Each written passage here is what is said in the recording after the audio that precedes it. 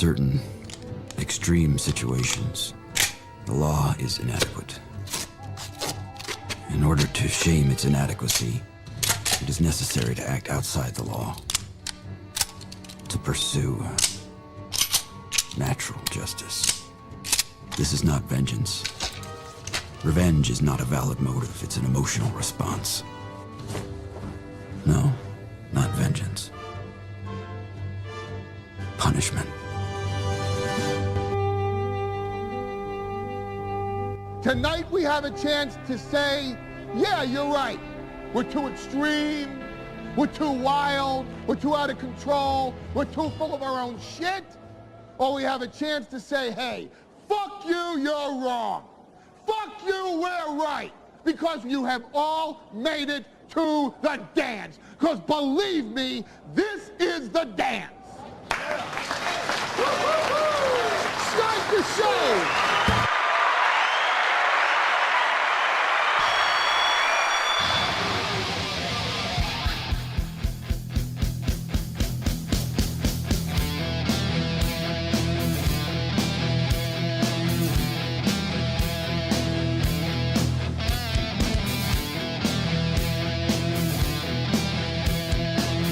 Good morning and welcome to another win for the toe. Great to have you. We do have some bad news today. As you can see, Johnny's not here. We'll talk about that in a second. But fucking kicked the shit out of the Onions again last night. And again, didn't have to do anything to do it. They thought they had their big ace up their sleeve. So I tell these guys, get memberships, get physicals, send them to me. Did that like a week ago. Haven't seen anything. And the reason I haven't seen it is because instead they went, dude, I have an idea. We'll email the owner of the gym Aaron boxes and trains fighters at. And we'll get his membership taken away. Now, first of all, my gym owner cannot take away my USA Boxing membership. Nobody can take away my USA Boxing membership. I haven't done anything to lose it. The non-athlete coaches one or the athlete boxer one. But they tried. So Patrick, now he says it wasn't him, but it was his email address. My gym owner called me after he sent the email. He goes, I don't have your email address, but I thought you should know people are trying to do this. He goes, I sent him an email to placate him, but here's what happened. Now, it was Patrick's email address, so either Patrick lets other people use his email address or, surprise, surprise, he's lying again. And he tried to, he even said that I'm a sex offender. My gym owner's like, yeah, they tried to tell me you're a sex offender and you shouldn't be around kids. And my gym owner goes, I know that's bullshit because when you signed up for your coach's license, you had to do a background check. I showed that last night. He's like, so I know that's bullshit. So I just wrote him an email and just placated him. And he goes, that's the end of that. He also said Patrick wouldn't last 45 seconds in a boxing ring before he died of cardiac arrest, which wasn't even a joke. He was just giving an honest opinion based on appearance. And they tried to get my membership canceled and failed. There's only one thing worse than doing gay ops, and it's failed gay ops. And then I contacted my people in the Onion Discord, and they said, they've been Patrick and his people have been obsessed with this. This is their new thing. They're trying to get your membership to boxing canceled. It's like, he can't beat you with the on-air stuff. He can't beat you with any of this other crazy shit he's been doing. He's mad about the super tips thing. He's mad about the PDF file shit. And he's mad that you revealed the charges thing. So now, in his pettiness, he's like, well, I'm going to try and get the boxing thing taken away because he doesn't want any part of that. Took his shot, failed with his shot. I believe my coach's words were, I'll see you Thursday and get your safe sport test taken.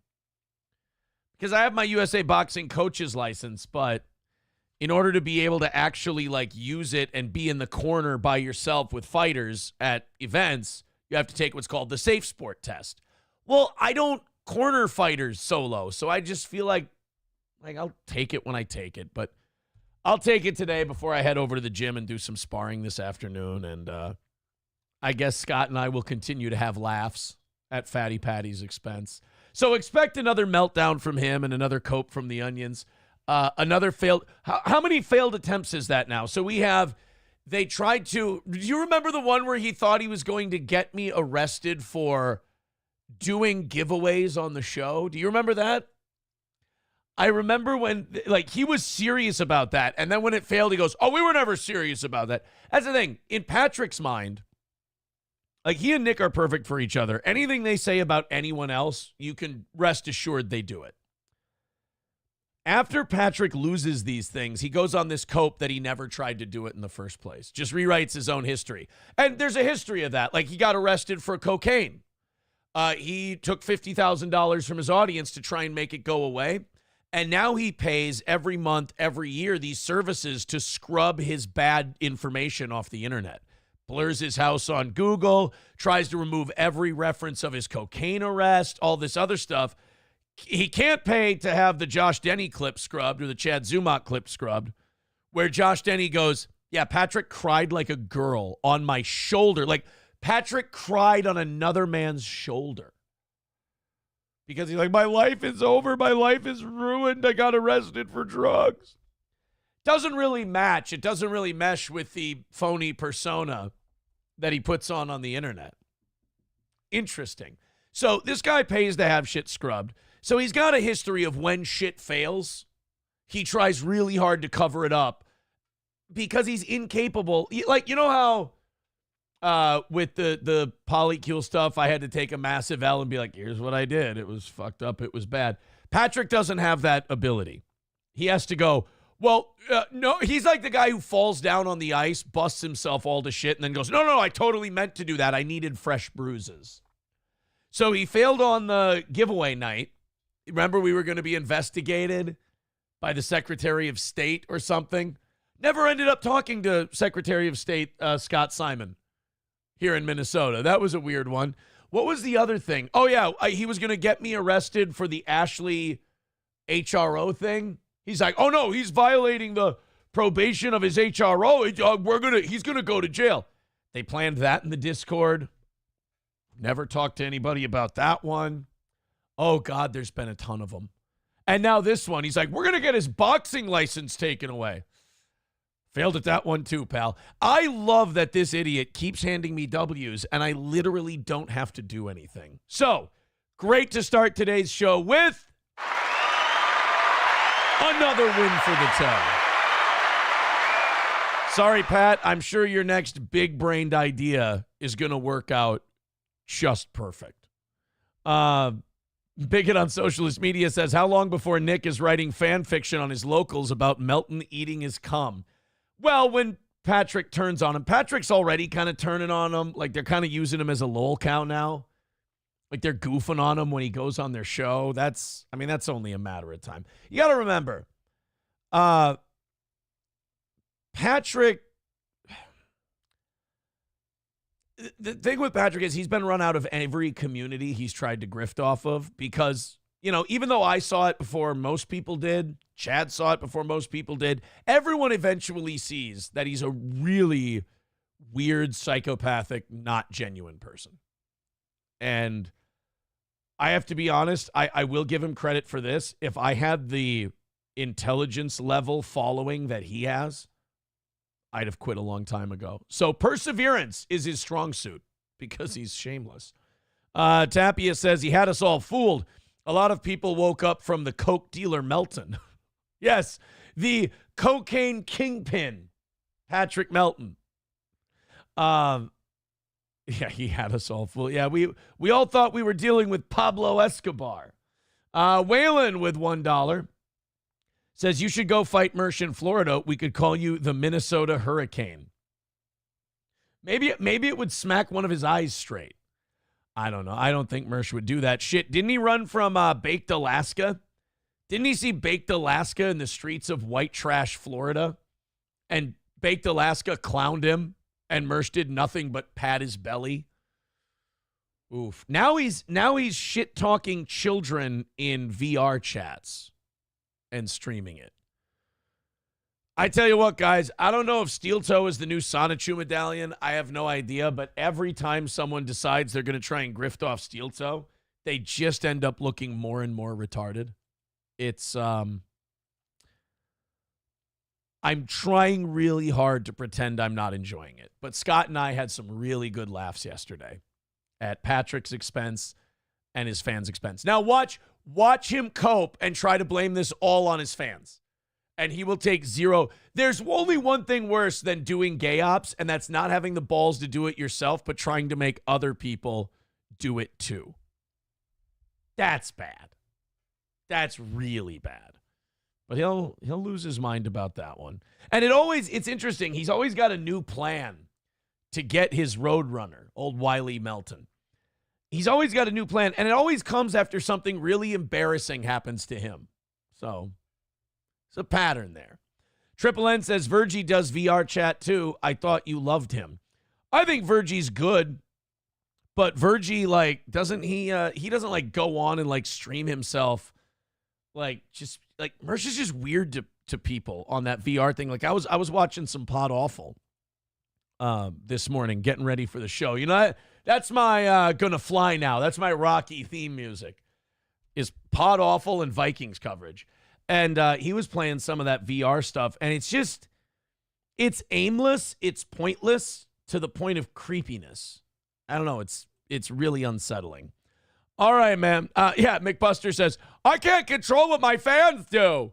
Meanwhile, he's over in Discord and DMs telling his minions to do gay ops and support his AICP habit.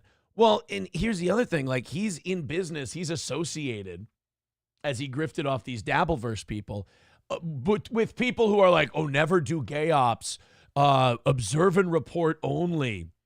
And now they're in bed with a guy who does gay ops, and I have no other choice but to believe it's because they're so obsessed with getting me. I never thought little old me had that much power, but I make people bend their morals. I make them bend their morals. And for doing what? For just doing a show. We're going to talk about Pete Hegseth today. We're going to talk about the Minnesota legislature, have some weird shit going on. People are still clowning my fucking Vikings, and I don't like it. Imagine that setting you off. Like I said, you can't deny. I do something right. I got some kind of heel talent. And I'm trying not to be full of myself, but I do sometimes overbask in these moments. All right, let's get the show started. Welcome to Steel Toe. Got ourselves a nice W last night.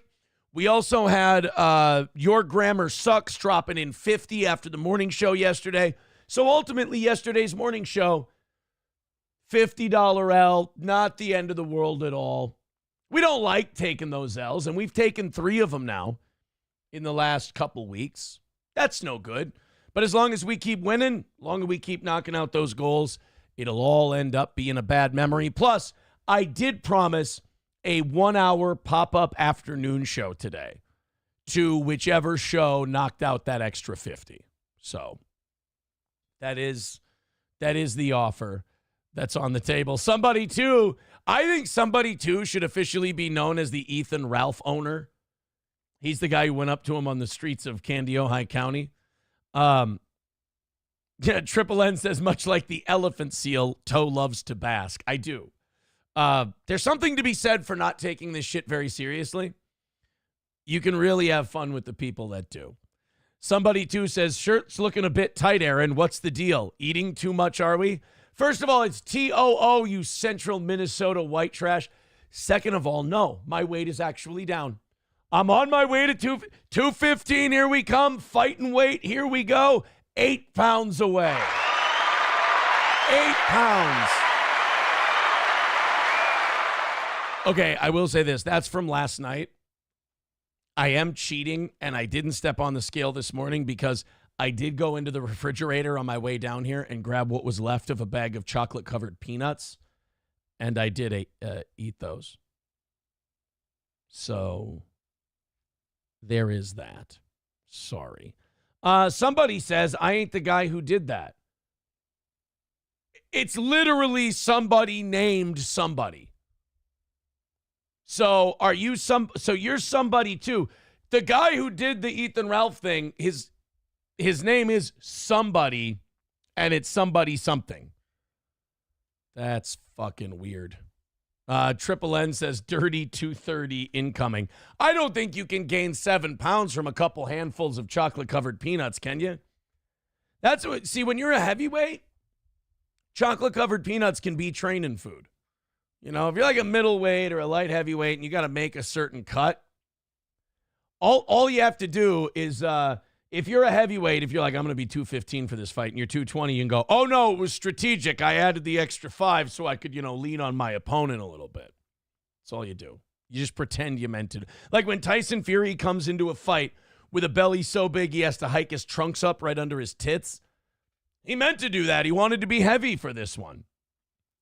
Papa Shop says more pints of ice cream in Lifetime movies equals training. Now, Deutsch Chad's going to start an argument. He says, what kind of madman keeps chocolate-covered peanuts in the fridge? Dude, you never had cold chocolate-covered peanuts? They're delicious. I don't even have to defend that. People who know. Mild says, my dude, I was 209 yesterday and ate a few tacos and some pasta and was 219 today. I've never had a swing that bad. When I'm hungover and I try to, feed the hangover, I've stepped on a scale the next day and I've gained like 7 pounds in a day, but that's the most ever. And that's from being dried out, from being all hungover and shit. I've never gained 10 pounds in a day. That's impressive. Hulkamash Baby says, you won't break 220. You're one bad day or road snack away from gaining it all every day. All right, well, I'll keep you guys informed. I'll let you know what's up. Right now, we're at a good pace. You know what really helps? What really helps is the not drinking to excess. Like, you're going to have 1 or 2 once a week, once every other week, but like not going out, not doing parties, not doing holiday events, shit like that.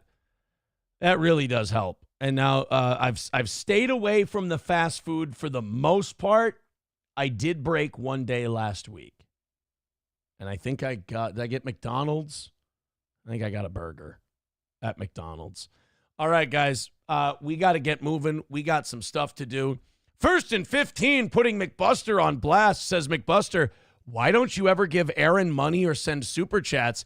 You are here every day, but never support the show. Oh, my God. I don't think we should be calling people out like that. Jesus. It's going to make things awkward. Good thing McBuster doesn't like to argue with people in the chat. Otherwise, this could drag out for a while. Honestly, you know what? If you're feeling guilty because you're here a lot and you don't feel like you throw in enough money, PayPal, Streamlabs, and Venmo. Today's goal, evening show got you $5 in. They went over a little bit.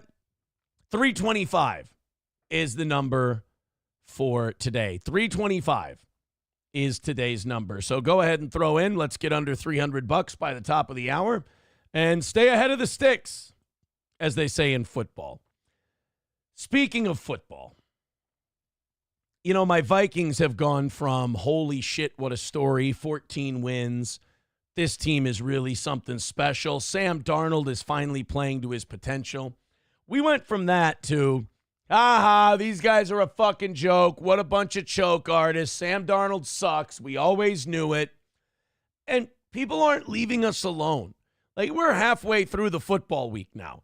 You guys should all be focusing on your second round games. All of you Eagles fans should be leaving us Vikings fans the fuck alone. We're done.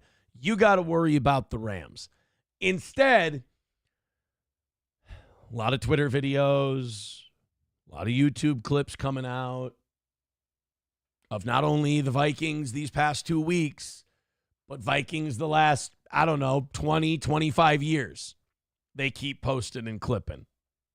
I think we can be done now. Hey, look, we're not going to have the Sam Darnold argument anymore. You saved us from that. It's going to be J.J. McCarthy's team next year. But I think we can stop with the reveling in the Minnesota Vikings misery. You didn't see Vikings fans doing it to the Packers. I mean, and maybe it's because we only had 24 hours to celebrate it, but you don't see us twisting the knife. But all of you guys, you've been wrong about the Vikings all year. You've been wrong about Sam Darnold all year. Couple of slip-ups, And now we're the laughing stock of the league. This is the radio call that went viral. This was all over the place yesterday. This was Paul Allen, and he's the radio play-by-play guy for the Vikings. He's, I don't know, pretty nationally famous for his over-the-top calls. I used to hate him. I used to think Paul Allen was the worst. Like, he just made the calls about himself and, like, trying to have his highlight reel freak-out calls. But then, like, the Minneapolis Miracle happened, and we're all full of love for the Vikings. And I'm like, Paul Allen's all right. I like Paul Allen. So I turned around on him. But when the Vikings do poorly, Paul Allen will wear his heart on his sleeve. And he'll wear his fandom on his sleeve while he's doing play-by-play for the game, which some people think is unprofessional. But it leads to clips like this, and everybody laughs at the Vikings. Sam Darnold was sacked 9 times during the game with the Rams. I would say 6 or 7 of those sacks were Sam Darnold's fault for hanging on to the ball too long and not getting rid of it. I would say maybe some of the blame goes to Kevin O'Connell for not calling enough short routes, slant routes, crossing routes, and then the rest goes to the interior offensive line for being made of paper mache. This is Paul Allen getting frustrated with Sam Darnold holding on to the ball too long, and now all the non-Vikings fans can get a kick out of it. Behind him, Aaron Jones, Addison in motion to the right. 2 receivers left. Rams blitz. Darnold gets away from it. Steps up in the pocket. He's holding it too long. Just run. Throw it, man. Just run, Paul. At the 25-yard line, he's sacked for a 5th time. So that was sack number 5. We're only halfway through the sacks that Sam Darnold is going to take, and already Paul Allen has fucking had it. Now, I'm not going to pretend I wasn't doing the same thing. I was screaming at Sam, but I've been screaming at Sam Darnold to throw the damn ball all year. One thing that has frustrated me about Sam Darnold the entire season is the guy hung on to the ball way too freaking long. He would not get rid of the damn thing. Either get rid of it or take off running, one of the two. That's where J.J. McCarthy is going to be an instant upgrade. J.J. McCarthy runs a 4.45 40. He's fast. If things break down for J.J. McCarthy, he can take off and he can get the hell out of there in a hurry. Sam Darnold, 4.85 40. Not quite as fast. J.J. McCarthy's almost a whole half second faster than him in the 40-yard dash. So, and that was also 7 years ago. Sam Darnold ran that. Who's to say he's got the same, he's got the same get up and go nowadays. We got 23 more seconds of Paul Allen losing his shit about Sam Darnold. I needed to take a break. All he's got to do is pull that thing down and run and get as much positive yardage as he can. There were 5 to 7 yards easy there to be made. We saw Buffalo do this to him all day long because they're not always disciplined in their lanes. But if he pulls this thing down right there, he has a good 5-7 yards, if not more. Right. I mean, take what's there. So they weren't happy with Sam Darnold. There's something about like when the commentators say the shit that you're saying that makes you feel vindicated. And that's funny because when they're saying the opposite of what you're saying, you're not like, oh, I'm wrong, the commentators are right. You're like, Joe Buck's a fucking asshole. I noticed that too. People really hate certain announcers because they feel like those announcers are always against their team. But I think what it is those announcers are just kind of telling it like it is. And sometimes your team's playing like shit. Like people hate Chris Collinsworth because they think that he's always negative or he's always against their team. I don't know. I happen to like Chris Collinsworth. I think he calls a pretty good game. People don't like Joe Buck because they feel like he sucks certain players' dicks. It's like, oh, I hate playing against the Packers when Joe Buck is on the call. He just sucks Aaron Rodgers' dick. Well, Aaron Rodgers playing for the Packers was one of the best quarterbacks who ever lived. So I don't know if it's as much sucking his dick or just acknowledging that he's good. Because like the Vikings would play Aaron Rodgers and it would be like, hey, it's Aaron Rodgers versus Teddy Bridgewater. Why isn't Joe Buck talking as nice about Teddy Bridgewater as he is about Aaron Rodgers? Because it's fucking prime Aaron Rodgers in 2014 and he's kicking the fucking dog shit out of us. What do you do?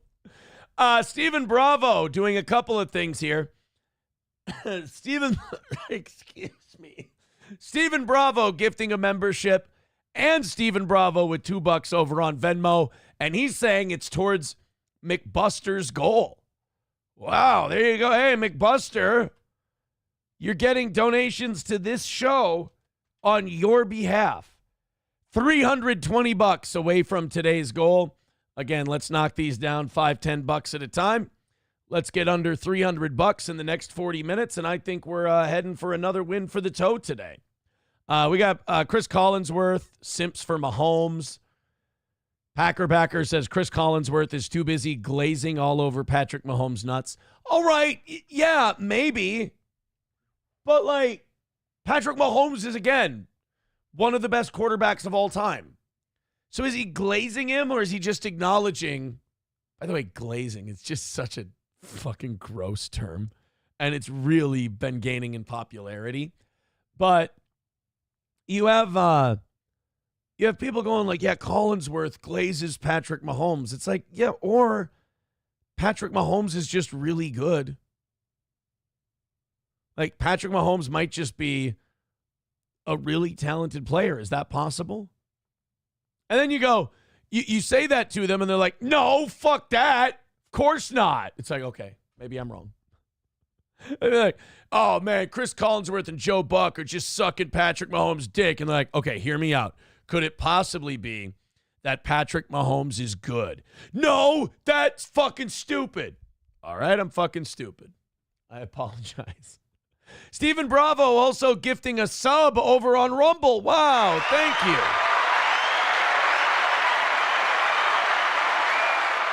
McBuster, you can't call people Melton ball washers just because they're saying you don't donate to the show.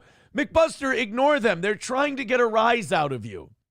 Am I mad? Do you see me bitching about you fucking not contributing, not donating or whatever to the show? No, it's fine.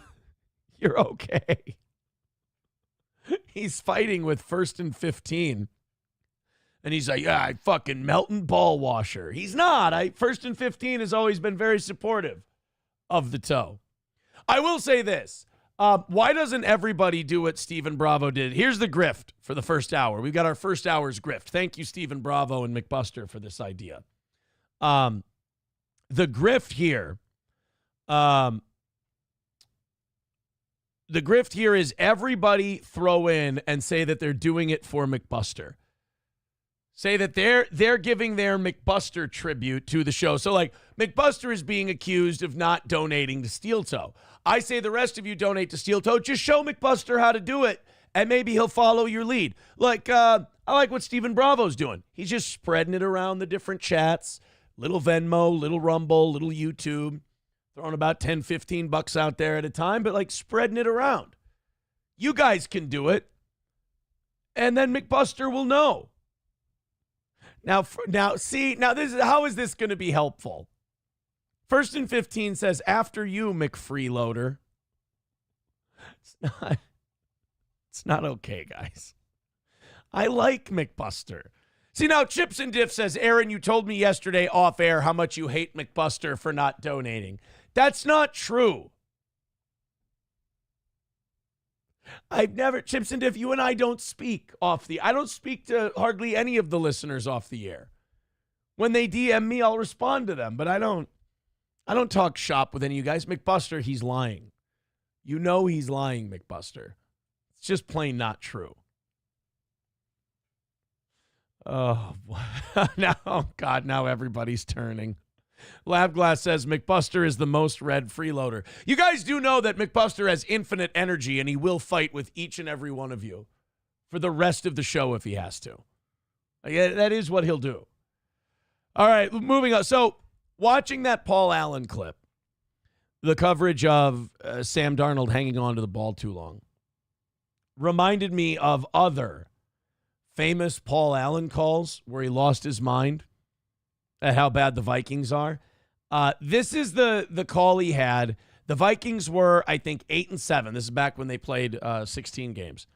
And the Vikings had a game against Arizona, who we were like, I don't know, like 3-12 or 4-11, something like that.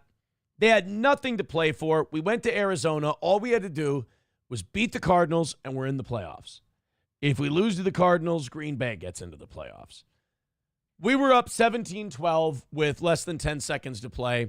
Arizona's on the 30-yard line. I mean, all you got to do is drop back into the prevent, keep them out of the end zone, keep everything in front of you. You're fine.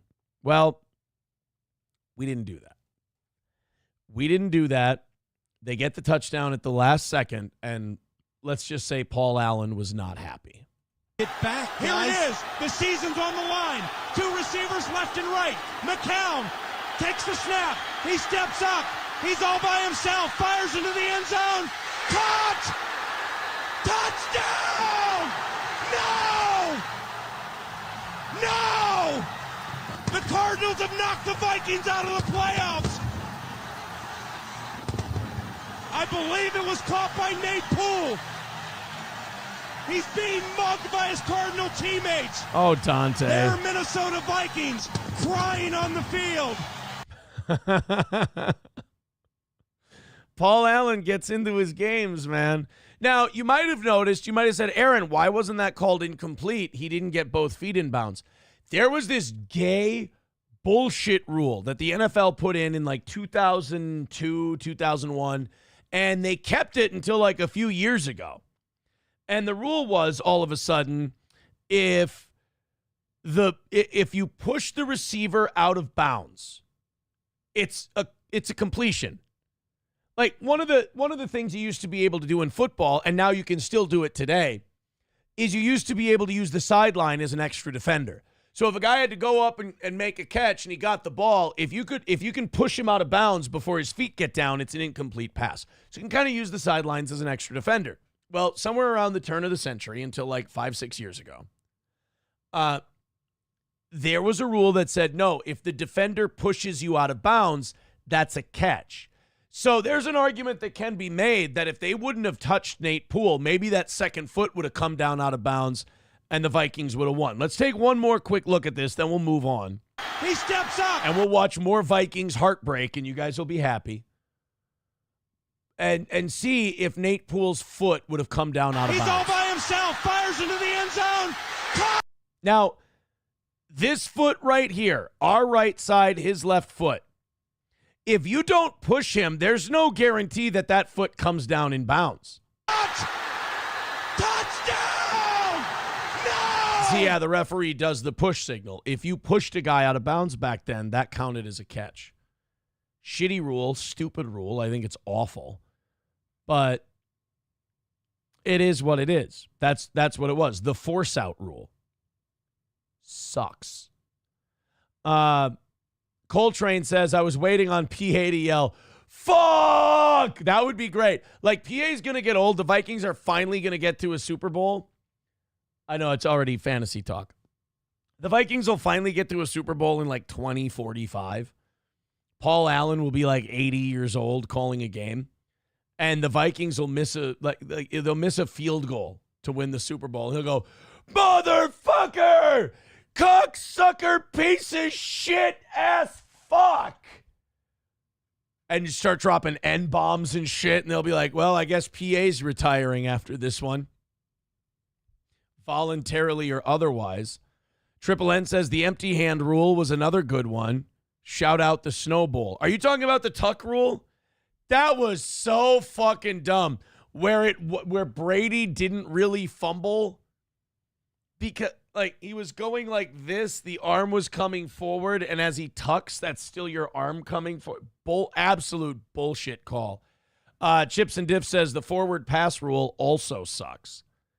Yeah, I would love it if the NFL would clarify that rule in the offseason, because you shouldn't be able, like if you're going down, you shouldn't be able to just go like that at the ground, clearly not trying to make a pass. I believe the referees should get more jurisdiction over what is an intended pass, because just dumping the ball and, oh, number 19's feet were in the area of where the ball landed. It's like, okay, but was Matt Stafford throwing that ball to Puka Nacua, or did Puka Nacua just happen to be where Matt Stafford was dumping the ball? Like, whether or not Puka Nacua was there, Matt Stafford was dumping that ball and not trying to complete a pass. Like, if they do a rule change in the offseason, I would like it to be the referees get the discretion of, was the quarterback making an attempt to complete a pass? Because you could argue that, you know, when they're in the pocket and they fire at a guy and they fire just over his head to get it out of bounds, okay, they're putting it in the air, receiver can make a play, they're attempting to complete a pass, even if they are kind of throwing it away. But I think if you take it, there's a receiver right there, and you sky it 15 yards over his head, I think that should be grounding. Because you're not trying to complete a pass. It's the receiver being in the area is, what do you call it? It's incidental. It's coincidental. You're not trying to complete the pass. $1 from Los Federales says, don't let this distract you from the fact that Al Bundy scored 4 touchdowns in a single game while playing for the Polk High School Panthers in the 1966 City Championship. Coltrane with $1 says, I won't follow this ploy to take money from me. McBuster knows how to donate after I sent this. Fuck, I fell for it. McBuster, they're saying that you got to jump in there. BPST with $5 says Paul Allen is a great announcer at Canterbury Downs. He does do a good job there with the horse races. I didn't make it out this summer. I was busy. There was some shit going down this summer. I didn't make it out to Canterbury, but I'll correct that this coming this next season in the spring when the horse races open back up again. Trucker 18 wheel. Oh, I'm sorry. No, I got this wrong. I read it wrong. $1 from McBuster. Oh, look at that. McBuster with $1 on PayPal.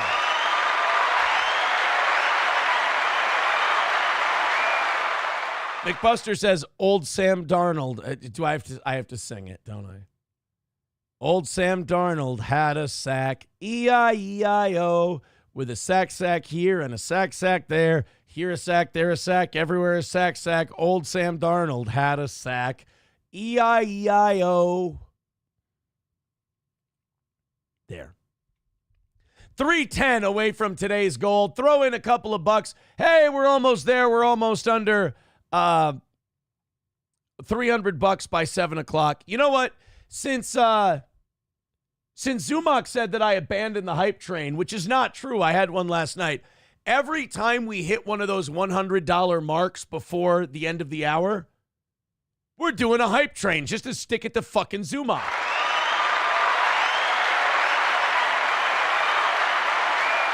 That's right. Fuck Chad. And the person who gives the donation, we're going to steal Chad's bit where he plays videos during the hype train. Whoever gives the dollar amount that gets us down to that dollar amount, they get to pick the background video that plays for that hype train. I think that's fair. Super Chat Machine with $2 says, for McBusters, go!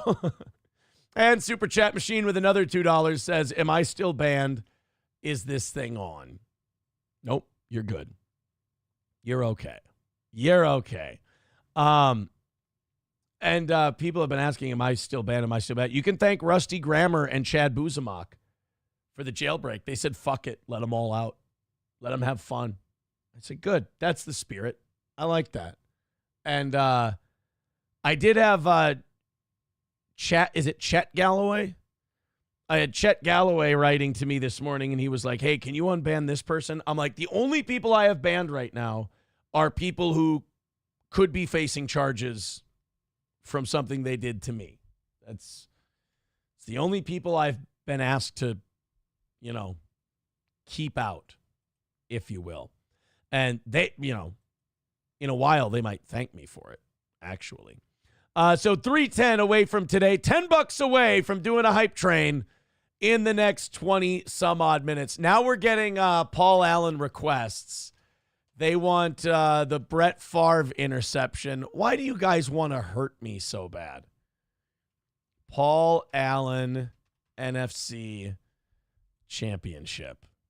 Here you go. This is Brett Favre throwing across his body. Oh, God, this hurts so much. I remember, dude, I was watching it. I was watching it at Rum Runners. That's how old this is.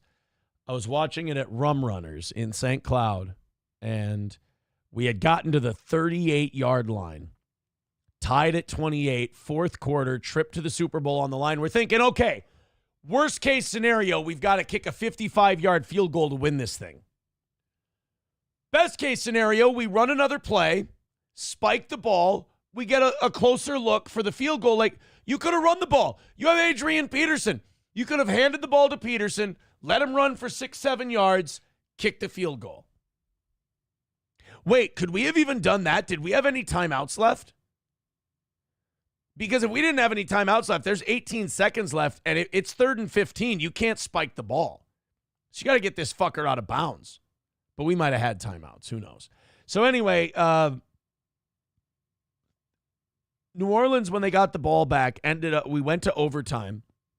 And this was before the new overtime rules. And all you had to do was kick a field goal and you win. In fact, they changed the overtime rules, I think, after this one, I believe. They said, it's not fair. They also changed a bunch of quarterback hit rules because this was Bountygate. And New Orleans was like high-lowing Brett Favre and just fucking him up and hitting him illegally. And so the NFL's like, all right, we got to change the overtime rules and we got to change quarterback hitting rules because it's getting out of hand. So every time the Vikings get fucked, the league changes the rules. So like this year, they might change the intentional grounding rule after the Vikings got fucked. And then twice, because that Jared Goff thing the week before, that should have been a safety. They fucked us on that deal. Here's Brett Favre, 2009 NFC Championship game in New Orleans. Paul Allen on the call. Brett Favre goes back to pass. He pumps.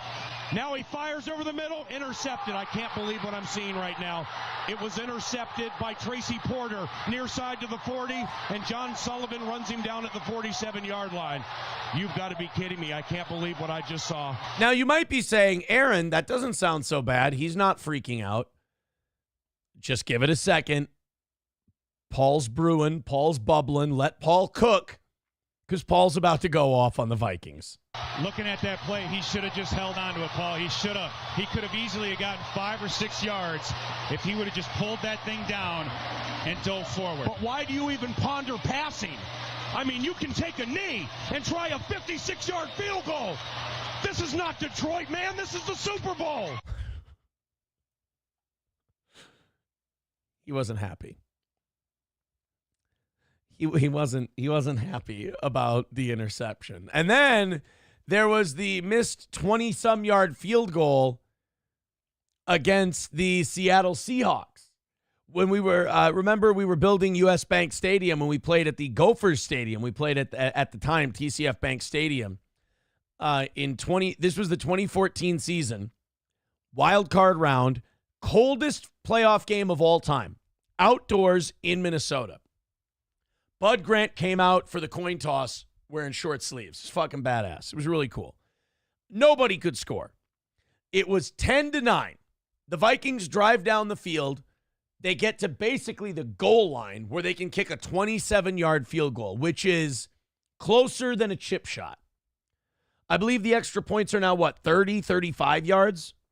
So this is 27 yards. This is closer than an extra point.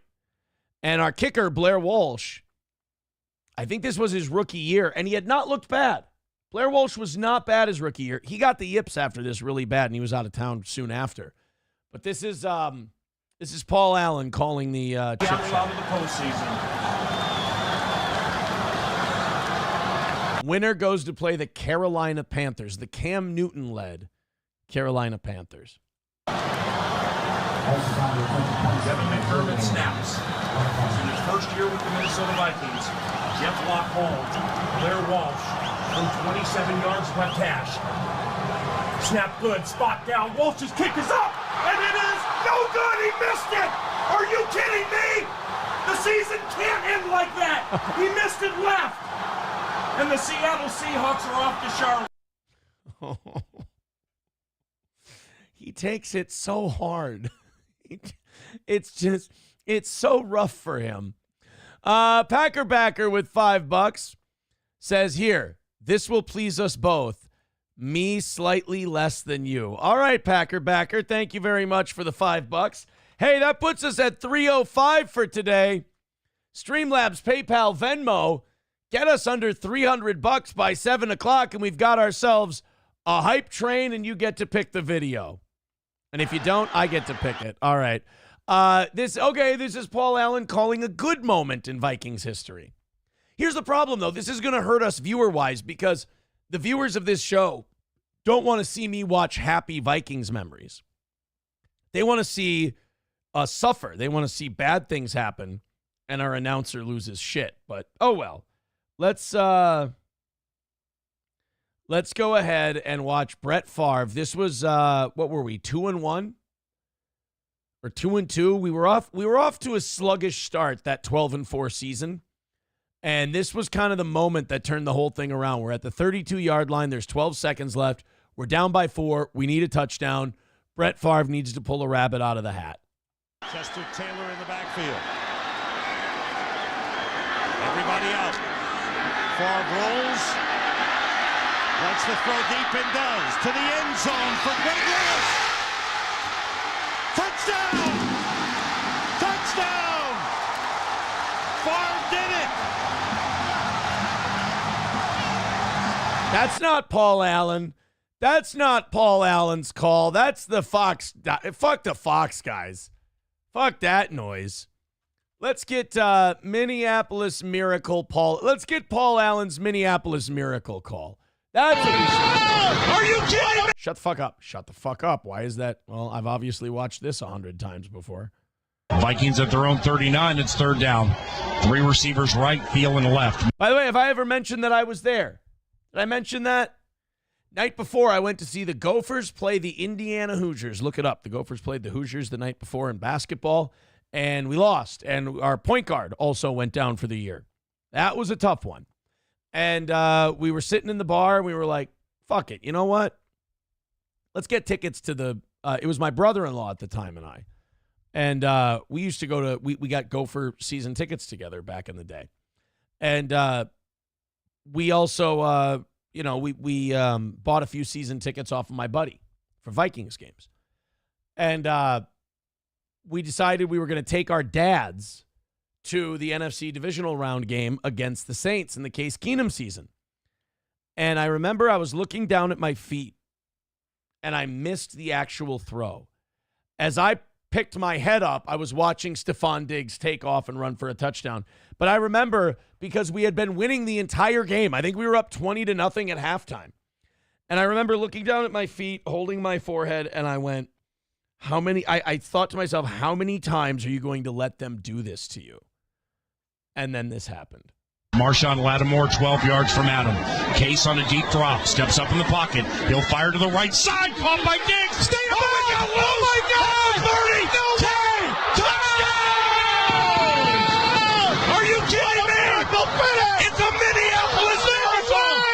Stephon Diggs and the Minnesota Vikings have walked up on the New Orleans Saints.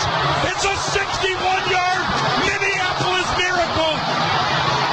I can't believe what I just saw, Paul Allen. What an unbelievable play. You know what was really cool about this? I don't know if they're going to show it. No.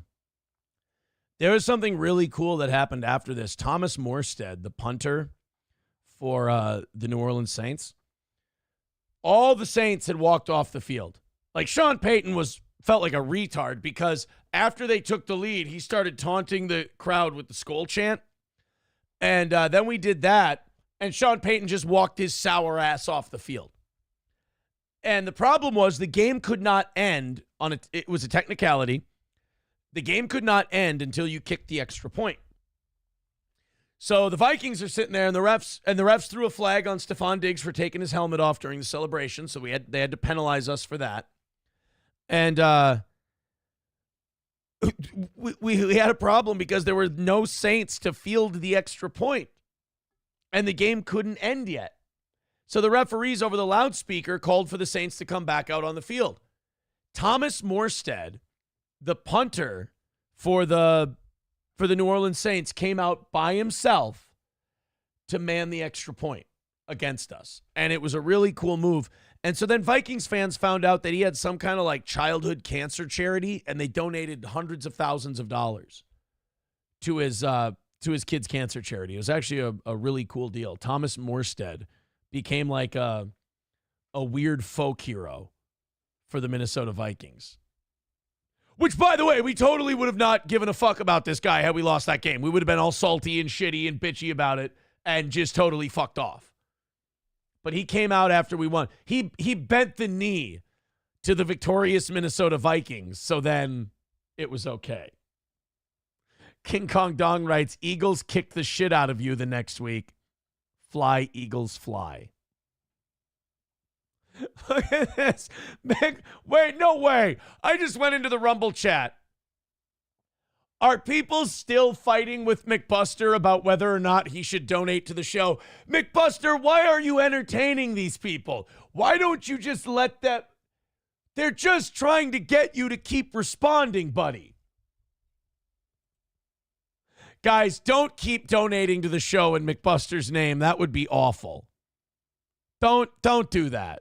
We're 305 away from today's goal, looking to get under 300. Yeah, the next person who gives over $5, we do a hype train if we do it in the next 11 minutes. And that would be fucking cool. That would be rad. But don't do that because it's gonna, we don't want the McBuster thing. McBuster says, I'm an asshole. Don't donate on my behalf. Listen, fuckface, you can come in here and freeload all you want and be part of the show. Don't you ever fucking step on one of my grifts. You understand me? You step on a steel toe grift, you pay the fucking piper, pal. So yes, make sure that you contribute in McBuster's name and we can do a hype train in about 10 minutes. Someone says this is the best dipshit Paul Allen call ever. This is Dick Kazinia sending this one in. All right. High snap, put down. Joseph, come on! Oh, no, I got to set this one up. This one is really bad. So this was, goddamn, I don't remember what ended up happening this year, this season. This might have been Mike Zimmer's last year. The Vikings are playing the Cardinals, and we've got another, again, chip shot field goal. All this fucking dipshit has to do is kick it straight. He could not be more in the middle of the field, 37 yards away. It's the easiest kick in football. Dickbag Greg Joseph, it's not his actual name. Greg Joseph just has to kick the ball straight. And not only did he miss, but Paul Allen completely botches this call. And I'm going to give him a little bit of grace because they have these announcers sitting off to the side when I feel like they should have them in a box behind the thing, but they want them on the 50-yard line. And so you see it at an angle, and the hardest thing to do when you're watching a football game is judge field goals from the side. Like, I've looked like such a dick at Vikings games celebrating a Vikings kick. Yeah, there it is. Only for them to say, no good. Oh, fuck. My eyeballs can't gauge field goals from the side. So here's Greg Joseph blowing it for the Vikings, and Paul Allen fucking the call. High snap, put down. Joseph, come on! It is good! No, he missed it. Good. Are you kidding me? He missed it right. He missed it right. Oh, my heavens. Oh, there's nothing worse. That's like those calls, like those baseball calls where they'll call it a home run and the guy caught it. And the announcer will be like, he'll go, oh, and it's gone for a home run. Because, like, I did play-by-play when I started out in radio. And, like, one of the coolest things is getting a home run call. And you practice them in your head on the way to the game. Like, I know what I'm going to do for a home run call. Like, I got to call a 4-6-3 double play to end the state tournament when I was calling games for Eden Valley Watkins High School. They won the state tournament, went to Target Field to call the game, sat in the press box, called the, broadcast the game. And I got to call a 4-6-3 double play to wrap it up. And I nailed it because, yes, like an asshole, on my way to Target Field, I was practicing in, the different calls I would have if the game ended a certain way. I had a call for if it ended on a strikeout, a ground out, A fly out. Dude, my fly out one was really douchey. So if you're a Major League fan, you'll know this one.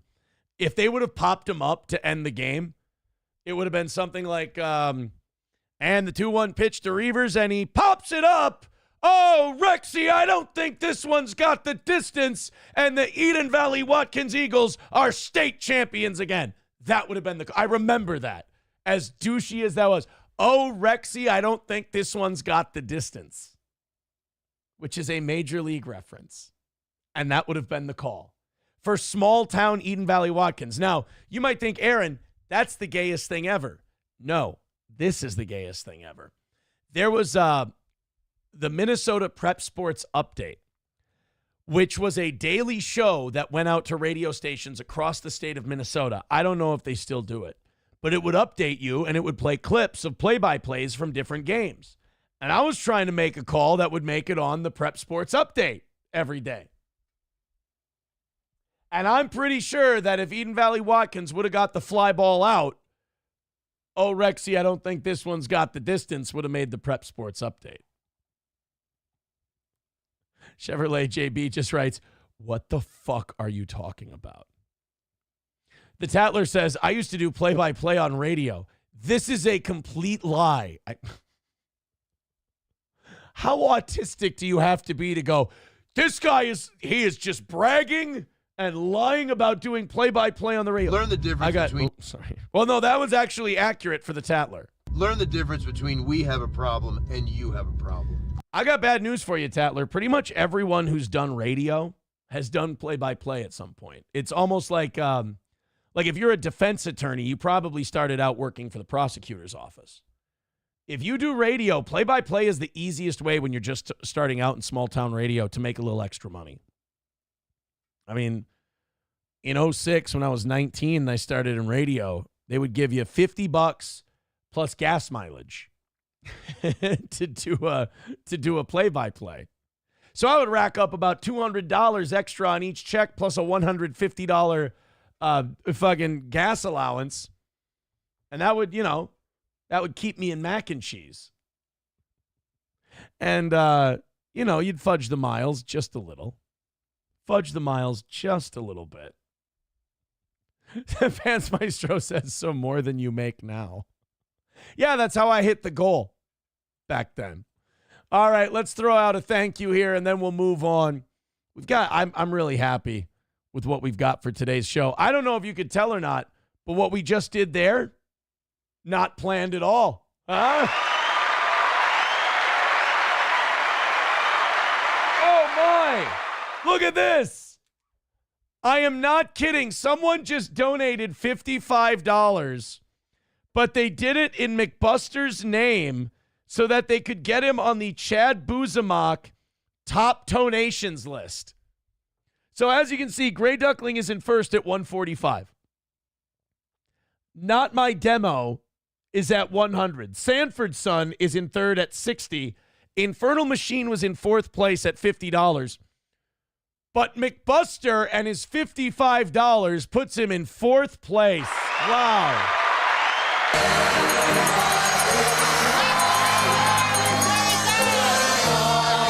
And now that puts us $250 away from this morning's goal. Oh, my good. McBuster, congratulations. Devil Pup writes, way to go, McBuster. McBuster writes, I win.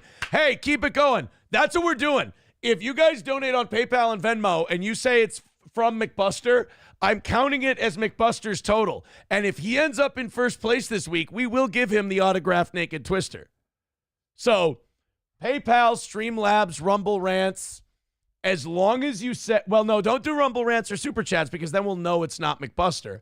But as long as you say it's from McBuster, I'm going to count it towards his total, and we'll see if he gets Naked Twister. And to the person who just gave in McBuster's name, I will give you, if you end up in first place, because you'll get hooked up as well.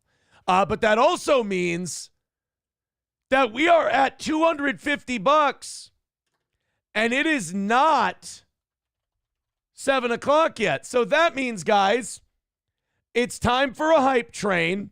And if I'm going to rip off more of Chad Buzamach's version of the Steel Toe hype train, I need a video. I need a video during the hype train. Let's go. What should we do for a good? I know what we'll do. How long is this video? Oh, it's the perfect length too. Okay. Here we go. Ladies and gentlemen, it's time for another steel toe hype train. Throw in your dollars. Everybody chipping in. Streamlabs, PayPal, Super Chats, Rumble Rants, Venmo. All aboard. Hype train time. Let's go. Here we go. Here's our video. Everybody hop aboard. You know what this is. Oh shit, you know what? I'm fucking up. I'm fucking up the hype train because I gotta keep the chats open for when people contribute to the train. Here we go. Am I good now? Oh shit. All right. All aboard the hype. Fuck it. I can't do. I'm gonna have to. We're gonna keep the hype train going, but I'm gonna have to do the video part. Oh shit. Look at how bad I'm fucking up here. There we go. We're gonna have to do this later. I didn't prepare it well enough. Still, all aboard the hype train. Who wants on? Throw in your contributions, your super chats, your rumble rants, etc., etc. We've got a hype train. Devil Pup is the first one on the hype train. It's the McBuster hype train. Devil Pup with $2 says, in the name of McBuster, I donate. I love you, McBuster. Gray Duckling with $10 says, that Twister is mine. All aboard the McBuster train. Devil Pup's on the train. McBuster, another McBuster, $5. Another person on the McBuster train. They give $5 and say, I am McBuster Kiss. Oh my God. The hype train continues. Get in, get on, or get the fuck out of the way as the hype train rolls on. 3 passengers aboard the hype train.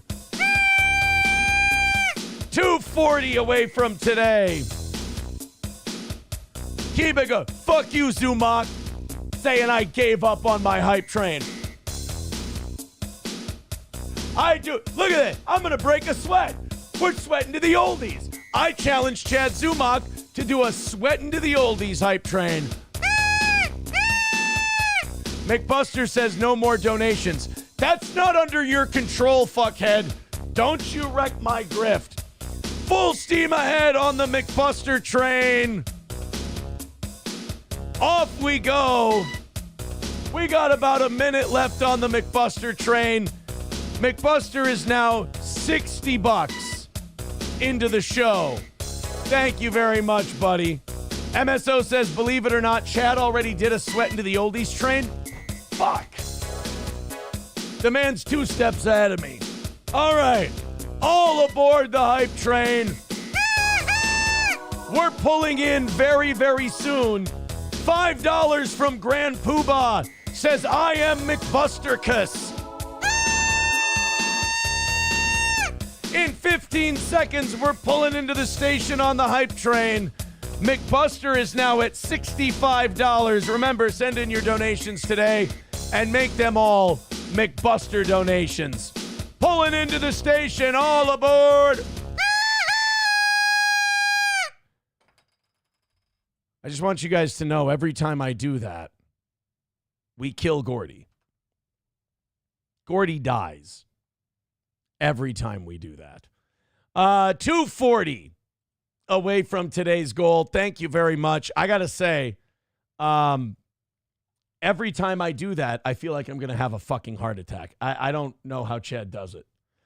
Kevin Soundboard wanted on the train. I apologize. Now, this is where Zumak would say, because remember, He took the steel toe hype train. He's been modifying it since I've been gone. Now I come to take it back, and I'm going to keep some of the additions that he made. I appreciate him keeping it warm for me. Kevin Soundboard, becoming a member for 2 months, says, take back the gay train. Now, remember, Gordy can't hear the music. So, Gordy just thinks his owner is going fucking insane down in the basement. All right. Well, now what do we have? We're at 240. All right, we're at 240 away from today's goal. If we get under $200 by 8 o'clock, it's another hype train. It's a McBuster train. All of them are McBuster trains today. Throw in your $5 or $10. Say it's from McBuster. McBuster's total so far this week is $65. Mr. Me with $5 says, can you imagine being SP with this fucking noise coming from downstairs? SP is going to star 80 Aaron. Well, luckily, this time I'm with someone who works, and she's not here at the moment, so we're good.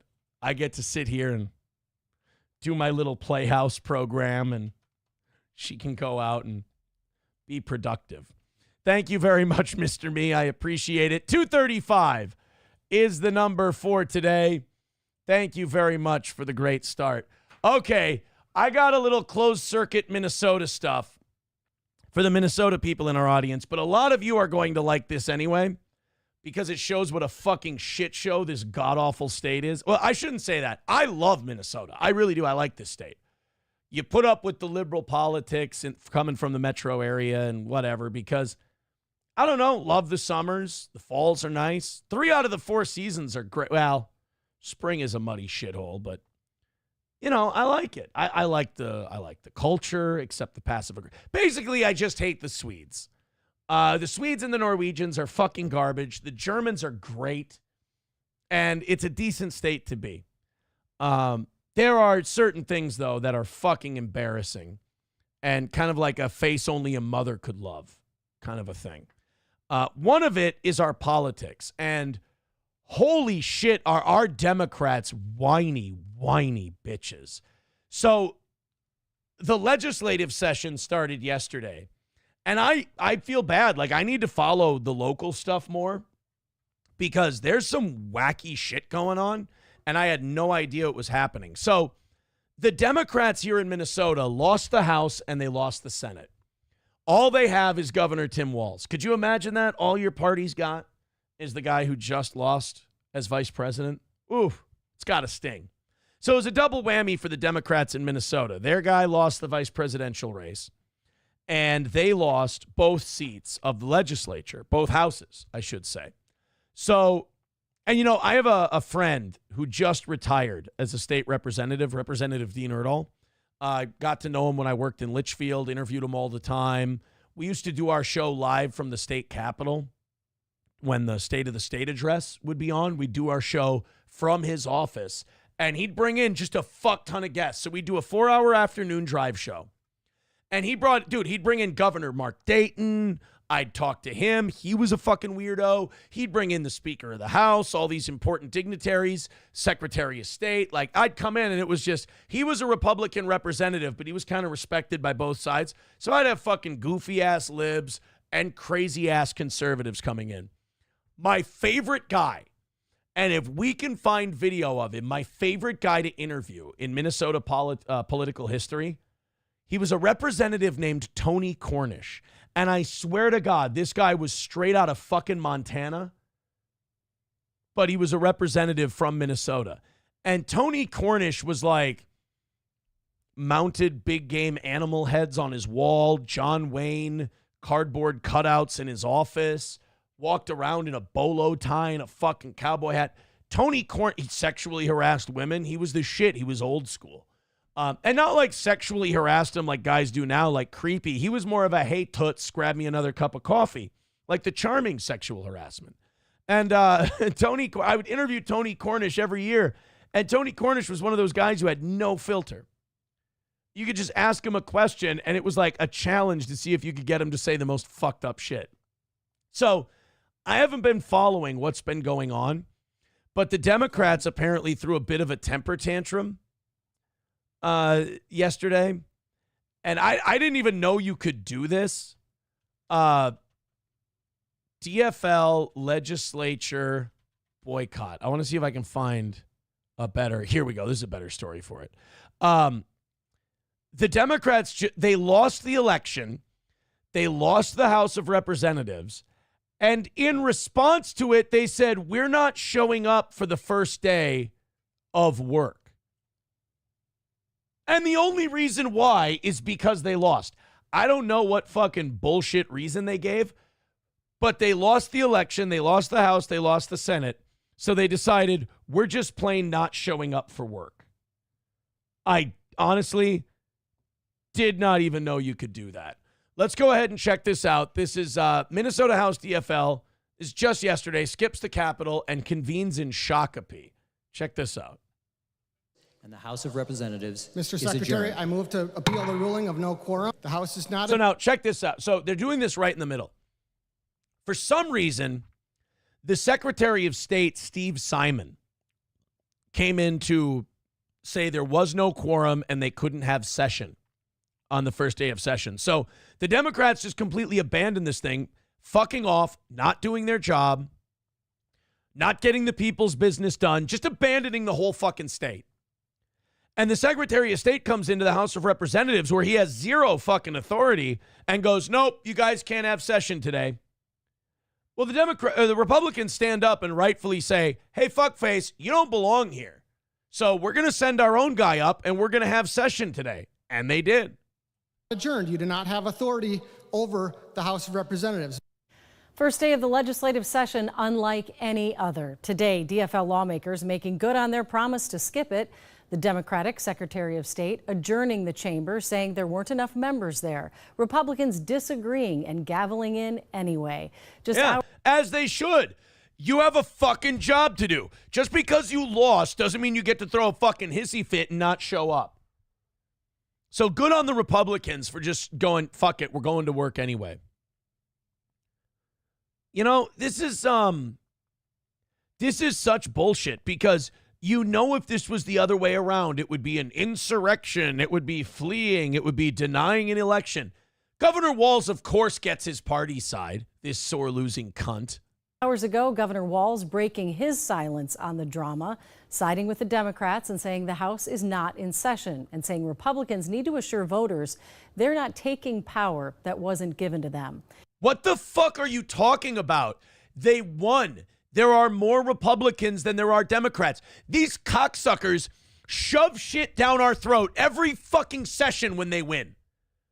They take a 1 or 2 person majority and they shove this shit down our throat. And now when it's their turn to get their comeuppance, oh, you guys, you can't go picking on us. You can't take power that Minnesotans didn't give you. What the fuck are you talking about, asshole? I think the thing they're bitching about, and it could come up in this story. I think the thing they're bitching about is that there's some DFL representative who broke into some lady's house. Oh, yeah, Minnesota's fucking wild. There's some DFLer. I think it's even in the Minnesota House of Representatives. And with that chick facing criminal charges, the Republicans are like, well, she's not going to be allowed to be a part of this because the rules say when you do something like that, you can't be part of the House. That gives us the majority. We win. And the Democrats are being, I think that's what they're being sore losers about. If it's anything other than that, I don't know what the fuck they're babbling about. We start with Jennifer Hoff with our top story. Jennifer? Julie, DFL Speaker Melissa Hortman said that you can expect leaders to file petitions by tomorrow with the state Supreme Court. That will then rule whether the Republicans' actions today violated any laws. Hortman. That's wild to me. So you lose an election. You don't show up for work. They start without you. And now you get to go to the Supreme Court and say, hey, make my temper tantrum legal. Don't let them start without us. Well, why don't you just show up for work? No, I don't wanna. Well, then they get to go on without you. I mean, if this is any other workplace, you're just straight up fired, dude. Pointing to only one other example from 1971 when the court took 10 days then to issue a decision, as Democrats now vow to continue boycotting. The unprecedented start to the legislative session calls into question whether House Republicans violated state law when it convened with 67 members and not... What are they supposed to do? You know, say what you want about Republicans. They're not perfect. But they at least took their ass kickings like a man for the last however many years. And they showed up for work, and they did the session, they bent over, and they took it. Democrats run away and hide, and we're supposed to go, well, and look at how the media reports it. The media in Minnesota is so liberal. They're like, what the Republicans did, was that illegal? What do you mean was it illegal? They showed up and did their fucking job. The Republicans boycott, the Democrats boycott, and we're sitting here chastising the Republicans for doing their job? Bro. 68, like Democrats say is required, forcing them to boycott. Very strange afternoon, indeed. Gathering instead in Shakopee. Why? We had to deny quorum to demonstrate the true legal reality that they cannot even convene the Minnesota House of Representatives without bipartisan collaboration. So again, you just failed to show up for work. You lost, you're pouting, and now you're blaming them and saying that they're the bad guy. This is this is beyond crybaby shit. This is unprecedented. Republicans forged ahead, electing Representative Lisa Demuth as Speaker and disregarding the Secretary of State's adjournment. The House may not conduct any further business. The Minnesota people are counting on us today. Demuth says the party already has majority that may only be temporary come a special election at the end of the month for a seat in the historically blue Roseville area district that would... Wait. So it is about that. Are you telling me KARE 11 isn't going to tell its viewers why that seat is up for re-election? Your fucking representative, your DFLer, committed a felony, broke into someone's house, committed breaking and entering and robbery. And you're not going to tell people that that's why? And I'll tell you why they're not going to report that. Because they don't want the next Democrat to lose the election and upset the balance of power in the House of Representatives. Then tie the chamber. The voters delivered a tie. Our job is to listen to the voters. Right now, stop breaking the law, asshole! now we know that they will have to answer to the people of Minnesota for skipping work today. The two sides had been negotiating a power sharing agreement, complicated further by an accusation the Republicans will move to vacate Democratic Representative Brad Tapke, despite a judge's ruling today confirming his November win that was under scrutiny over missing ballots. It is really, really weird. A Democrat got in, and there were election shenanigans. Oh, I'm sure they'll just call people election deniers for wondering where the fuck their votes went. It's really easy to win when you just take away the other side's votes. a sad state of affairs that we're in, that we have to take such extreme actions in order just to protect a seat that we won. Right. But the problem is the seat that you won was occupied by someone who then broke into someone's house and made it impossible for them to continue doing their job. You fucked this up, not the Republicans. The Democrats also say that the real legislative work doesn't really begin until after February's budget forecast. They do still plan to unveil some of their top bills and their top priorities tomorrow, but it's unclear from where, since they seemingly have no plans, Julie, in the short term to return to the Capitol. I really hope this judge makes an example out of this so this never fucking happens again. I hope this isn't a thing where the judge goes, well, no, we have to technically have a quorum, so just stop until the Democrats. So what? The precedent we're setting is that if you lose, you can pout and you can hold everything up? Fucking horseshit. And then how about the media not reporting why the seat is open? Because a Democrat broke the fucking law, but we can't do that because that might hurt him at the polls. A lot of us don't really know who our local representative is. I think mine's Dan Wolgamott in this area. But a lot of people don't know who their state representative is, and I think that's okay. So, like, to not inform, your job as the media is to inform people why that seat is open, and they're not doing that. Let's go to April's, it's a weird way to say this, but let's go to April's massive penis for $1.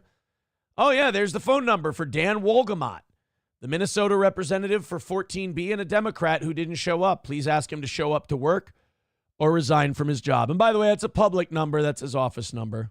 You can go ahead and call that. Call your local representative and let him know.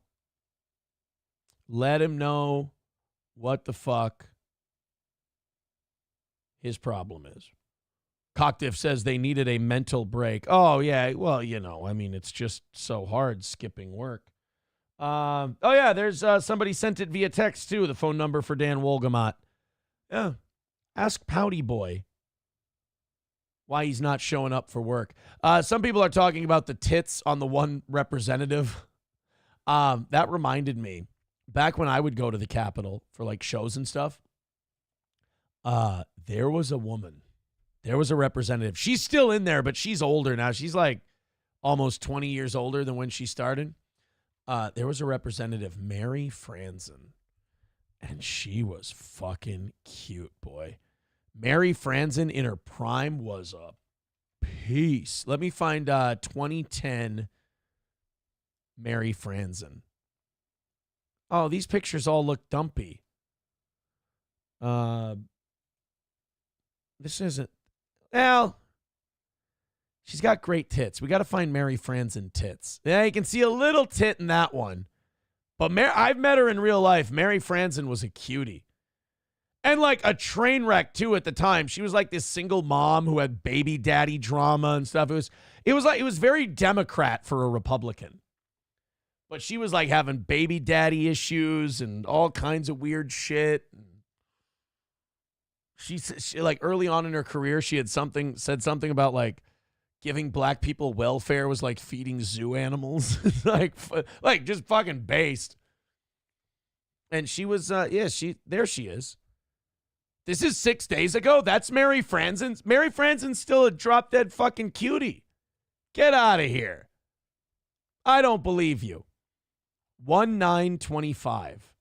Wow. So this was a picture from the last year or two. You know what? I'll tell you right now, Mary Franzen, in my eyes, can still get it. Tits still looking good. Mary Franzen's all right. But she was, oh, you know what? Tony Cornish loved her. Tony Cornish thought she was just the cutest thing, and he would always talk really nice to her and see if she wanted to go to lunch and everything else.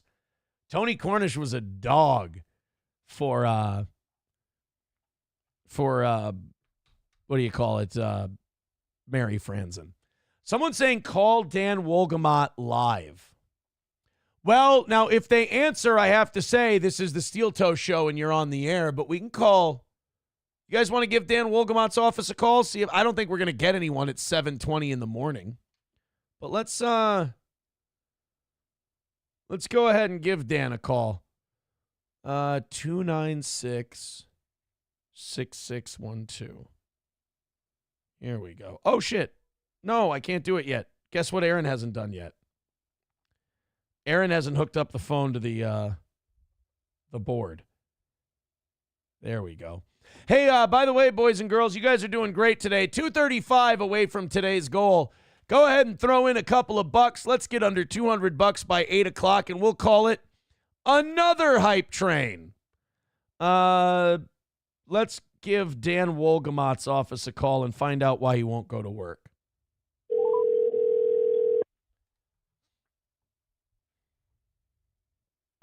Again, I don't think anyone's going to answer at this time of day.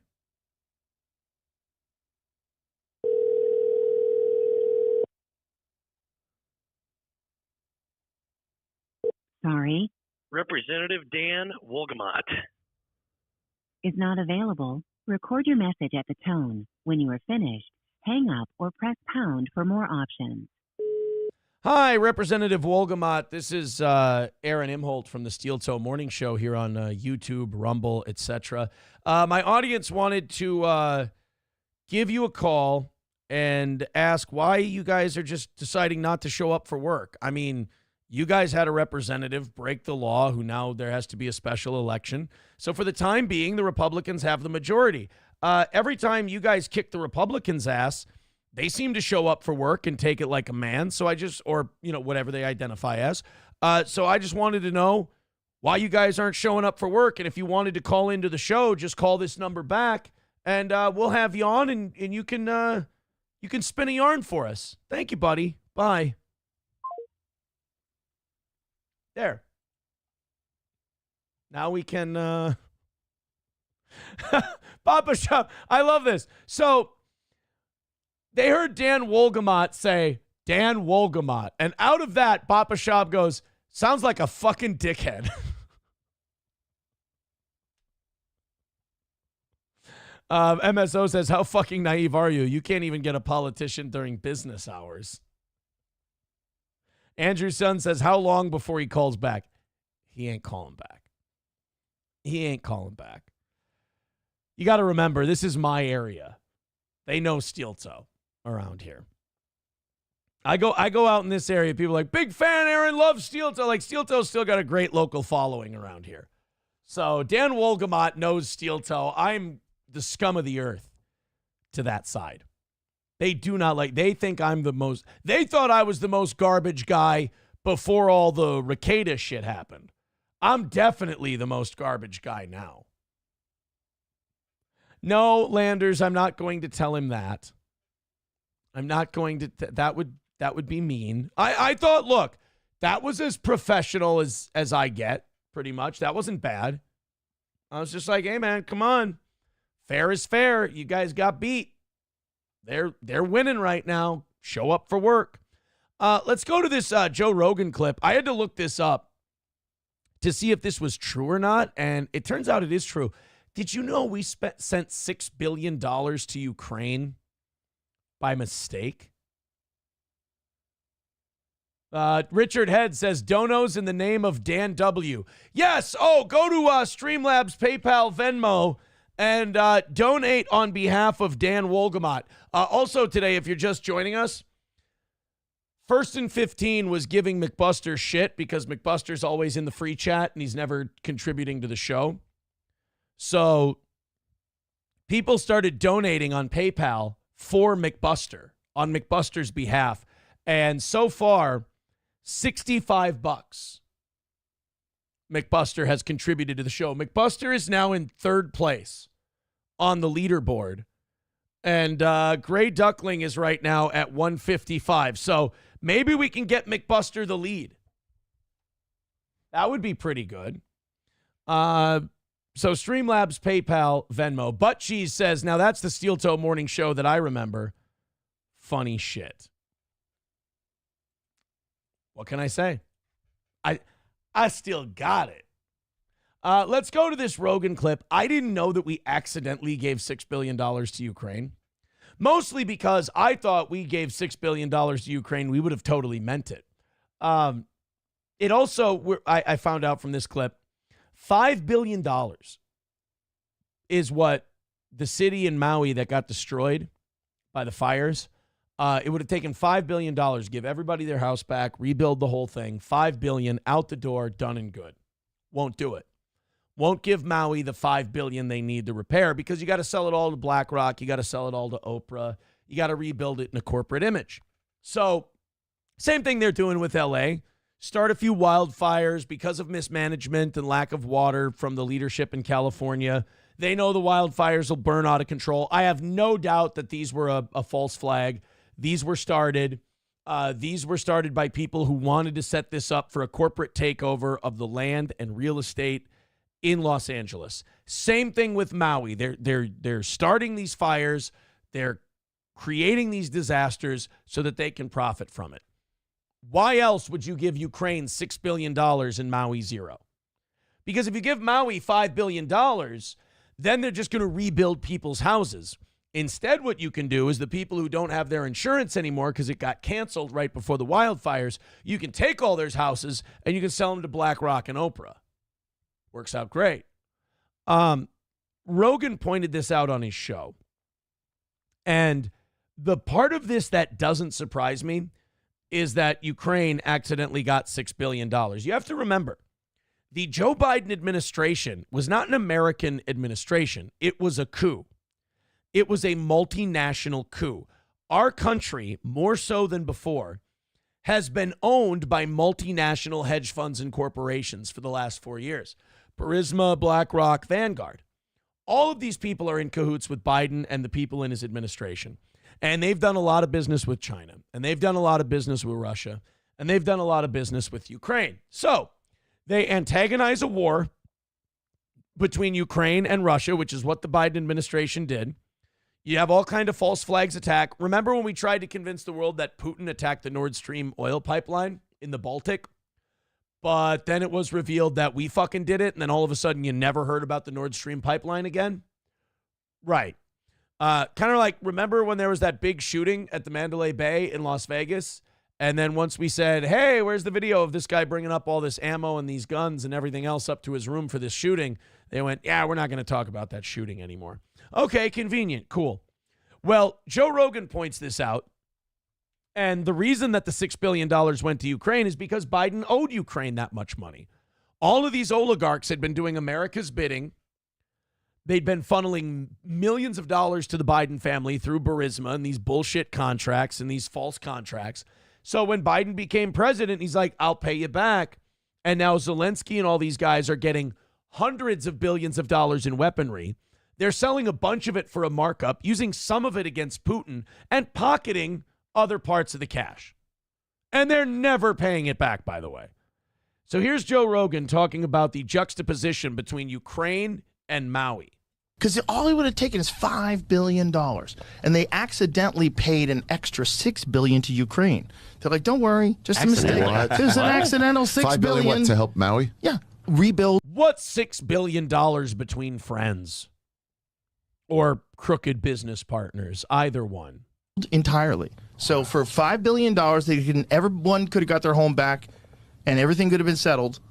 And no, nothing's been done. But yet we keep sending money to these other countries. Well, how come why don't these countries throw us a buck every now and then? All we've been doing is paying their bills for the last 78 years. Here's the thing. Even if you are supporting the idea of sending money to Ukraine, I'm not arguing against that. I'm saying they accidentally sent $6 billion there, and no one cared. And they didn't send $5 billion to Maui. Right. And they could have. Also, just get it back. Like, you're not actually shipping a big thing of money. But here's the problem with people like Ari Shaffir. They don't understand that it wasn't accidental. Like, they say accidental, but nobody accidentally sent $6 billion to Ukraine. They tell us that it was an accident. Because like Ari Shaffir said, if it really was an accident, just take it back. Do. We didn't. And $5 billion for Maui, I mean, the way this country fucking prints money all the time, $5 billion is nothing.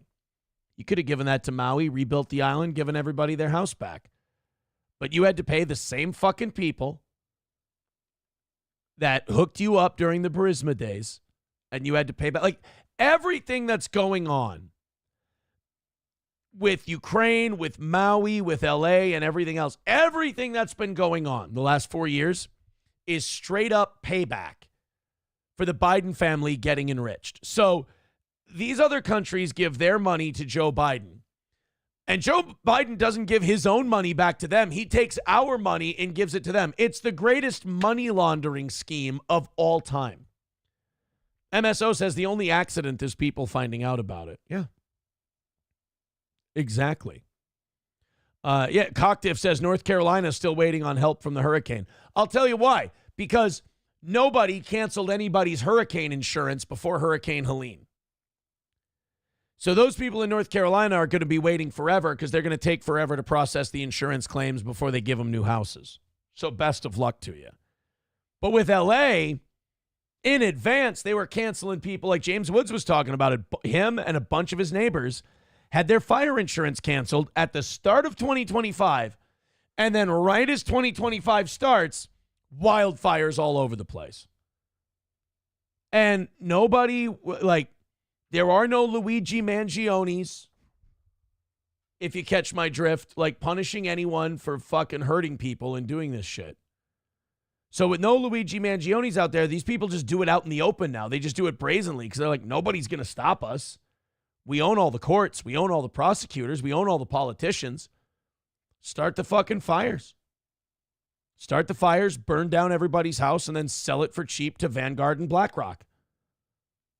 And then give it some kind of weird New World Order-y name. Like $1 from Coltrane. He says, Newsom is already talking about LA 2.0.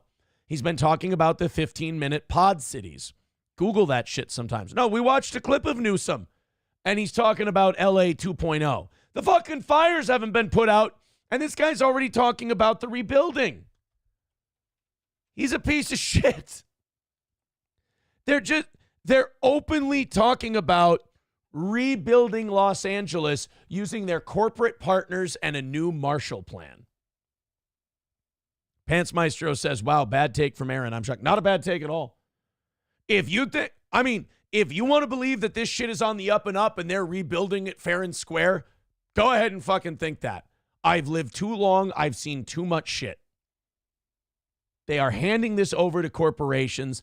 They are going to continue to skew more private ownership of single-family homes, making the American dream of owning a home and gaining equity and moving up the class ladder impossible for most middle-class Americans. Fuck their legacy, fuck their equity, fuck their kids' inheritance. Fuck them all. Sell it to corporations and let them rent it out to people. They are trying to strangle home equity and kill class mobility because they don't want any more of these fucking plebes moving up in the world. So, Ruth Calhoun says, that's exactly what someone with a bad take would say. Damn it. I hate it when Roots comes over the top and trump cards me. McBuster with a great point. He says, fucking dun babies again, right? I hope they didn't kill any dun babies. I bet all the dun babies are safe.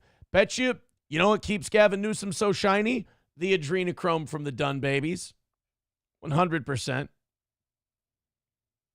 Coctiv says, what about the poor citizens on Skid Row? Oh, even I don't give a fuck about them. It's barking up the wrong tree there. Barking up the wrong tree. Jayfish says, well, your parents and mine cheered as their home value went up, but never fucking asked why. Yep.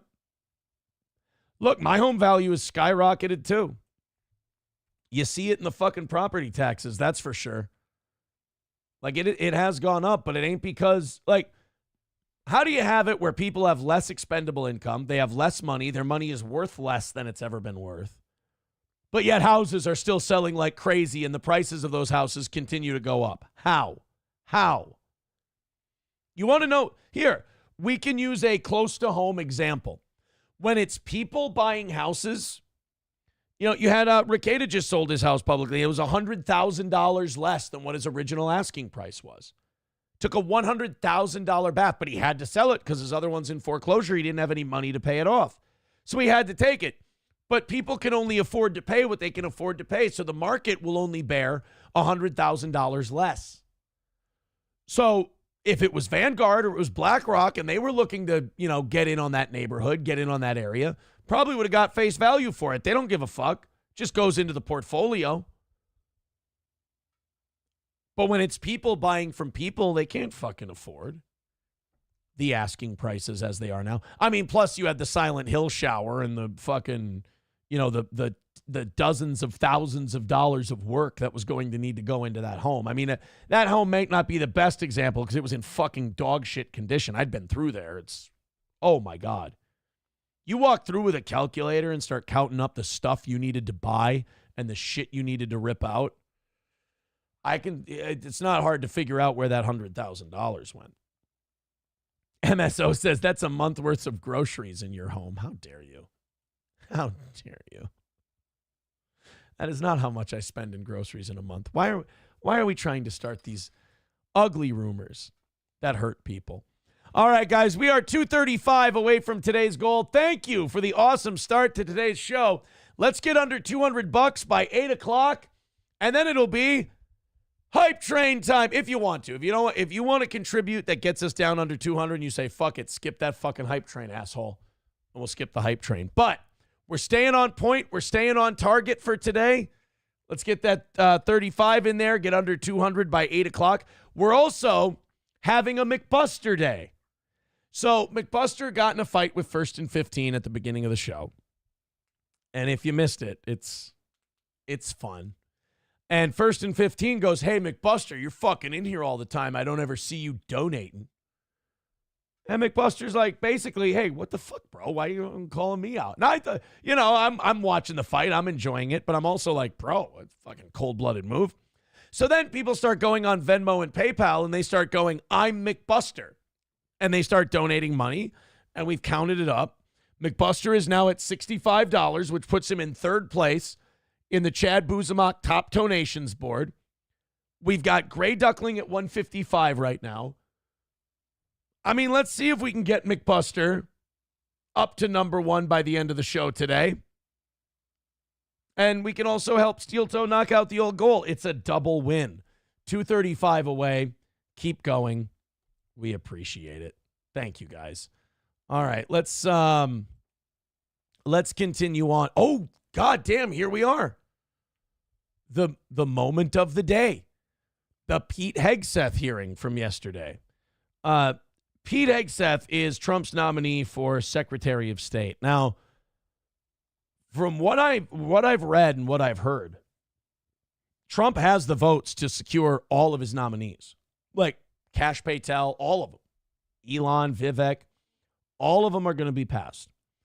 Pete Hegseth is the one that Democrats want to try and burn the most, though. They're kind of giving him the who was the Supreme Court justice that they falsely accused of R-wording some woman? Kavanaugh. They're trying to give him the Brett Kavanaugh treatment. And we've got a few clips of it today. They think they're throwing the kitchen sink at him. He's a racist. He's a dum-dum. He's an R-word guy. He's a Me Too guy. And he's a white Christian nationalist is the other. Oh, and a Fox News employee, which I think to those people is the biggest sin he's committed. So our first clip we have is Senator Jeannie Shaheen of New Hampshire. Now, I'm sure Jeannie Shaheen of New Hampshire never gets on television. So this is her chance. And this is the gross things about these confirmation hearings. Get ready for this shit for the next few weeks and months. These Democrats and these Republicans get a chance to show off in front of the camera. They never get a chance to show off in front of the camera. This is their chance to show the people who elected them back home that, hey, I'm working hard for you guys. I know you guys think I'm just on the phone with donors all day and meeting with big, evil New World Order corporations and sucking their dick for money. I know you think that's what I'm doing all day, but look at me giving Pete Hegseth the business. So this is their chance. So you get a lot of political kabuki theater in these confirmation hearings. I haven't watched these yet. From what I hear, Pete Hegseth did very well. Let's check out some of these clips. He looks like a defense secretary. He's got kind of that blockhead, bomb brown people look. And I think that's one of the prerequisites for defense secretary of the United States. Let's see Jeannie Shaheen versus Pete Hegseth. Mr. Hegseth, do you know what percentage of our 13%, and they're responsible for 50% of the violent crime.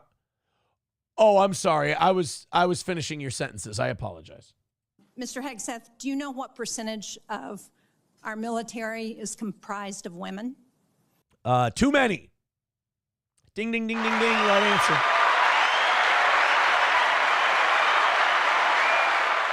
I don't know. Here's what I know about our military. Like an Amish lady on a butter churn, and she's got 20 kids and they're out of butter and it's breakfast time. That's our military right there. All right. What percentage of our military is women? Again, the only based answer there is to give is too many. I believe it's 18 to 20%, Senator. It's almost 18%. And in fact, I love that. I love when they try to get them with something and they fucking drill it. It's like, do you know what percent of our military is women? I bet you don't, you sexist fuck. And he's like, it's probably around 18% or so. It's almost 18% actually. Yeah, I know. Isn't that what I said? You said 18 to 20. Right, and you said almost 18. Yeah. Cool. That's a Patrick Melton thing. Patrick Melton will get something wrong, and then you'll call him out for getting something wrong. He's like, that's not true. Play a clip. I said it in between. It's like, yeah, that doesn't matter, fuckhead. You still look like a dick. DOD's 2023 demographic report indicated that there are more women serving now, and there are fewer separations. So they make up a critical part of our military. Wouldn't you agree? I would also say that our military has never been looked at with less fear by our enemies than it is now. Yes, ma'am. Women in our military, as I have said publicly, have and continue to make amazing contributions across all aspects of our battlefield. I do think as gentlemen, we shouldn't allow them on the battlefield. I mean, I guess I'll die being a caveman. I think it goes against everything I believe in what a man's role is in protecting women and children. I don't think women should be on the battlefield. I think that's a man's job to die in battle, protecting innocent people, protecting women and children. That's the theory, at least. That's not exactly the way we've always done it, but I don't think women should be on the battlefield. What if they look like Wonder Woman? They don't. What if they're like, what's her name? Amanda Nunes. They're not, though. Like, and even Amanda Nunes is not going to be as good as a dude in battle. I love it when Amanda Nunes was like, winning all those MMA fights and people were like, oh, yeah, what if she'd fucking kick the shit out of all the guys. It's like, not in the top 50, she wouldn't. It'd fucking destroy her. Stop it, guys. There's a difference. Like, this physical shit, there's a difference. Well, you also write in your book, The War on Warriors, with the chapter, The Deadly Obsession with Women Warriors, that, quote, not only are women comparatively less effective than men in combat roles, but they are more likely to be objectified by the enemy and their own nation in the moral realms of war. Okay. You read that like it's wrong to say. He's right. You think if we're going to battle with a Muslim terrorist organization, that they're just going to treat the gals the same way they treat the dudes? No. They're going to call the women whores. They're going to call the men gay goats, and they're just going to make fun of us. Which, I mean, look, they don't have cruise missiles, so who gives a fuck? But at the same time, like they're going to, you don't think they're going to objectify women? He's right. I hate this, and this has been going on for a long time. This is nothing new, but like, I hate when people say shit that's correct. Like, you can look it up and you can go, that's true. But it doesn't sound right. It sounds bad. So you get chastised for it. I wish we focused more on what was correct and incorrect versus what sounded good and didn't sound good. Didn't sound good. Speak English, you fucking dummy. Mr. Hegseth, should we take it to believe that you believe that the two women on this committee who have served honorably and with distinction made our military less effective and less capable? You fucking. I mean, I will say this. I bet you there were a lot of men who would have done a better job. But he's not. That's not what he said. He said women are less capable and less effective than men are in battle. That's true. He didn't say women are making the military less effective in battle. It's a big difference. I'm incredibly grateful for the two women who've served our military in uniform and including in the Central Intelligence Agency, contributions on the battlefield. Don't ever hear. All right, now I'm voting against him. Don't you ever compliment the CIA in my presence. They've launched multiple coups against their own country. No, thank you. Indispensable contribution. Senator, I would like to clarify, when I'm talking about that issue, it's not about the capabilities of men and women, it's about standards. And this committee has talked a lot about standards. Standards that we, unfortunately, over time, have seen eroded in certain duty positions, certain schools, certain places, which affects readiness, which is what I care about the most. Readiness on the battlefield. I appreciate that. I am dying to hear someone fucking respond to that with something other than wah. I am dying to hear someone respond to that fact that we keep lowering the standards, lowering the bar to get into the military, which does affect readiness. I'm waiting to hear someone respond to that without going, wham, my feelings. What's the factual, like, evidentiary response to that fact? And so to my comments point time and time again to standards. Your statements publicly have not been to that effect. After your nomination, you did state to a group of reporters that you, quote, support all women serving in our military today who do a fantastic job. That's, yeah. Even the people clipping this went, all right, cool, that's enough. We're done. So that was, again, that was another, like, attack. Like, that was another firecracker launched at him that just kind of fizzled out and did nothing. So now we move on to Senator Jack Reed. And Jack Reed he wants to talk to him about the politicization of the military. Get him. That's rich. By the way, thank you very much. Snarkle McBunion and her pathetic cucked prince. What's her name? Meghan and Harry? Meghan and Harry. Yeah, right?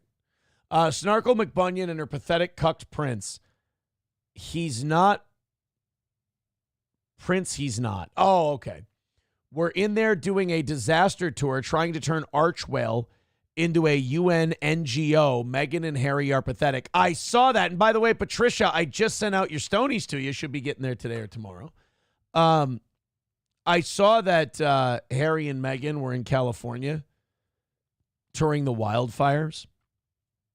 And, when you go somewhere to tour like disasters and shit and you bring photographers, I'm sorry, I hate you instantly.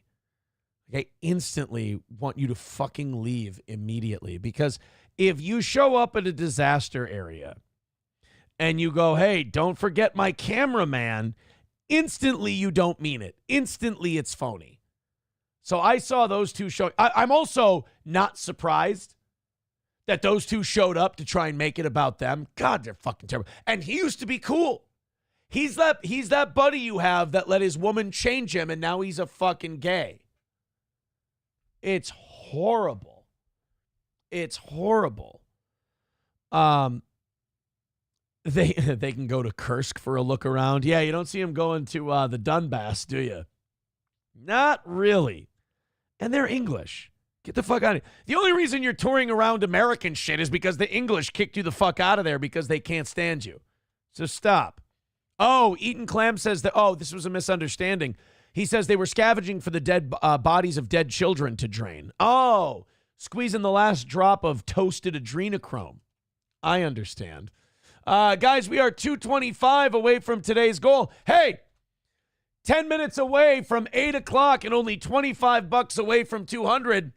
Let's stay ahead of the sticks. Everybody drop in a few bucks for McBuster. Let's get to 200 for another steel toe hype train today. Or you can drop in the $25 and say, fuck you, no hype train, asshole. It's really up to the people who pay the money. Steel toe or Streamlabs, PayPal, Venmo, Super Chats, Rumble Rants, gifted memberships, gifted subscriptions. Those are cool too. Throw in a couple of bucks, and in these next 10 minutes, let's get to 200 and keep us on pace for another win for the toe.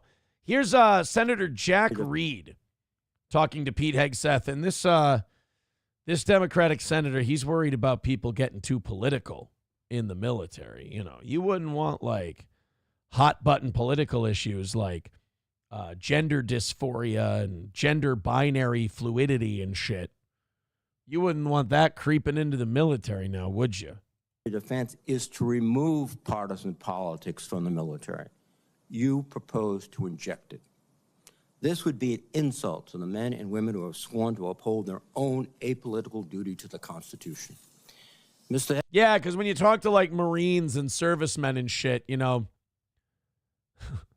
they really tend to be real 50-50 when it comes to politics. People who get out of the military, they always come out big time libs, you know. So you don't want to rock the boat. Hegseth, you are the 9th nominee for Secretary of Defense that I've had the honor to consider as a member of the Senate Armed Services Committee. Go home then. You're the 9th one I've seen. That means for like 40 years you've been doing this. Too fucking long. You have to be 30 years old minimum to be a United States senator. That means this guy's somewhere between 75 and 80 years old. Fuck, dude. Cut him loose.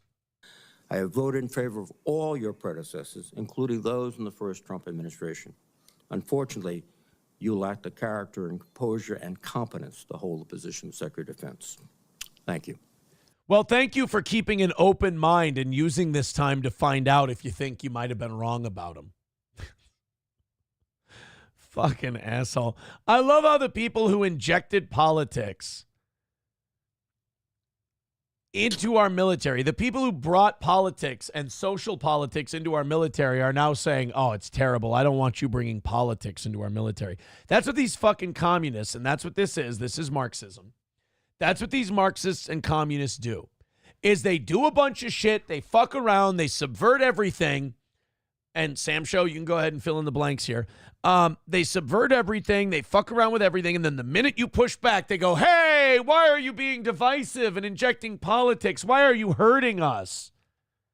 Like, you have to take everything they do to you and don't fight back. Otherwise, you're the bad guy. Well, fuck that noise. That's why people elected Trump, because he doesn't give a fuck if you call him names. They want somebody to fight back. They want these people to push back against you. Let's see what else Senator Reid wants to bitch about. I thought he said he was done and he made his mind up. Why is he? Oh, that's right. The TV cameras are still on. Respect for lawful authority. You have made statements to your platoon after being briefed by a JAG officer. Well, by the way, would you explain what a JAG off is? You? I love that. We're asking at a confirmation hearing what a jag-off is. It's a fucking asshole, Senator Reid. It's you. I don't think I need to, sir. Why not? Because we're watching a Senate confirmation hearing. We're in a room full of them. If he says that, I want Pete Hegseth to be the next president. Because the men and women watching understand. Well, perhaps some of my colleagues don't understand.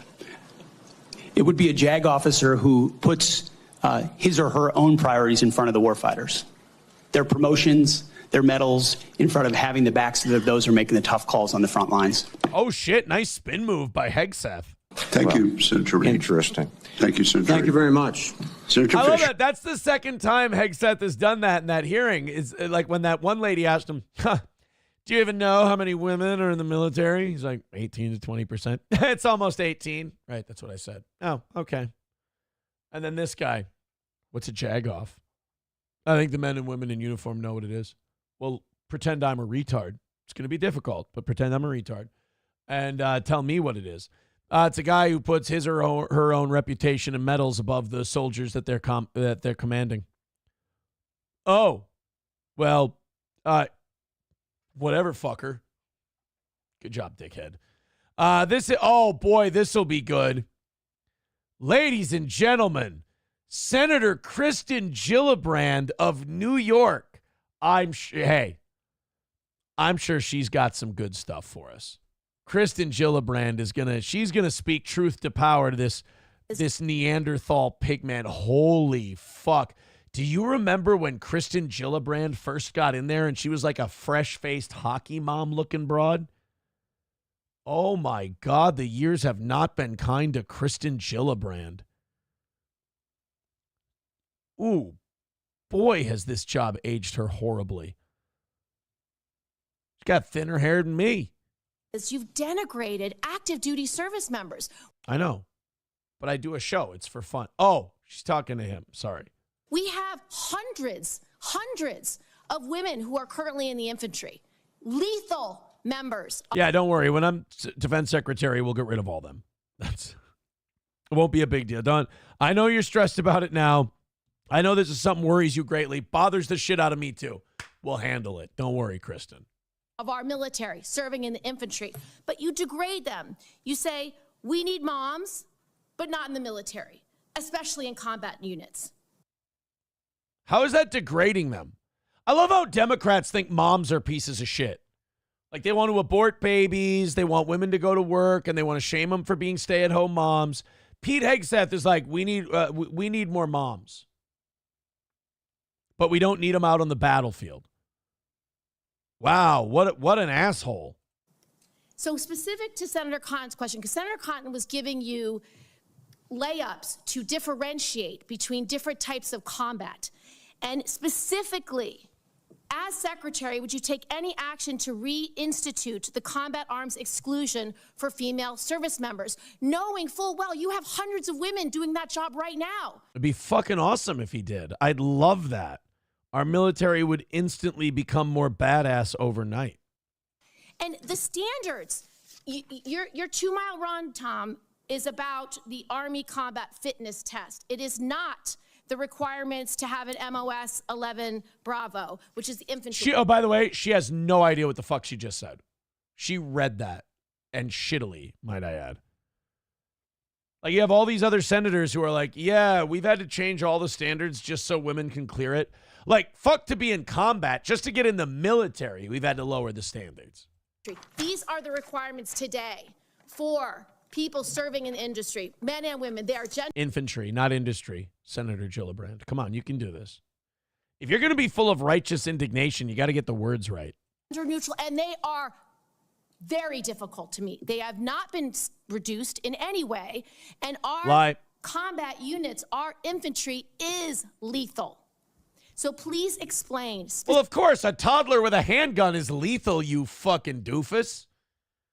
We're not saying that if you give a woman a gun, she can't be lethal. Fuck, if you give a woman a period, she can be lethal. We're saying, how do we maintain the highest level of lethality in our military? Specifically, because you will be in charge of 3 million personnel. It is a big job. And when you make these public statements, and I get you were not Secretary of Defense then. I get you were on TV. I get you were helping veterans. I get it was a different job. I love that. I love that everything that I just said negates all the other shit I just said, and that you've been super cool and helpful towards veterans and shit. But I really have a job to do today, and it's to make you look like a piece of shit because I'm vindictive about losing the presidential election. So answer that, smart guy. But most recently, you said this in November of 2024, knowing full well you might have been named as Secretary of Defense. That'd be funny if he went, I had no fucking clue. This surprised the shit out of me as much as it did you. I was just a loudmouth on TV. Trump called me. He's like, do you want to be defense secretary? And I said, you fucking shitting me? Then Elon Musk was over at my house. So that was it. Kristen Gillibrand didn't even want him to answer that, didn't want him to respond. She just went on this huge, big rant where she's like, women in the military and blah, blah, blah. And I understand that you were on TV. And I understand that you've been helping veterans. And I understand that you're very pro-military. But fuck. That's like one of those moments where you want to look at the person and go, was there a question in there? Would you like to? So she just wanted to get in there and lecture him. Sam Show says Pete's got that look on his face. He's not there right now. Yeah, he might as well have been looking at his watch and at the end giving her the Tony Montana. Did you finish? Can I go now? All right, guys, throw in a couple of bucks. We have officially, for the first time today, fallen behind. We've fallen behind the path we need to be on to knock out today's goal. 225 away from today. Let's throw in a couple of bucks. Streamlabs, PayPal, Venmo. Let's get us back on the straight and narrow to $200 by 8 o'clock. Let's see if we can get to 100 by 9. This has kind of been the theme lately, just fucking crushing it for the first couple hours, and then kind of hit that lull. Let's avoid that lull today. Hey, look at that. Kyle with $4.99. Thank you, buddy. He says, I've met the Secretary of the Navy, a good one, but he's only ever been a LCDR and never led a task force, was pragmatic about if Trump were to be elected in September of 2024. Thank you very much, Kyle. I appreciate that. 220 away from today's goal. Keep it up, guys. And remember, if you throw in on PayPal, Streamlabs, or Venmo, make sure that you do it in McBuster's name. Make sure that it is a McBuster dono. There we go. You know what? I have to apologize. Somebody, too, said that it wasn't him that went up to Ethan Ralph at the courthouse that day. Here's the guy. Remember I said it was something? Some are saying, renewing his membership for 31 months. I apologize to somebody too, and I apologize to Some Are Saying. Some Are Saying was the guy who became famous, internet famous, for getting Ethan Ralph to deny the name his daddy gave him. Some Are Saying also gifting 5 memberships.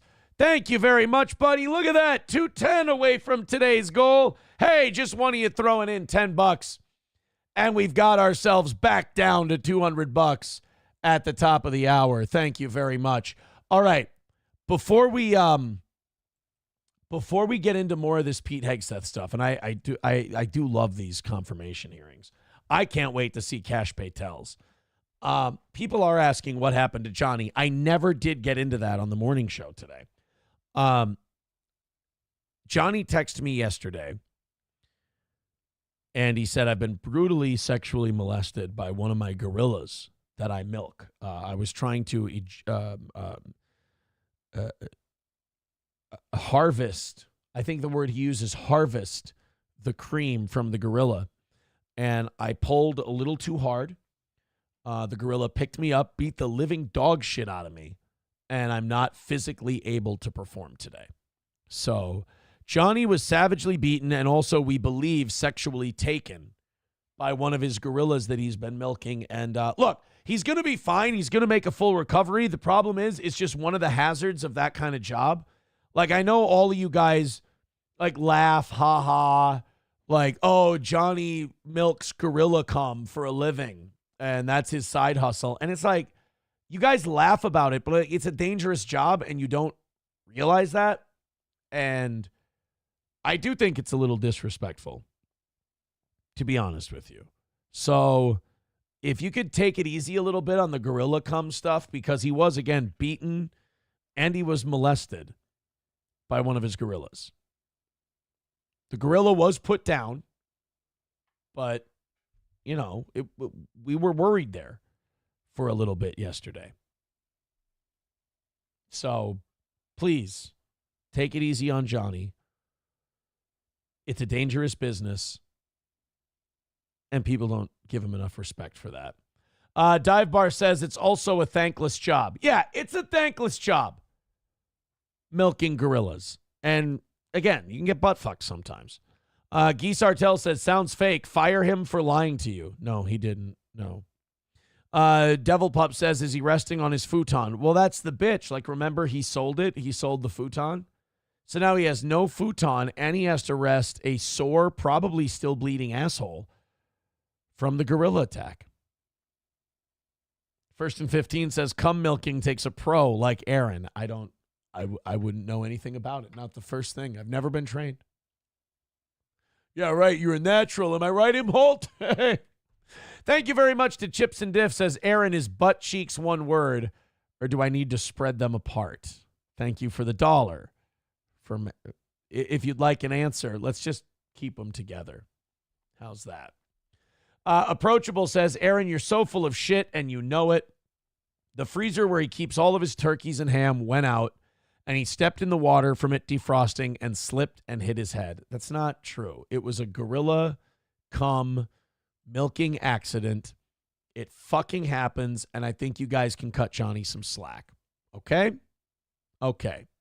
No, in all seriousness, Johnny had a little bit of a MS leg situation. His legs locked up and gave out on him. He hit his head. Obviously, he's taking this time to rest, and hopefully he's okay for next week.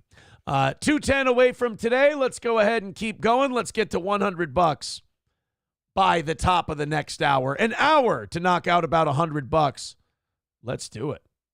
Let's do it. Oh, wait, we got a call coming in. Give us a second here. Call from Fall in the Great. All right. K-Fall in the Great's on the line. What's up, buddy?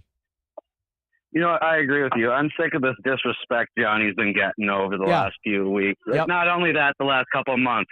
We've been moving turkeys for this guy. I dropped off how many truckloads of turkeys in his driveways, and he was holding them for people to come and pick up. And it's like, seriously, not the turkeys, the spiral fuck hams. Everyone forgets about that. Do you not know how much work it is to cut a hole in a ham and stick a fleshlight in it? Like, fuck you guys. Wait. Have some respect. Wait, hold on. What? Who's cutting holes in the ham and using them as a fleshlight? You don't remember the spiral fuck hams? Johnny has spiral fuck hams? Yeah, that was the biggest seller during Christmas. I thought people were cooking and eating the spiral hams. No, they're fucking them.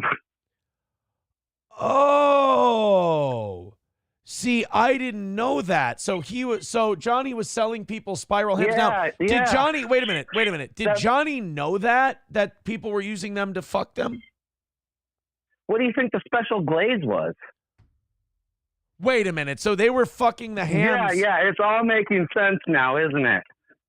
Johnny always made it sound like he was being like philanthropic and he was like feeding the hungry for Christmas. I didn't know that people were fucking them. No, people are just fucked up and like to fuck food.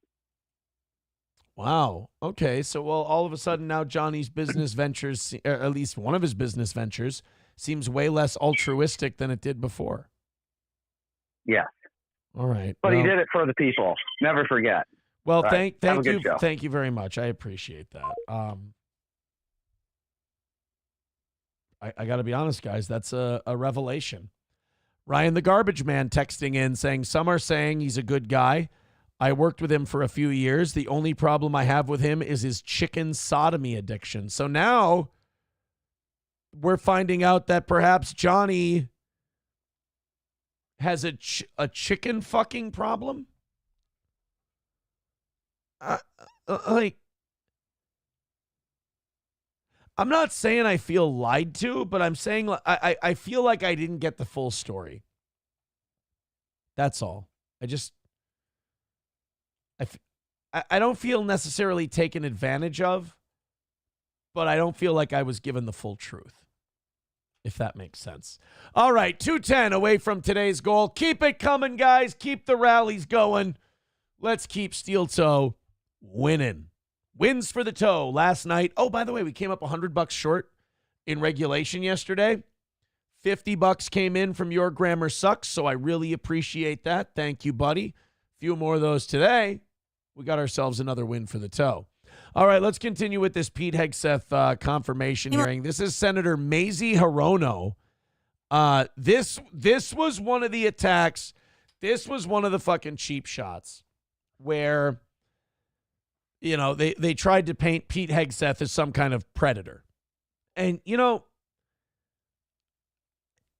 I'm going to blame lefties for this. I know this sounds very conservative talk radio of me. I apologize, but I think one things liberals are going to do is like completely wreck women being able to get justice. Because like Democrats prop up any bitter ex that has some bullshit story to tell.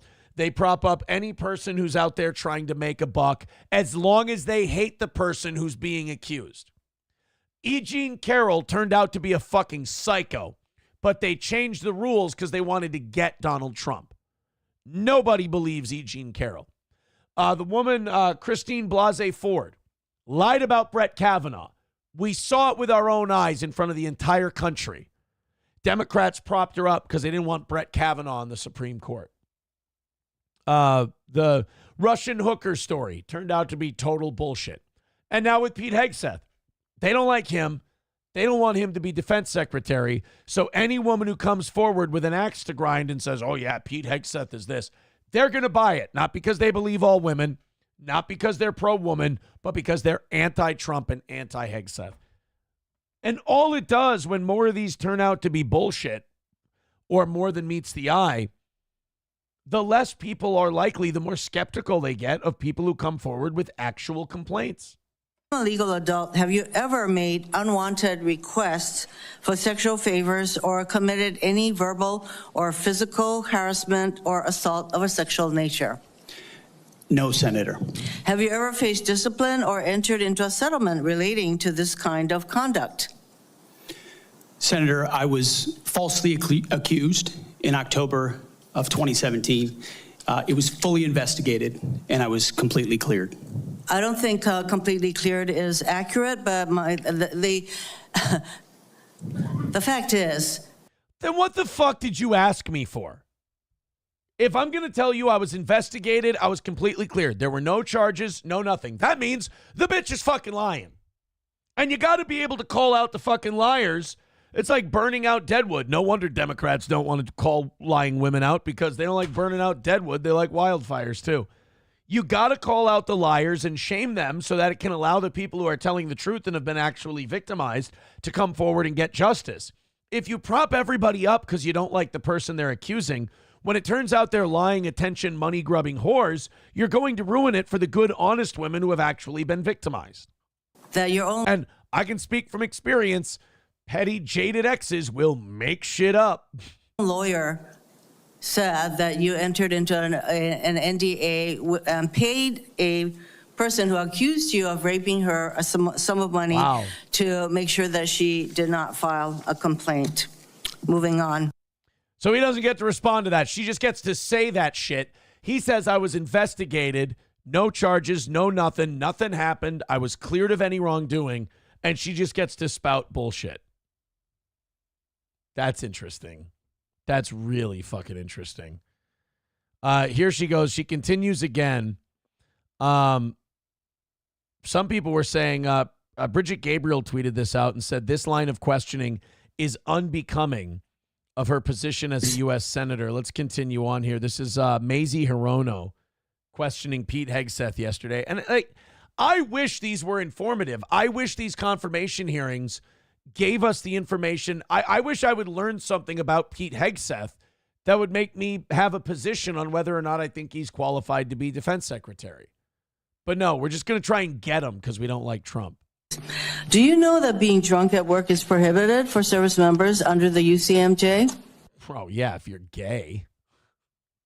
If you're a fucking gay guy. Do you know being drunk is against the rules? Yeah, whatever, square. What are you going to do? Rat me out to the boss? The jag-offs?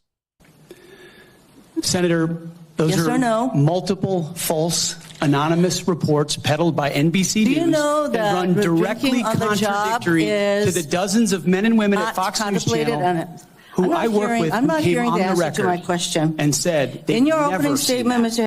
I love that he sniffed out her bullshit and saw right where she was going with it. And she's like, why aren't you answering my question? Because it's a bullshit question.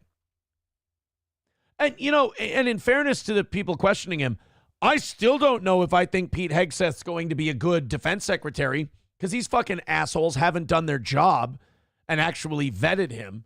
They're just trying to get him. They're asking him gotcha questions. And you know Republicans aren't going to ask him any questions that are going to help me find out if this guy's good or not, because they're not going to be critical of him. They're going to lap his balls. So all these people are doing are trying to settle scores. Like, look, if you want to go after Donald Trump, go after Donald Trump. But doing it through proxies is just a chicken shit move. And it's also you're in dereliction of your duty in trying to help the American people make an informed decision. Here she goes again with Pete Hegseth. I wonder if she'll let him answer this question. Would you use our military to take over Greenland or an ally of Denmark? If he doesn't answer fuck yeah, and they better look the fuck out, I'm going to be disappointed. Senator, one of the things that President Trump is so good at is never strategically tipping his hand. And so I would never in this public forum give one way or another direct what orders the president would give me in any context. That sounds to me that you would contemplate carrying out such an order to basically invade Greenland. That's not what I hate her. I really hate her. Like, Kirsten Gillibrand, like, she is who she is. Like, she's just that way. I hate this chick. I mean, that passive-aggressive, snarky shit, I really hate. Sounds like you totally would invade Greenland. I actually just said I would never speak for the president, and he's not tipping his hand strategically on Greenland, so I'm not going to sit here and talk about hypotheticals about invasions and occupations and shit like that. Sounds like you'd totally invade Greenland then. You fucking asshole. All right, here we go. Here's a good one. We got about 2 or 3 clips left. We've got Elizabeth Warren versus Pete Hegseth. This one will be fun. Pocahontas versus the cool beer-swilling army guy. Let's go ahead and check this out. And then 10 weeks ago, you appeared on the Sean Ryan show and said, I'm straight up just saying we should not have women in combat roles. Cool. He's got my vote. Now, I presume you recall making all these statements? Senator, I'm not familiar with the article you're pointing to in 2013, but it underscores my argument completely because in that 2013 argument, I was talking about standards. No, standards are what it's always been about, Let's not Senator. have this same fight again. Always been about Senate I've quoted standards. you directly. We've got the video. We're happy to show it. But I want to be clear here. For 12 years, you were quite... I love how she's like, here's what you said. And he's like, I was talking about standards. She goes, no. I also thought he kind of pulled a worm move there, too. Like, didn't he just go, I'm not sure the quote you're talking about, but it was in 2013, and I guarantee I was talking about standards. I'm like, which one is it? Do you not remember saying that thing, or do you remember exactly the context in which it was said? Go back. That was a little weird. In 2013, but it underscores my argument. Do you recall making all these statements? Senator, I'm not familiar with the article you're pointing to in 2013, but it underscores my argument completely because in that 2013 argument, I was talking about standards. No, But you said, okay, see, that's kind of a wiggle. They're both pulling shithead moves here. He's like, I'm not familiar with that article from 2013, but in that same article, I did say, and it's like, which one is it? Standards are what it's always been about, Let's not Senator. have this same fight again. Always been about Senate I've quoted standards. you directly. We've got the video. We're happy to show it. That's what I love. He answers the questions, and then they go, no. Don't answer my question. It's like, what? Then why'd you ask it? I'm just grandstanding so the people of Massachusetts can see me doing something other than shoving my thumb up my ass and claiming to be an Indian. I want to be clear here. For 12 years, you were quite open about your views, and your views were consistently the same. Women are inferior soldiers, sailors, Marines, airmen, and guardians. Cool. Now say the stuff that he said that was wrong. And in case anyone missed the point, and these are your words from We all remember all the chicks running on the beaches of Normandy. I mean, we needed them then. I mean, I'm glad they were there. I'm glad all those women stormed the beaches. I'm glad all those women were at Guadalcanal. I'm glad all those women were flying sorties over Tokyo. I mean, if we didn't have all those women in the military, we never would have won World War II. It's a weird position the Democrats take. They're like, hey, see all the PTSD and all the fucked up shit that guys coming back from war go through? We should let women do that too. And meanwhile, the sexist, awful, terrible take is we should protect women from that at all costs, and men have no problem, taking on that burden. We would rather women didn't have their arms and legs blown off, shrapnel course through their heart, and have crippling PTSD to the point where they can't watch a fucking fireworks show without pissing their pants. We would rather they didn't have to go through that. Oh, well, you bigot. 10 weeks ago, women absolutely straight up should not be permitted to serve in combat. And I notice on each of these quotes, I don't disagree with those are said without qualification. It's not by how much you can lift or how fast you can run. They don't belong in combat, period. Or you're okay. Then here, let's make a deal, Senator. Let's put the standards back to where they were. Any changes we've done with standards, let's bring them back, and let's have one standard. One for men, one for women, the same standard. Everybody has to pass the same test. And then any women that can pass that test, if you really want them to, then they can be in. What's that? None of them do? Fucking cool. They have to be able to lift a certain amount of weight so that they can get their brethren off the battlefield. That's just minimum requirement. your words straight up. And then on November 9th, 2024, just 32 days after your last public comment saying that women absolutely should not be in combat. I'll be honest, listening to Elizabeth Warren for 2 minutes makes me think women shouldn't be allowed to hold public office.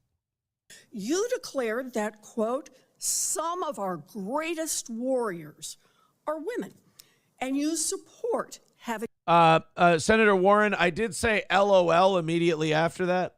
Them serve in combat. Now, that is a very, very big about face in a very, very short period of time. So help me understand, Mr. Hegseth, what extraordinary event happened in that 32-day period? A bitch accused me of the R word, and I got really fucking pissed at women. I got really mad at them.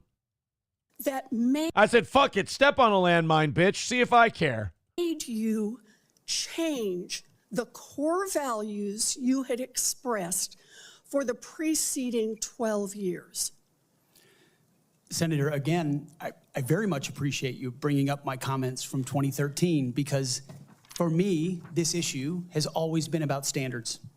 And unfortunately, you know who he reminds me of? Rob Lowe's character in Wayne's World. He reminds me of Benjamin from Wayne's World.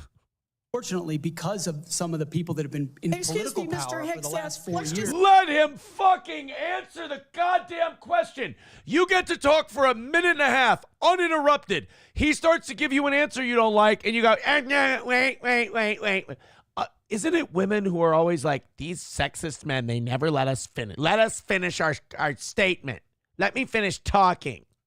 Stop. Let's just priorities stop. Let's other just than stop standards, right there. lethality, and Mr. meritocracy Hegseth, have driven decision-making. I'm quoting you from the podcast. She's losing her fucking Women mind. shouldn't be in combat at all. Where is the reference to standards that they should be there? Because they can't pass the standards. We've had to drop the standards for them multiple fucking times. If they can carry, if they can run. I don't see that at all, Mr. Hegseth. What I see is that there's a 32-day period in which you suddenly have another description about your views of women in the military. It's not even sexist either. I don't want big fat fucks who are incredibly out of shape serving in the military either. And I just want to know, what changed in the 32 days that the song you sang is not the song you come in here today to sing? Senator, the concerns I have and the concerns that many have had, especially in ground combat units, is that in pursuit of certain percentages or quotas, standards have been changed. And that makes the combat more difficult let me make a for everybody suggestion involved. about what happened in that 32 days. Okay, let me ask you a question, and then after you give me your answer, let me tell you what I'm just going to make up and run with. God, this is exhausting. This is all kabuki theater. It's all horseshit. You got a nomination from President Trump. Oh, now, shit. I've heard of deathbed conversions, but this is the first time I've heard of a nomination conversion. Really? This is the first time, Republican or Democrat, you've seen someone temper their remarks that they made years ago for their confirmation? I have a hard time believing that. And I hope you understand that many women serving in the military right now might think that if you can convert so rapidly your long-held and aggressively pursued views in just 32 days, that 32 days after you get confirmed, maybe you'll just reverse those views and go back to the old guy. Jesus. He's being a lot cooler than I think a lot of us would be. He's being a lot cooler than I think any of us could be.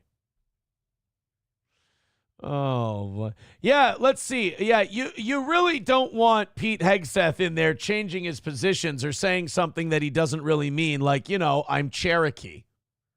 You'd really hate that, wouldn't you, Senator Warren? It'd be terrible if he said something like, I'm Native American, so he could get into a college, and then it turned out he wasn't. That'd be fucking embarrassing.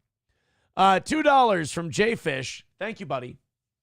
He says, once you realize this is all pro wrestling, then you can understand all these people hate us. Yeah. Well, I mean, Pete Hegseth knows it's pro wrestling. Otherwise, he'd be taking this shit very personal. 210 away from today's goal. Hey, guys, do me a favor. Let's start to get back on track goal-wise a little bit here. Drop a couple of bucks in the PayPal. That means you. Streamlabs, Venmo, Super Chats, Rumble Rants, etc. Let's make a little money on today's show. I'd appreciate it. Knock it out. Call it another win for the toe. And let's do this thing. Someone missed a beat in the chat says, Hegseth is a slime ball, and I'm all about it. But here's the problem. Like, these people are all being such dog shit, dishonest, bad faith actors that if Hegseth is a slime ball, how would we ever know these? He's standing in front of U.S. senators. Like, it's hard to spot a slime ball. Turd Burglar says, kind of like Ketanji Brown Jackson doesn't hate white people anymore once she got nominated for the Supreme Court. Dive Bar says she was called the Apache woman. I guess she wasn't a sniper, though, just a torturer. Checks out. All right, here's Senator Gary Peters from Michigan. He tried to go with a gotcha of Pete Hegseth. Let's see how it went. I don't know of any corporate board of directors that would hire a CEO for a major company if they came and said, you know, I supervised 100 people before. They'd ask you, well, what kind of experiences you had? We need innovation. Can you give me an experience or your actual experience of driving innovation in an organization? Give me an example of where you have done that. Oh my goodness, Senator, absolutely. At Concerned Veterans for America, we created the Fixing Veterans Healthcare Task Force, a bipartisan task force that had never been done before, to create policy, to drive policy change on Capitol Hill that organizations fought ferociously against. We got the VA Accountability Act passed and the mission.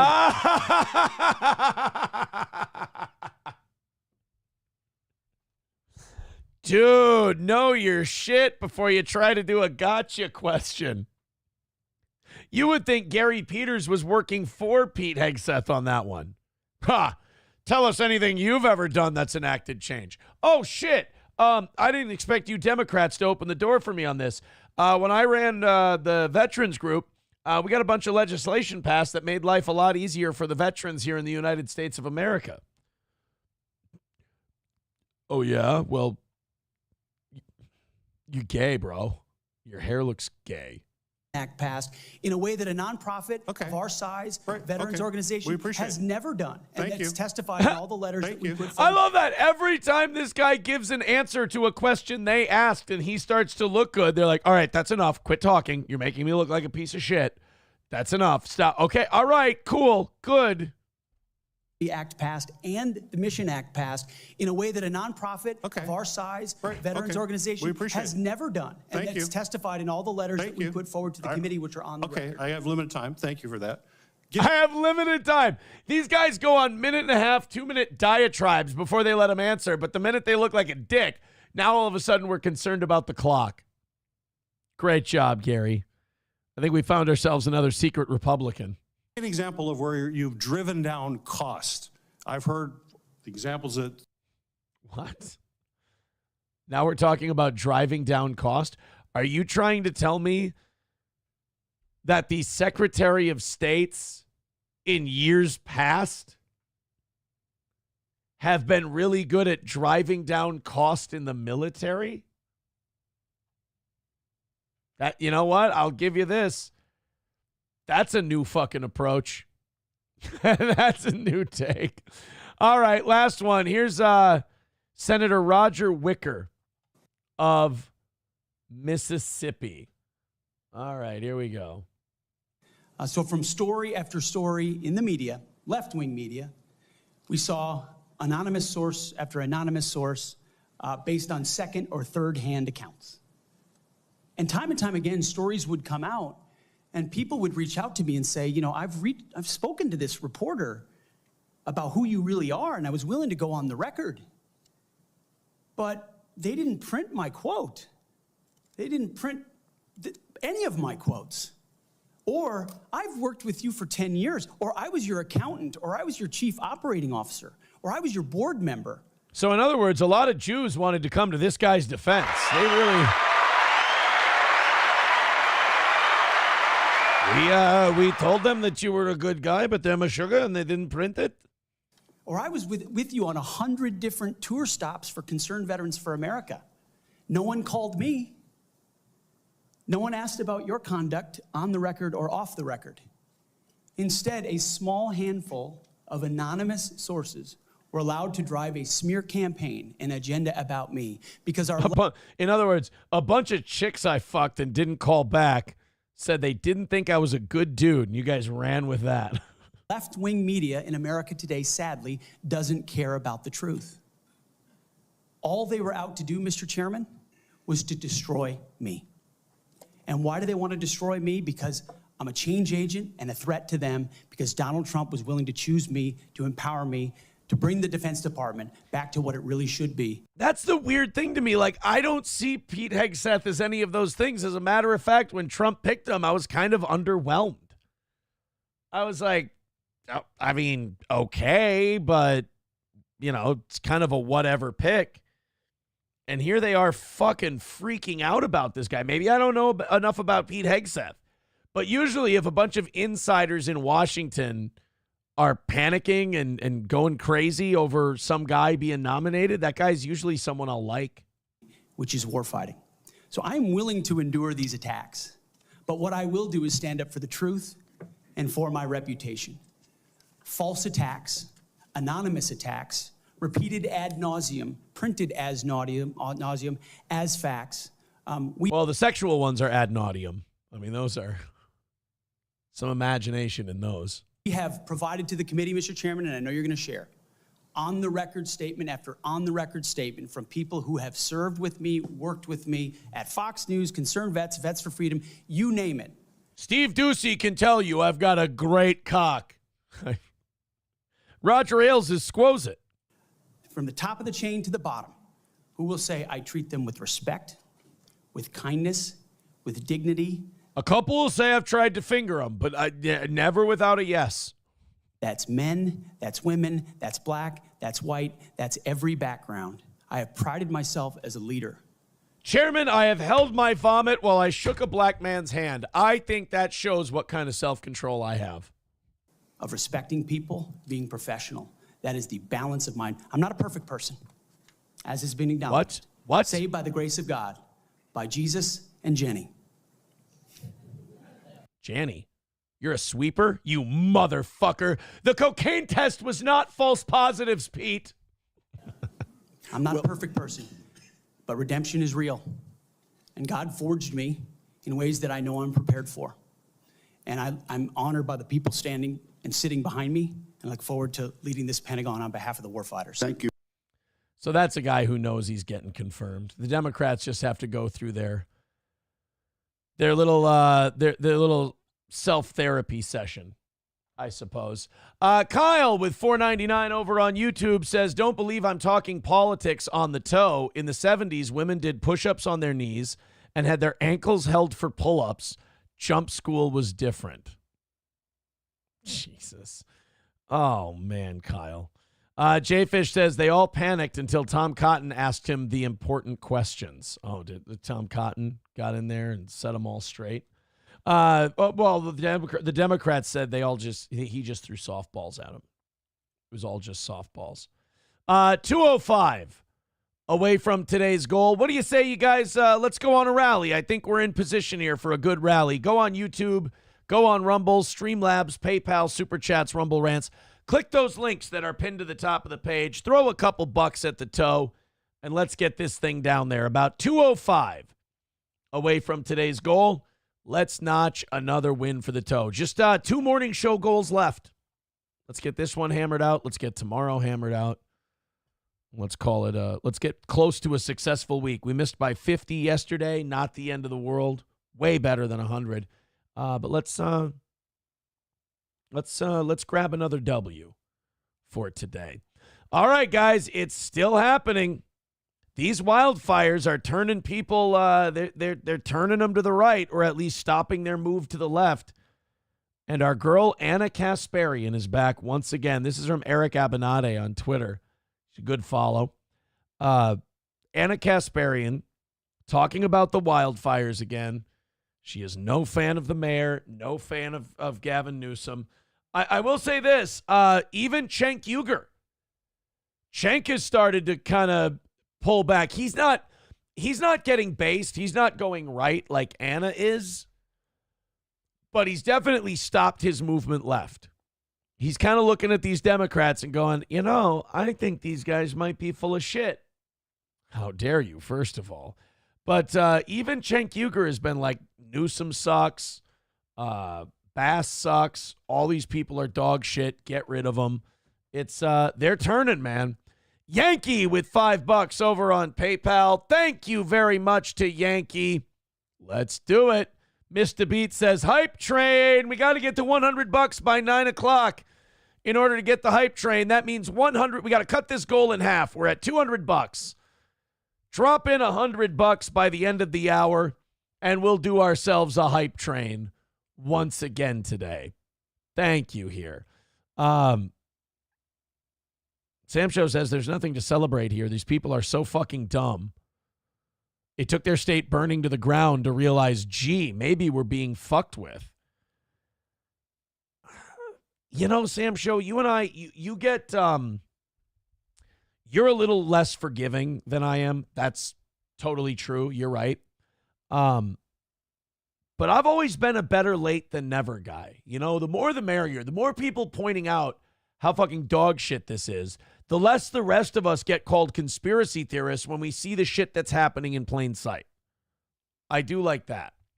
Dive Bar says they aren't turning. They just want people of the same persuasion.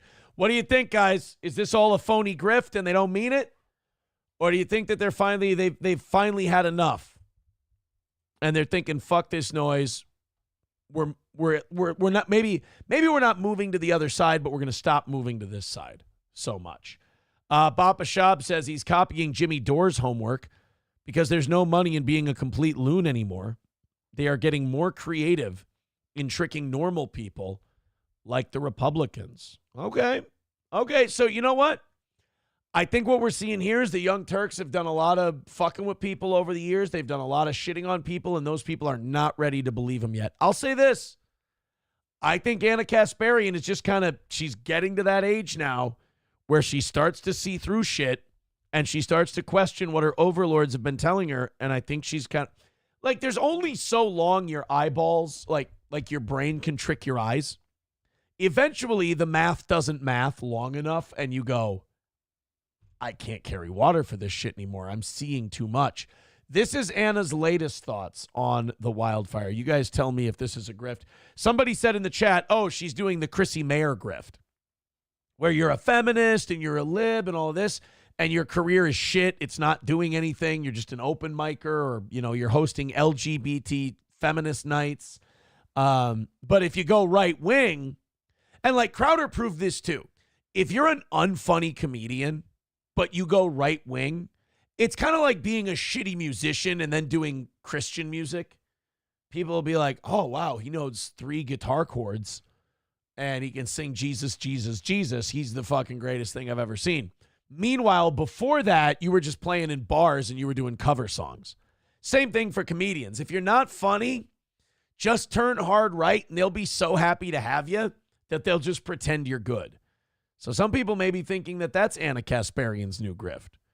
It does, like I said, like the guy said in the chat, it does have precedence. Jimmy Dore did it. Dave Rubin did it. There is a long history of Young Turks turning Republican. And I know I'm going to get a lot of heat for this, but it's just the truth. It is. Can we please not use the term get a lot of heat when we're talking about wildfires? Thank you. The truth. And I am just desperate for something to be done about it. I had to evacuate.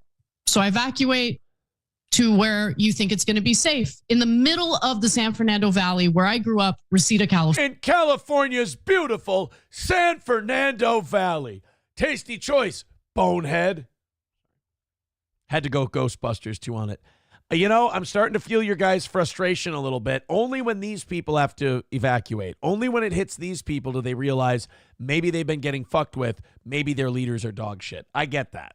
California. Okay. But then there was an encampment fire, a giant encampment fire that threatened the neighborhood I was staying in. There are encampment fires daily, dozens of them daily. Add that to high winds, add that to dry conditions. And I mean, you're just creating the worst possible situation. People are terrified. No one is safe. So what she's saying is these homeless encampments are wildfire risks. And these bums don't give a shit, and they're just going to set shit on fire, and who cares? And if it catches, dry land, it could go up. And then, of course, all those tents are petroleum-based. They're going to go up. But again, it's like, only when it affects these people directly. Like, she wasn't bitching about the fires that the homeless encampments were making until she evacuated and had to go somewhere where she had to deal with homeless people. There's a big difference between, you know, I'm starting to think Anna Kasparian is less of a Republican and more of a not in my backyard Democrat. Like, notice she didn't start turning right until this shit was in her backyard. Democrats love their social positions. They love to moral fag about stuff until they actually have to live in the soup that they cooked. And then all of a sudden they're like, oh, somebody should do something about this. It's like, well, you did. You made it this way. In California or Los Angeles when it comes to this issue. So when it comes to fire prevention, dealing with these encampments appropriately is also part of the equation, but people are afraid to even talk about that. I mean, Jake, am I wrong for bringing this up? The wildlife preserve near me, or reserve, I should say, near me, has been lit on fire dozens of times over the last year alone. Well, I mean, yeah. I mean, again, your state's a fucking disaster. Your state's a mess. What do you want? I mean, we've been trying to tell you. And now I'm feeling my own audience's frustration. Now I'm kind of getting it. Yeah, we've been trying to tell you this for a long fucking time. And you called us racist, and you called us bad, and you called us, you know, we didn't give a shit about poor people, and we didn't give a shit about the homeless. Now poor Anna Kasparian has to go live amongst the poors, and she sees what a fucking disaster they are and how not victims they are. And now all of a sudden, all of us have to hop to and change. I got bad news for LA. It might be too late. Your governor is already selling your city to BlackRock. You might be fucked. So go ahead and keep calling the rest of us racist and bigoted, and we don't care about the homeless and the poor. And then we'll keep doing this dance where once it's too late and you guys come around, we'll all talk about how fucked up it is while BlackRock buys it up. Cool. And then when we all start figuring out that they're fucking us over, we'll start bombing some country to distract everyone. Cool. 191 red. See, now you guys have made me all black-pilled. I remember like 10 minutes ago when I was hopeful. And then you guys were like, Aaron, this is all bullshit. These people are horseshit. They're full of shit. And remember, I was like, nah, come on. Better late than never, guys. Now you guys got me all black-pilled. 191 Redbird with $2 says LA had over 17,000 homeless brush fires in 2024. Yeah, but don't worry. It'll be fine. They're figuring it out. Trust the plan. Trust the government. They've got it. Fake Dono with $50. Oh, my God.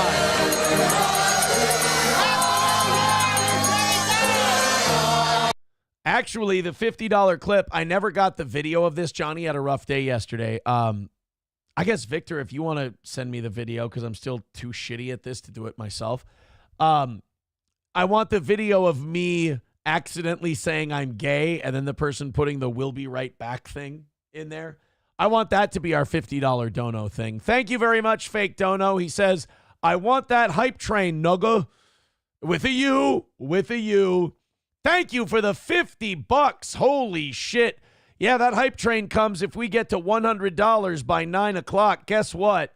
We're at $150 and it's 8:45. So $50 in the next 15 minutes, and it's a hype train, and we're back on track for the tow. Thank you for the $50. $150 away from another win for the tow. Thank you very much. Mr. Beat says, don't mess up that perfect weather. Turd Burglar says we need Daniel Penny to fix the homeless problem in California. I wonder if he'd go west. This poor guy, so now he just has to be Kersey from Death Wish? We're just sending him from shithole to choke people out. You got to remember, though, Daniel Penny he was defending other people. So the homeless would have to start some shit, then Daniel Penny chokes him out. Aren't any of you worried about the psychological impact this will have on Daniel Penny, that we might wear him out? A little bit? No? Papa Shab says watching people act like The Chosen is a good series, is a good example.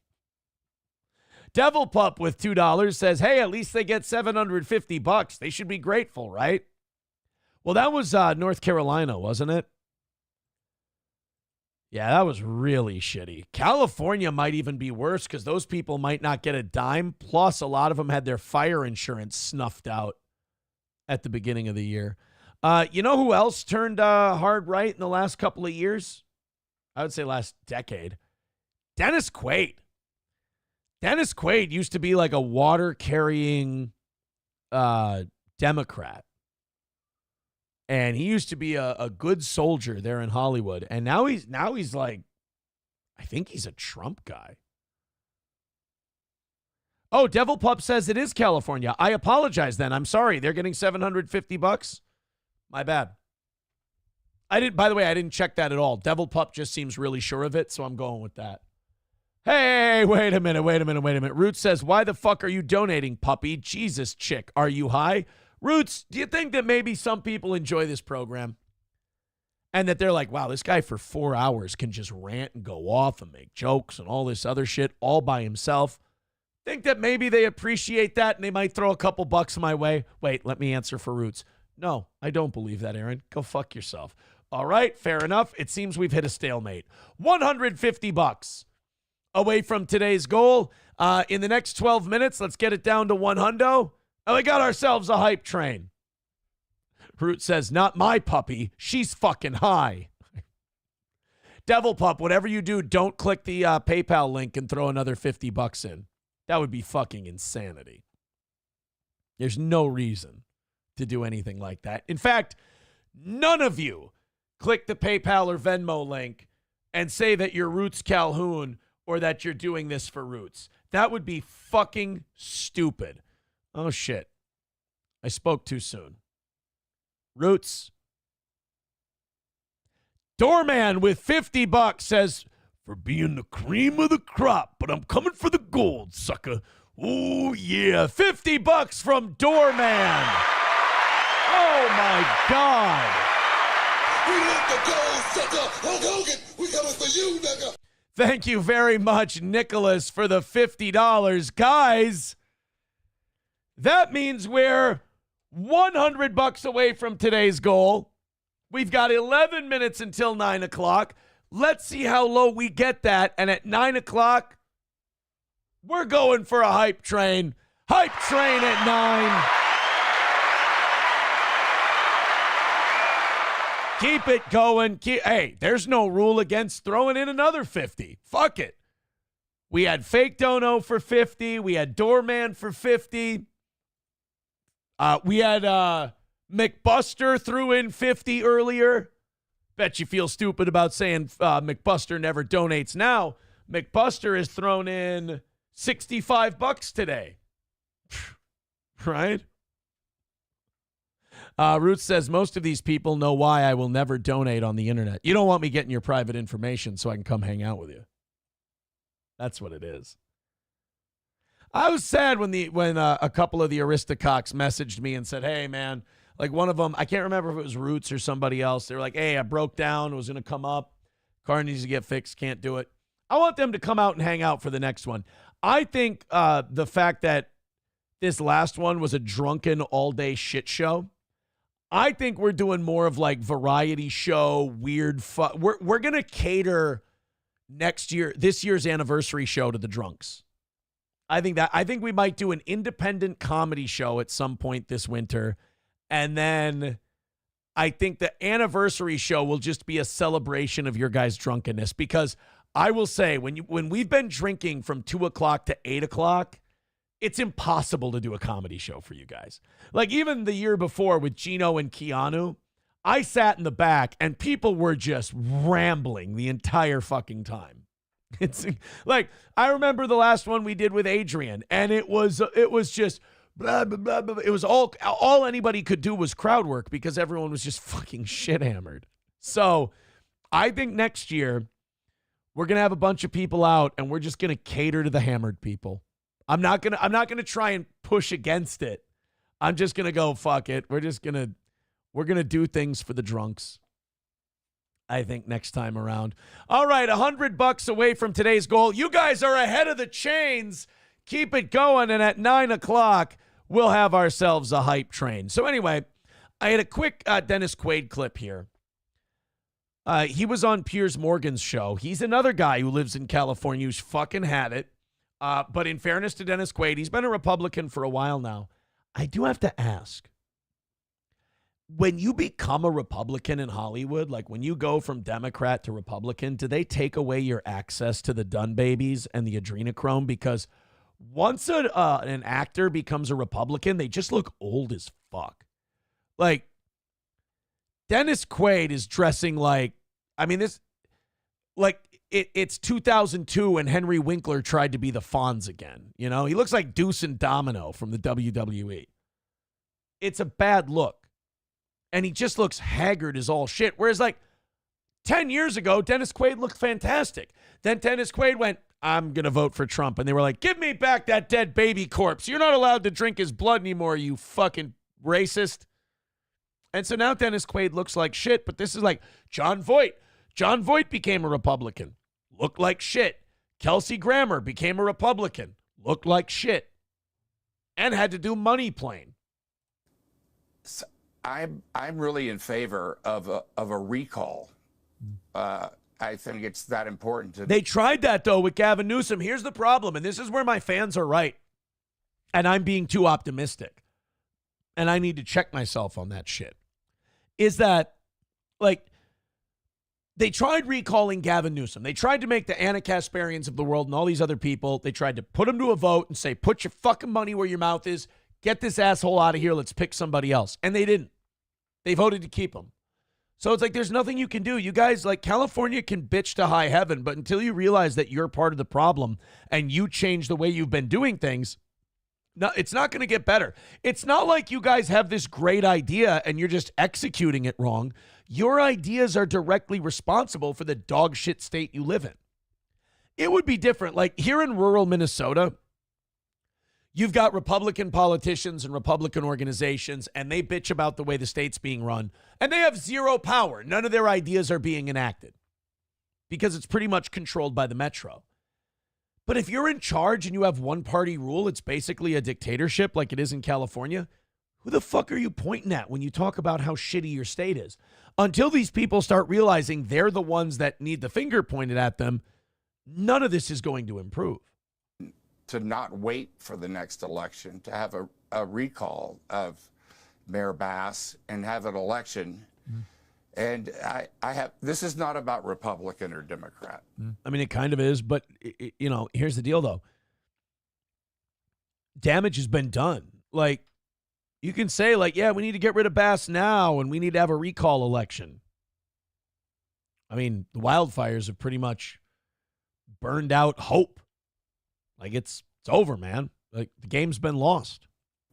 I have a question.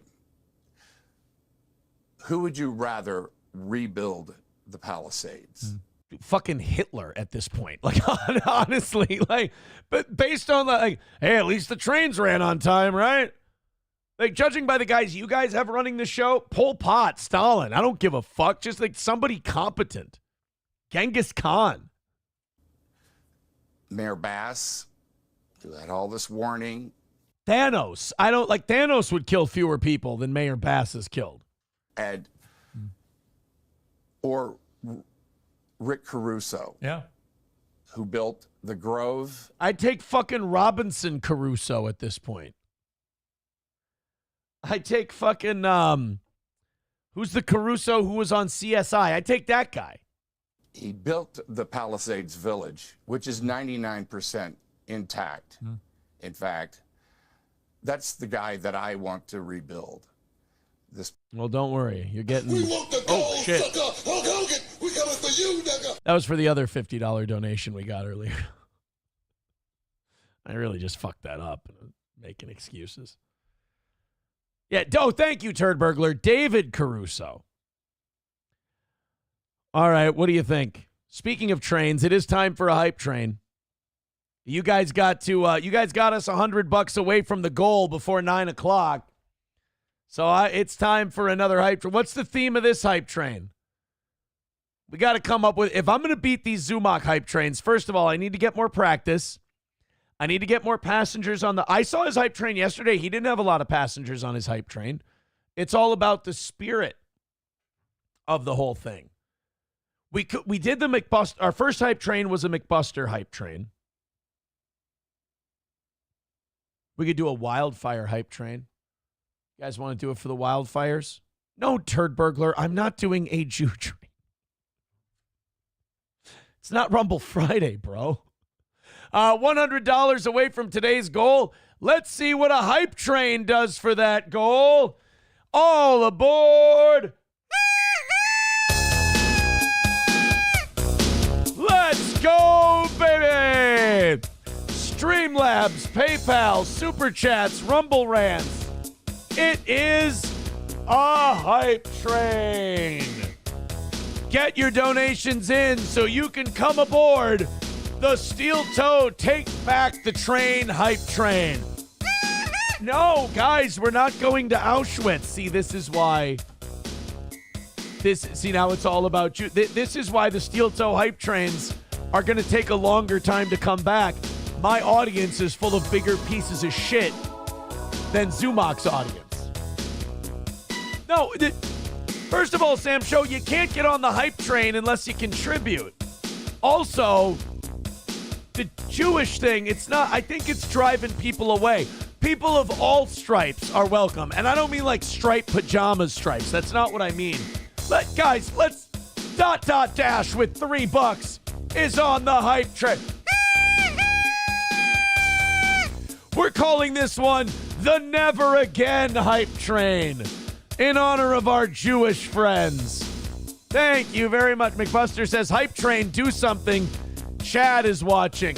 If you look to your right, you'll see California burning down. If you look to your left, you'll see Black Rock salivating. Let's all jump on the train.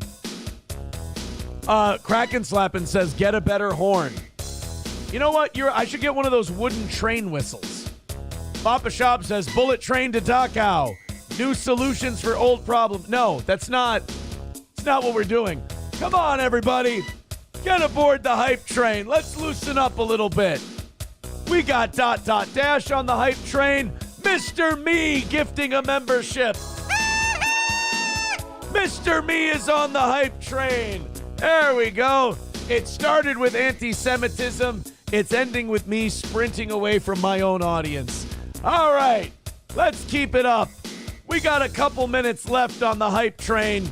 Let's see what we do. John Jamingo says, oh no, this is embarrassing. Stop it, John. Have a little fun. I've noticed that the more internet you do, the more serious you get.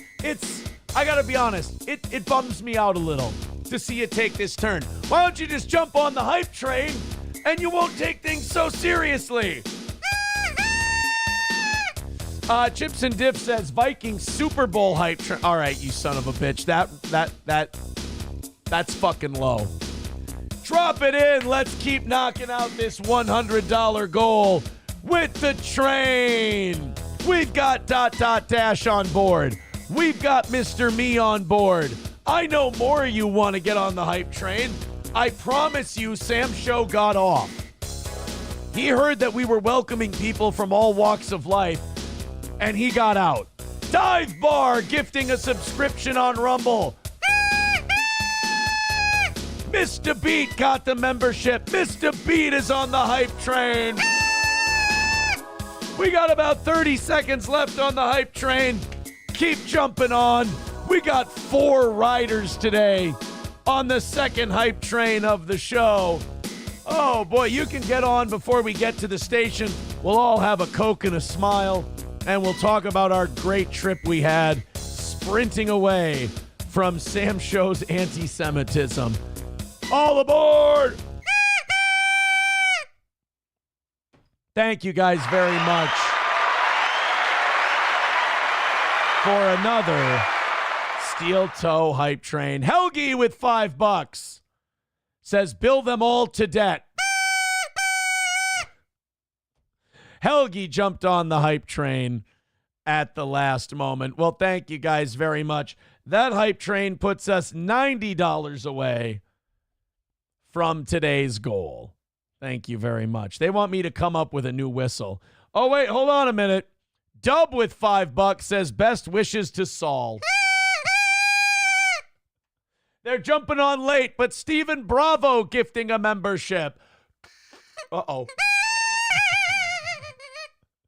My whistle's blown.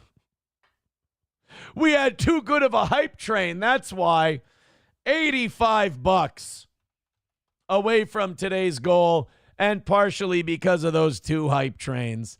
Thank you guys very much. All right, throw in a little bit. Let's get it down to 0. Might just be a formality at this point, guys. Thank you.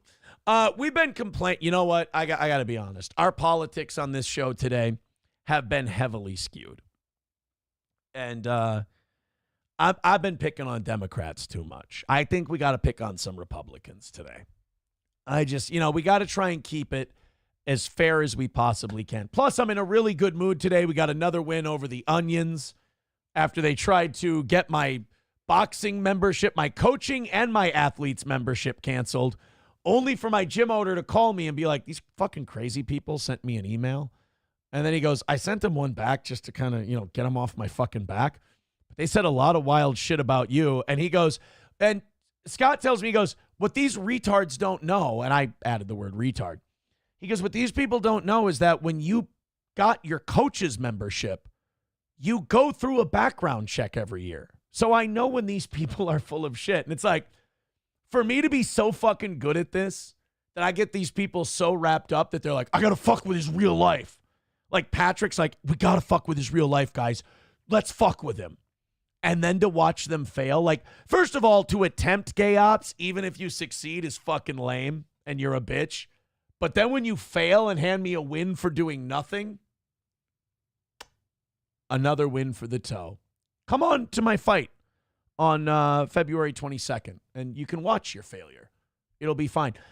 All they had to do, the puppet, all the rest of them that aren't under criminal investigation, is just send me their USA Boxing membership. I showed both mine yesterday on the show.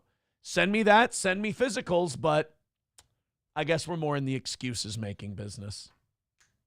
Darn. I guess we had to give it to him, as Dub says, with no Vaseline. Puerto Rican prostate puncher says Holocauster hype train, dumping them fast and on time. God damn it. Mr. Beat says, I've got a 1930s German train whistle. I should send it to you. Fuck yeah, you should. I mean, Nazi paraphernalia. I don't know if that's something we should have on this program. Get in touch with me a little bit later. Look, $8.99 for a train whistle on Amazon. Perfect. When will it be here? I could get a little bib. Oh, no, it's a train engine hat. Well, hot shit.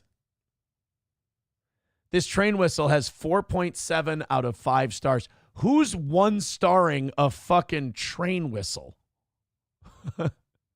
It doesn't sound like an actual... It doesn't look like an actual train whistle, and it doesn't sound like an actual train whistle. Fuck this product. Turd Burglar says, $15 hype train, pathetic. Leave it to the professional shows like Sit Down Zumach. We're going to keep swimming upstream. We're going to keep fighting the good fight, and I'm taking back my hype train. We've done 3 in the last 2 shows. I don't think Zumach's done that many. I'm not trying to fight with Zumach. I'm letting him have franchise rights to the hype train. I'm just saying that we've been respecting the hype train more than Zumach has lately. All right, knock out that last $35. Let's call it another win for the toe. I did say we need to pick on more Republicans today. And I think the thing we're going to pick on these Republicans for is the criticism of RFK Jr. One thing I hate about all these political groups is that if a guy doesn't agree with them 100% on everything, they'll throw everything else out. I think that's so fucking stupid. So like with RFK Jr., he's been a Democrat his whole life. He's never made that a secret. But he likes Trump. and he wants to help Trump change shit.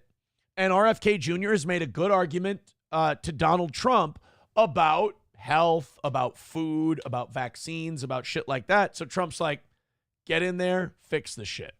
Just don't. I believe what Trump said is don't touch that fucking oil. You shut your fucking mouth about oil. I'll shut my mouth about Lucky Charms. You and I will have a great relationship. So RFK Jr. is the Health and Human Secretary, or Health and Human Services Secretary nominee. And it was revealed the other day that he has enough votes to get confirmed. They just got to go through their dog and pony show, and he'll be like, no, I'll be honest with you guys, when I put that bear carcass in the middle of the bike path, I just thought it was hella funny. So they're going to go through that whole thing, and they'll ask him all kinds of embarrassing questions, and then he'll be in charge, and then the FBI will kill him. Because that's what they do to Kennedys. So this terrible, terrible opinion piece was written by Not the Bee's Peter Heck. And he wrote an article titled, RFK is a terrible choice for HHS.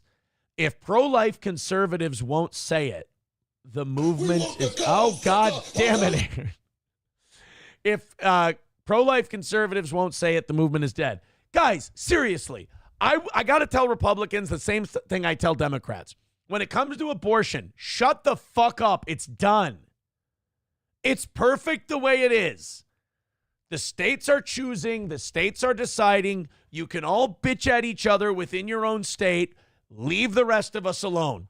If these fucking Republicans are going to dick up a good choice for health and human services who might actually get these additives out of the food and make us healthier in general, if you're going to fuck this up because he doesn't, he's a little bit of a baby killer, it's not a federal issue anymore, Peter Heck, you fucking tool. God, there's nothing worse than like super religious square Republicans. Be cooler. Abortion, yeah, you're killing a baby, but fucking ignore it. It's fine. What's a few abortions if we can get Lucky Charms down to 3 ingredients? If this country can collectively lose about 25 pounds each, but a couple babies got to be sucked out of a drug-addicted single mother's filthy snatch, whatever. We're trying to do macro good, my man. So he writes this big thing about how RFK Jr. is a terrible choice. And one of the most disappointing things to watch right now is the majority of pro-life conservatives and Christians accepting as fait accompli that the rapidly pro-abortion, pro-Bernie care, left-wing authoritarian Robert F. Kennedy Jr. will be approved as the next U.S. Secretary Health of Human Services. This is why I know I'll never fit in with like the Republican crowd or the conservative crowd. I like too many weirdos, and Republicans are too buttoned down and straight-laced, Like this guy. He doesn't agree with us on abortion. Well, it's a good thing that abortion isn't a federal fucking issue anymore. Shut up. It's going to be fun. That's what I want to tell all these super political types. I'm like, dude, RFK Jr. is out of his fucking mind. You know how much fun it's going to be watching the shit he's going to do? Yeah, but what if it goes against my morals on the abortion issue? Well, then fucking move to Mississippi and you'll never have to deal with it.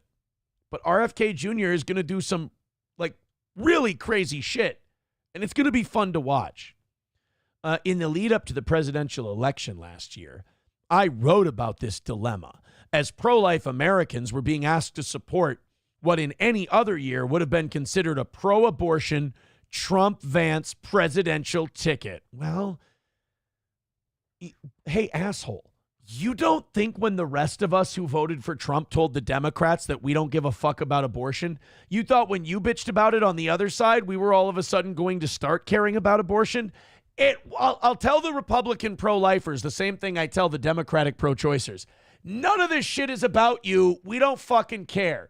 The Supreme Court took care of it. Handle it in your own state. Leave us all the fuck alone. Leave us all alone. But he's whinging and bitching. So if this guy wanted to keep all the additives in food, wanted to let the drug companies still have the run of the fucking joint, but as long as he went, Mom, my dead babies, you'd be all for him. Well, then guess what? You and I just don't see eye to eye on the issue. Got to stop doing that, man. You got to stop doing that. That shit where you go, oh, this guy's not 100% in lockstep with all of my agenda. Well, nobody's going to be. And if they say they are, they're a lunatic. You can't trust them. Peter Heck from Not the Big. That's the thing about the internet. Everybody gets a say. Everybody's retarded bullshit gets out there. All right. Hey, speaking of retarded bullshit, I have a fucking crazy story out of Pittsburgh. This doesn't look like the story I'm looking for. I'm looking for the Pennsylvania woman shoveling story, and this one's got a fucking skinhead on it. Oh, here we go. Okay. Now we've got the right one. We just got to wait for this ad to be done. Hey, boys and girls, if you're just joining the show, it's been a great day. $85 away from today's goal. What do you say you throw in a couple of bucks? Let's finish this thing off. You know what? Fuck it. Next 4 people who give us $20 or more, I'll hook you up with $50 to Stoney's. What do you say? $85 away from today's goal. Streamlabs, PayPal, Super Chats, Venmo, and Rumble Rants. All right, let's this next story. Be careful. Like, you know how your kids, I know my kids do this. They go to other people's houses and they offer to rake their leaves. They offer to shovel the snow. My daughter went and shoveled a driveway this past weekend. She made $10. Not bad. They did a leaf raking business this fall. And I think in one day they made $80. Like, in sweet. So I stole it. No, I'm just kidding. I put it towards the goal. I went, come on, kids. Your mom needs this money on the first more than we need it. No, I didn't steal my. I can just see the Onion Discord coping with their loss from yesterday going, dude, it's confirmed. Aaron steals the raking money from his kids. What was the new one? I did, my Onion Discord sources were saying, dude, they're losing their mind and writing fan fiction about how, like, your fight's canceled and you've lost your membership. And they're saying, like, yeah, dude, I've noticed that he doesn't, like, what was their thing? Oh, yeah, he doesn't talk about boxing anymore. I'm like, bro, have I made you so fucking delusional that you're just inventing shows I didn't do? If one complaint my audience has, it's like, all right, Aaron, enough about the fucking boxing. Going sparring at noon today. You want me to shut the fuck up about it? Okay, fine. Oh, man, some of that fan fiction. Somebody sent me a Discord piece, and it was like somebody was going back and forth with Melton, and they were jacking each other off to this theory that I guess like my dog and SP's dog are like fighting with each other or something.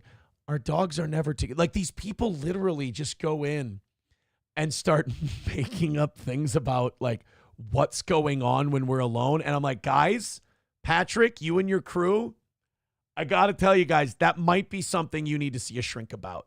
You honestly might. That, I know I'm making fun of them, but at the same time, you might need fucking therapy, bro. If your life is so, like, your life, I just can't imagine. If I think about how sad it is, I might neck myself. If you're like, I'm going to make up, I got to think about their dogs. I wonder if they're doing this. Bro, A, you're gay. B, psychological help. Or it's going to sneak up on you one day. You're just going to hurt yourself, and you're not going to realize why. It's going to be because of me. That's pathetic. Let's go ahead and get to this snow shoveling story. I just like to pick on them every once in a while. I like to send them a little grist for the mill, so basically I feed them, then they spurg out, and then my sources send me more funny stuff. It's just, I'm baiting this for my own entertainment. Off we go. Facing charges tonight after police say they found 2 young boys stumbling along a sidewalk in Wind Gap drunk. Police say when they asked the boy. So a couple of kids go out and they're like, Mom, we're going to go shovel driveways.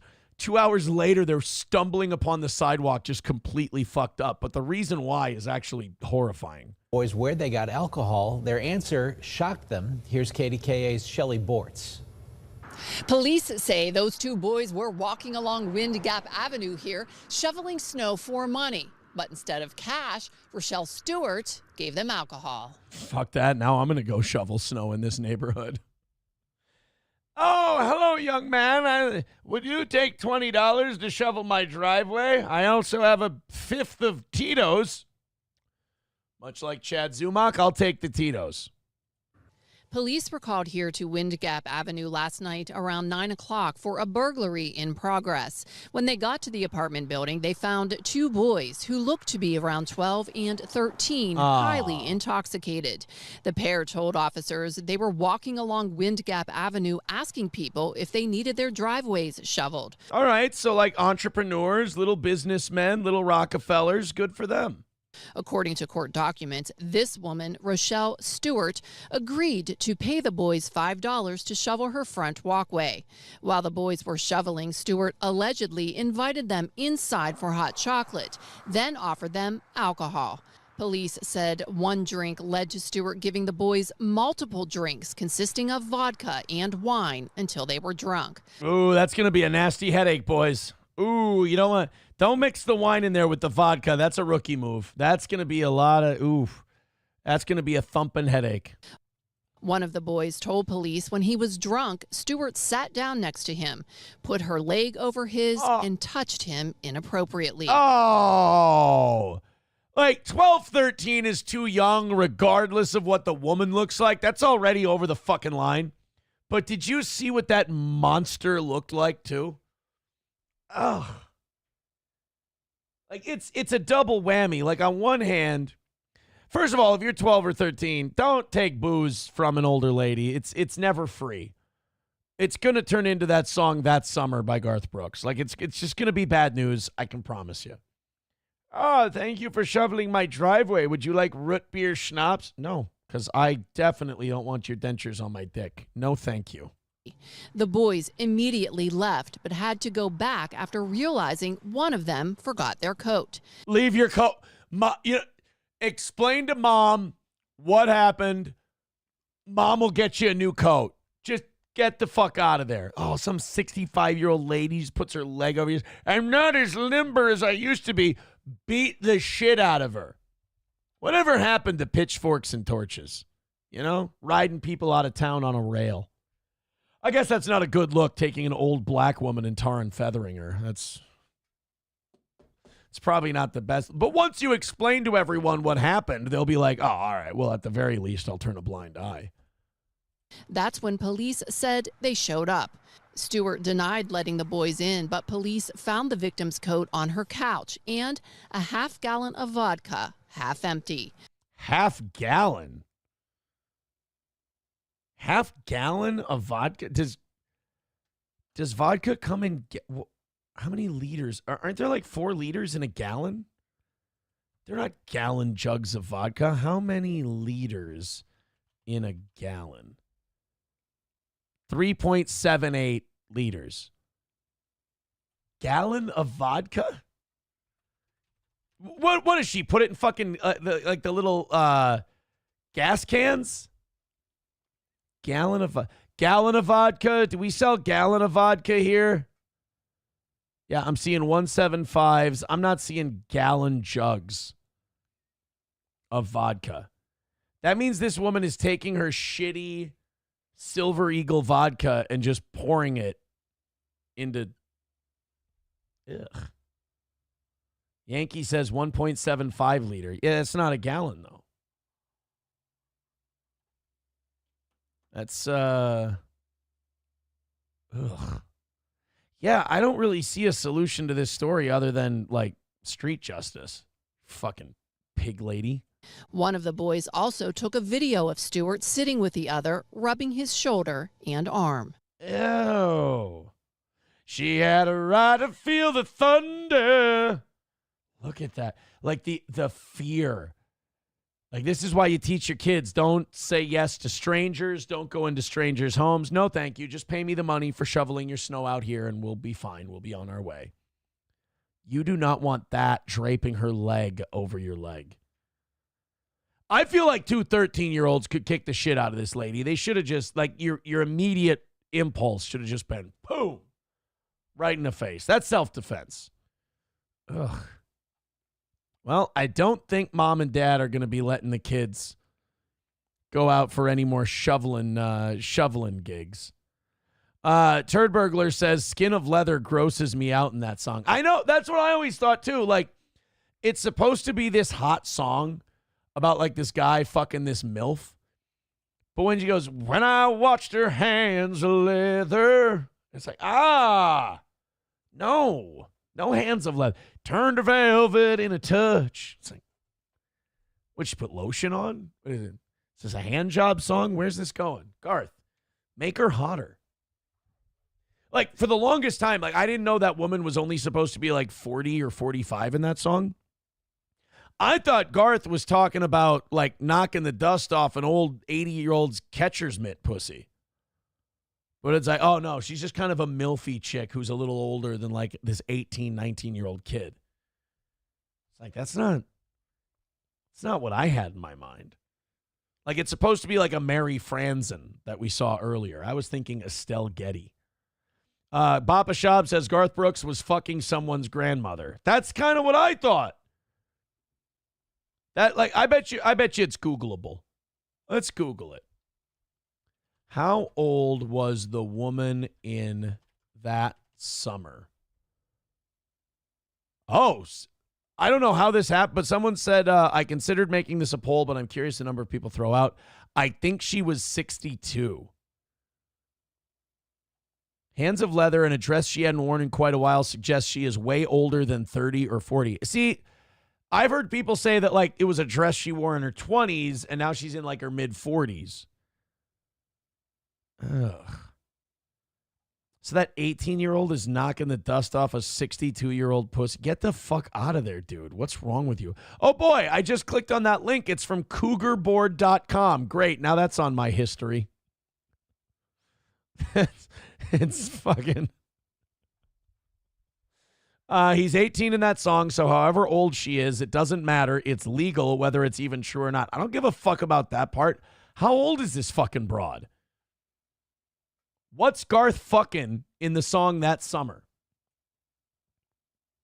Thank you very much.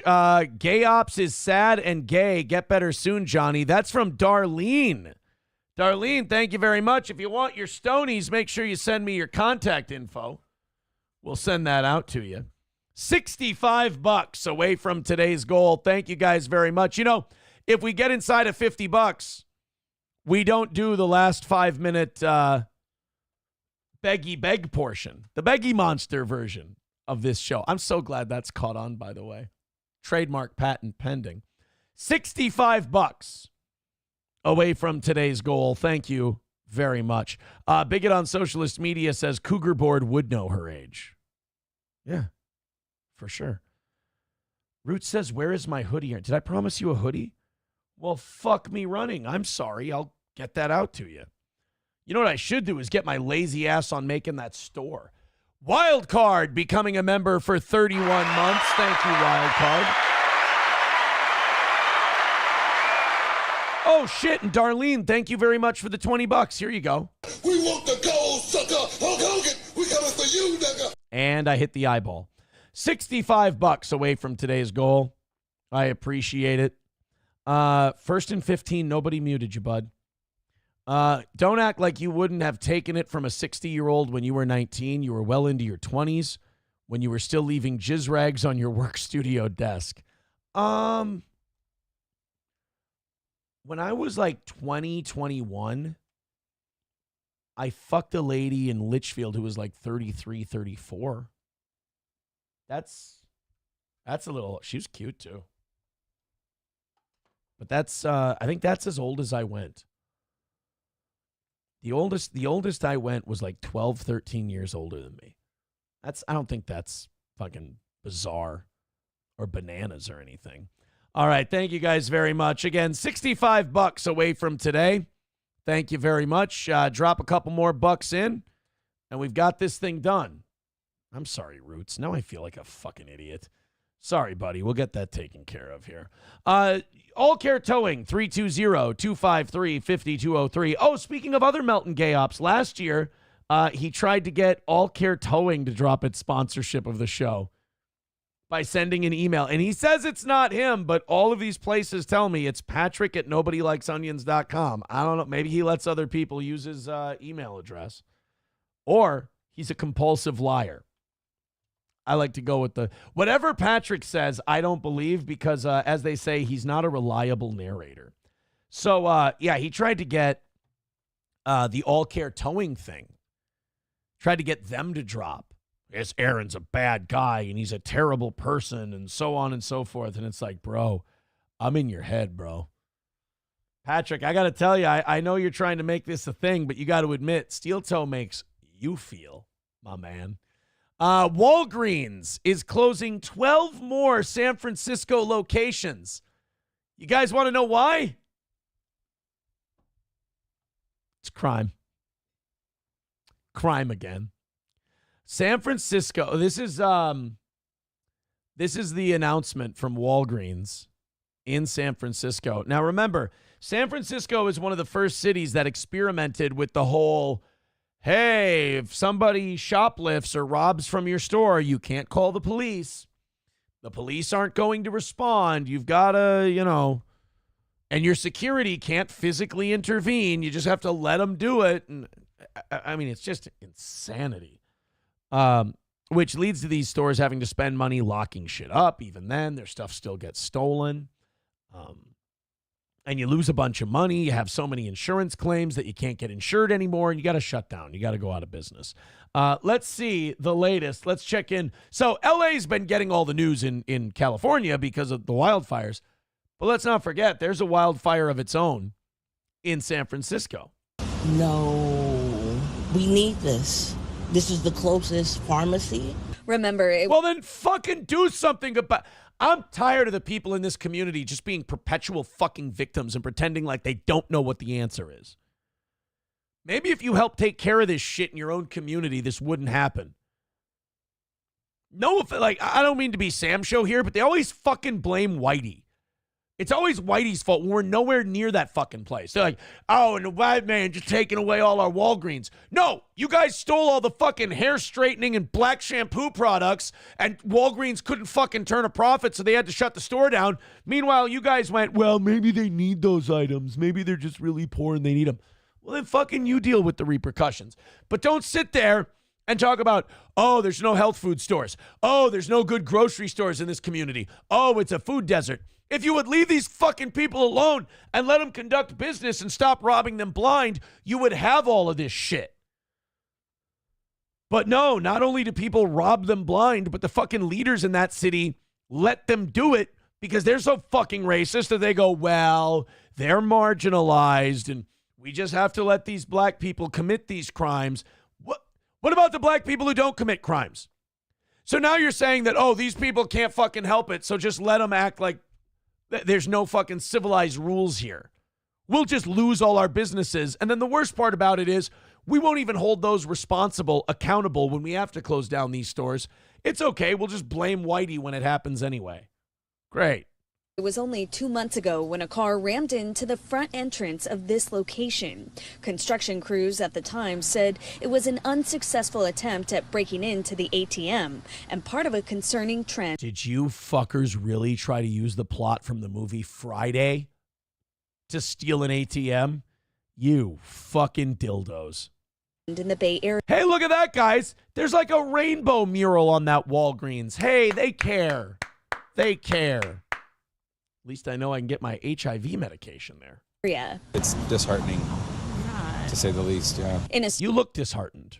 Statement, Walgreens called the closures necessary and said increased regulatory and reimbursement pressures are weighing on our ability to cover the costs associated with rent, staffing, and supply needs. Oh, yeah, that's it, too. Like in San Francisco, renting anywhere is fucking impossible, home or business. Although the company made no mention of crime or shoplifting as the reason, neighbors say they see it all the time. I mean, I get it. I've seen horrible things happen in here. Like people stealing things, just coming in with bags and just going into their bag. It's a cool sound effect. Honestly, the only thing that's going to help San Francisco at this point is guys like him just have to go in there with masks and baseball bats and start kneecapping the fucking shoplifters. Cops aren't going to do anything. City officials aren't going to do anything. Like, honestly, the message to San Francisco at this point is fucking take back control of your city. You're going to have to take it back because nobody's coming to help you. If you don't have the stomach for this fight, move somewhere else where they actually give a fuck about you. I've seen kids. I've seen homeless people doing it. I've seen people that seem like they don't need to be doing it. How'd you vote in the last election before I feel bad for you? How'd you vote in the last 7 elections before that? I have to decide if I feel bad for you or not. Again, you guys put the people in charge who make the decisions that allow this shit. Potrero Hill location is the same one, tied to a major Walgreens crime spree over the span of several months last year, which resulted in the arrests of 8 suspects, some as young as 12 years old. San Francisco police said the group is accused of committing 23 thefts over 4 months, stealing more than $84,000 in Walgreens merchandise. So again, it's just, here's what happens. They steal all the shit, they fence it, they sell it. And then they wait until Walgreens gets the next shipment in. And then they go rob them again. This shit isn't going to get better. Nobody's willing to fix this. So if you live in San Francisco, either start making an example out of these people robbing your stores blind or just watch them keep going away one by one. But don't fucking blame the rest of us when they go away. This one's on you guys. $65 away from today's goal. Streamlabs, PayPal, Venmo, Super Chats, Rumble Rants. Let's go ahead and knock out that last $65. You guys have been doing a killer job today, and boy, do we appreciate it. Click one of those links. Give one of the final death blows to the goal on the toe today. We got one more report from CNN. Oh, and then we have some of the robberies. This is great. Richie Greenberg walked into a San Francisco Walgreens. Hey, Mr. Greenberg, not the Walgreens for you, buddy. You might want to go upstate, maybe Napa. When he saw in the frozen food section, look at that. This.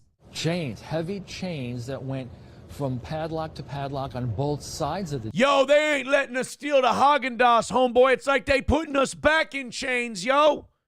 We need to be able to steal them Haagen-Dazs bars for our reparations.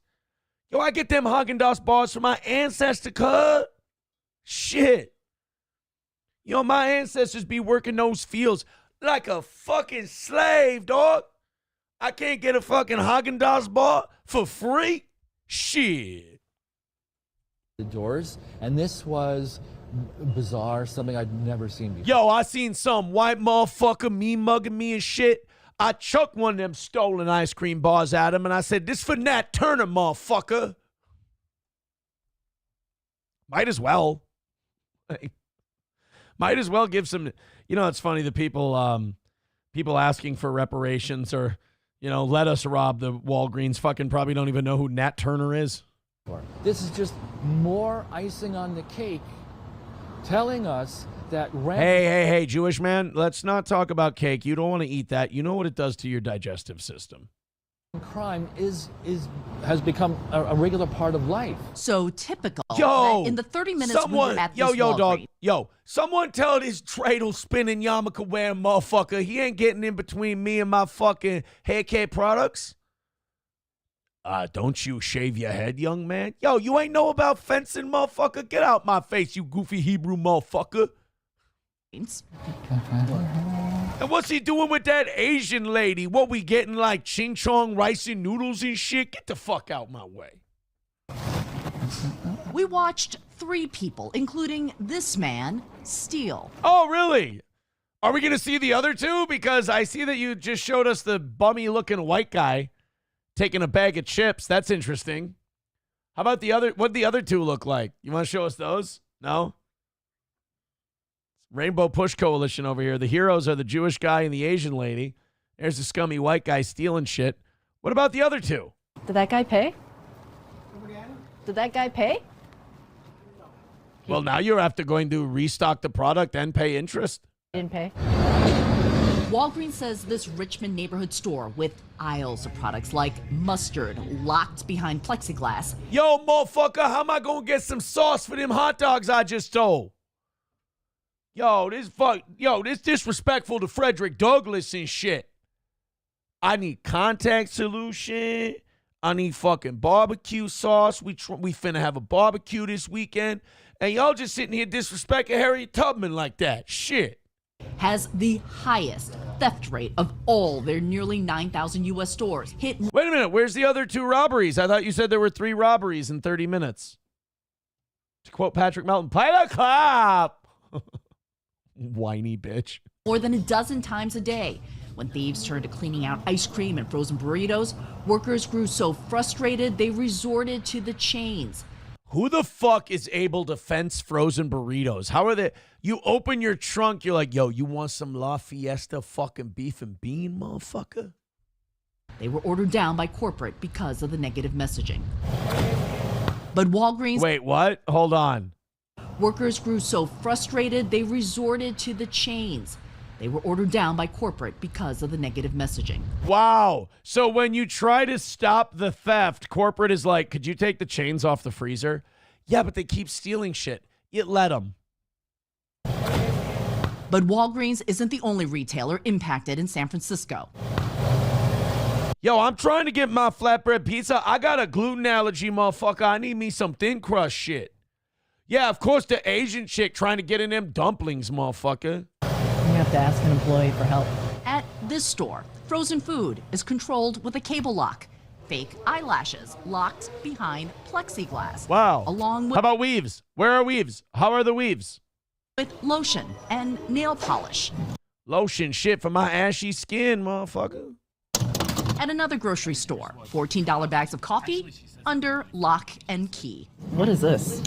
I don't know. I don't understand. It'd be funny if they... There's always that one, like, super based guy when the news interviews him. They're like, what is this? Oh, this? Yeah, black people come in here and steal shit all the time, so they had to lock it up. Jesus, could you not? We're on the news. Oh. You asked me what was going on. What do you want me to tell you? They're not stealing Crest, I assure you. Let's watch one of these. Let's watch one of these shopliftings in progress. Why Walgreens is closing down 12 more San Francisco stores. Look at these white devils just cleaning the place out. See, like, why somebody isn't there with a baseball bat just checking this shit. This is why your city's going to hell. None of you have the balls to stand up for it. Take them down. Take them out. Do your stuff. Yo, I'm trying to get lube for my booty sex, motherfucker. My booty hole still be all tight. I got to get that shit worked in. Go, go, go, go, go, go, go. Trick or treat.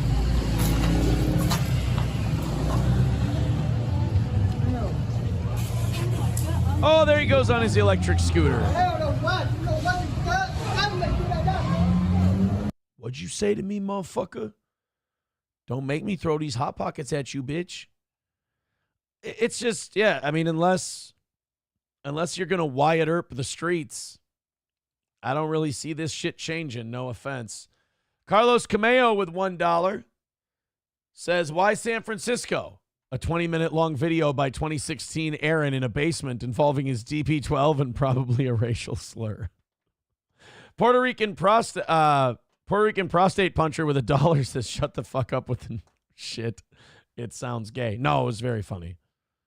What I just did was very funny. If you don't think so, then you and I just have a staunch disagreement. That's all. Oh, King of All Yetis says, now it just looks like they had a nice shopping day. Yeah, he's taking off on his little electric scooter. He's got a big shopping bag. He's got all his cool shit. Hasn't smoked his crack yet. Just looks like he's having a nice little day. Just bopping around on his electric scooter. It's a lot more dignified than sprinting away. It's a cool little getaway vehicle. All right, boys and girls, $65 away from today's goal. If you want to help us knock it out, Streamlabs, PayPal, Venmo, Super Chats, Rumble Rants. Not very far to go. 20 minutes left in today's show, and I have to say you guys have done a stellar job in keeping us ahead of the chains today. So it's a little $65 putt. We knock it home. We call it a win. Let's go to $4.99 from Finkelstein. Okay, I love this name. Finkelstein Shit Kid says that dude Brandon from the Walgreens segment was the former guitarist for head automatica and lovage? The Jewish guy? Fuck. I thought Slash was the only Jewish guitarist. I apologize. Boomer Bob Show. Be sure to subscribe to Boomer Bob Show. I like Boomer Bob. He's always really nice to us. He says, throw the word Youngblood in your racist impression. Might sell it better. Yeah. Kang, Youngblood. I didn't get those in there. You're right. Hey, you know what? There's always this with Steel Toe and a story like that, Boomer Bob. We'll get him next time. There's always next time for this program. Aaron, are you sure you're going to have a story about black people robbing shit on your program? Well, look, I'm not Anthony Cumia or anything, but might have a couple. First and 15 says $65 in 20 minutes is $195 an hour. Now that's a good wage. That's a livable wage for an American. But it's $60 now because of Finkelstein shit kid. Beat that, guys. Have your PayPal and your little cute Venmo names and beat Finkelstein shit kid. Thank you for the $5, pal. I appreciate it. $60 away from today's goal. 15 more, and we don't go through the 5-minute beggy session. Look at that. Look at you guys today. Woke Paris Theater faces bankruptcy after allowing migrants to occupy their establishment for weeks. This one is just kind of, you get what you deserve. Like, this is all self-correction. You know, like, lefties are always talking about the Great Reset. And they're doing everything they can to make sure it happens, whether it's intentional or not. Like, they're just like, you know what we should do? We shouldn't turn migrants away from our theaters. Let's let them stay here for free. And then they're like, why aren't people buying tickets to see our theater shows anymore? I don't know. Probably the smell of homeless migrant piss and shit might have something to do with it. People don't want their fucking European millennia-old culture ruined by the piss-stained migrant homeless community. Might be part of the reason. So now this theater is facing bankruptcy after opening its doors to 250 migrants for a free show. Yeah, because if there's one thing Algerian and Moroccan migrants love, it's fucking opera. It's Western theater. They love it. Imagine that. They just came in there and basically took some food, found a place to sleep, and then shut the shit down. The 250 migrants refused to leave and remained in the building for not 1, not 2, not 3, not 4, but 5. Not minutes, not hours, not days, but weeks. 5 weeks. They opened the door to 250 African migrants for a free show, and they basically just squatted. I mean, look, man, we don't need to have an argument whether or not this, Boomer Bob, you don't have a show? Who am I thinking of? I thought Boomer Bob had a show. I apologize. I thought I'd seen Boomer Bob go live before. Some of our fans have shows. I try to promote them. Like Pot Toss Radio, King Pot Toss, doing a show. He's always way too nice to me on Twitter. Makes me blush. But I don't think Europe can really have the argument anymore about whether or not this migrant thing has worked out. I think the proof is kind of in the pudding at this point. Approachable. What is it? What did I say now? Oh, shit. Yo, I'm trying to get lube for my booty sex, motherfucker. My booty hole still be all tight. I got to get that shit worked in. Triple M says Aaron is considering looting, but it's too close to actual work.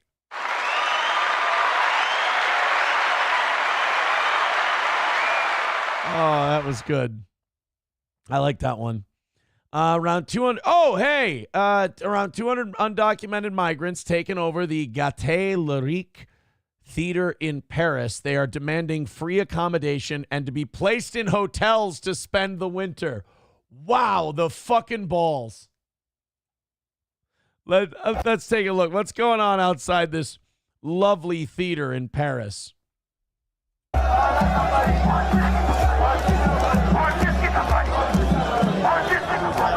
What a vibrant culture that they're bringing over into the West to enrich us all. The Parisian fucking theater district has been taken over by a bunch of third worlders.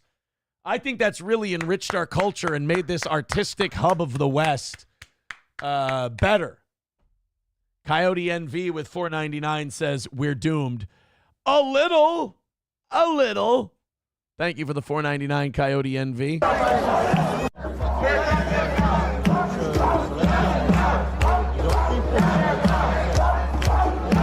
Let's get retarded in here. Let's get retarded. Hey. Ali Bomaye. Ali Bomaye. Oh, sorry. It's the only African chant I know.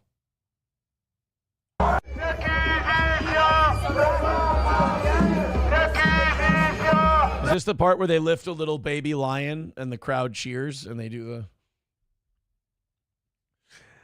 Oh, enjoy your open migration there, Europe.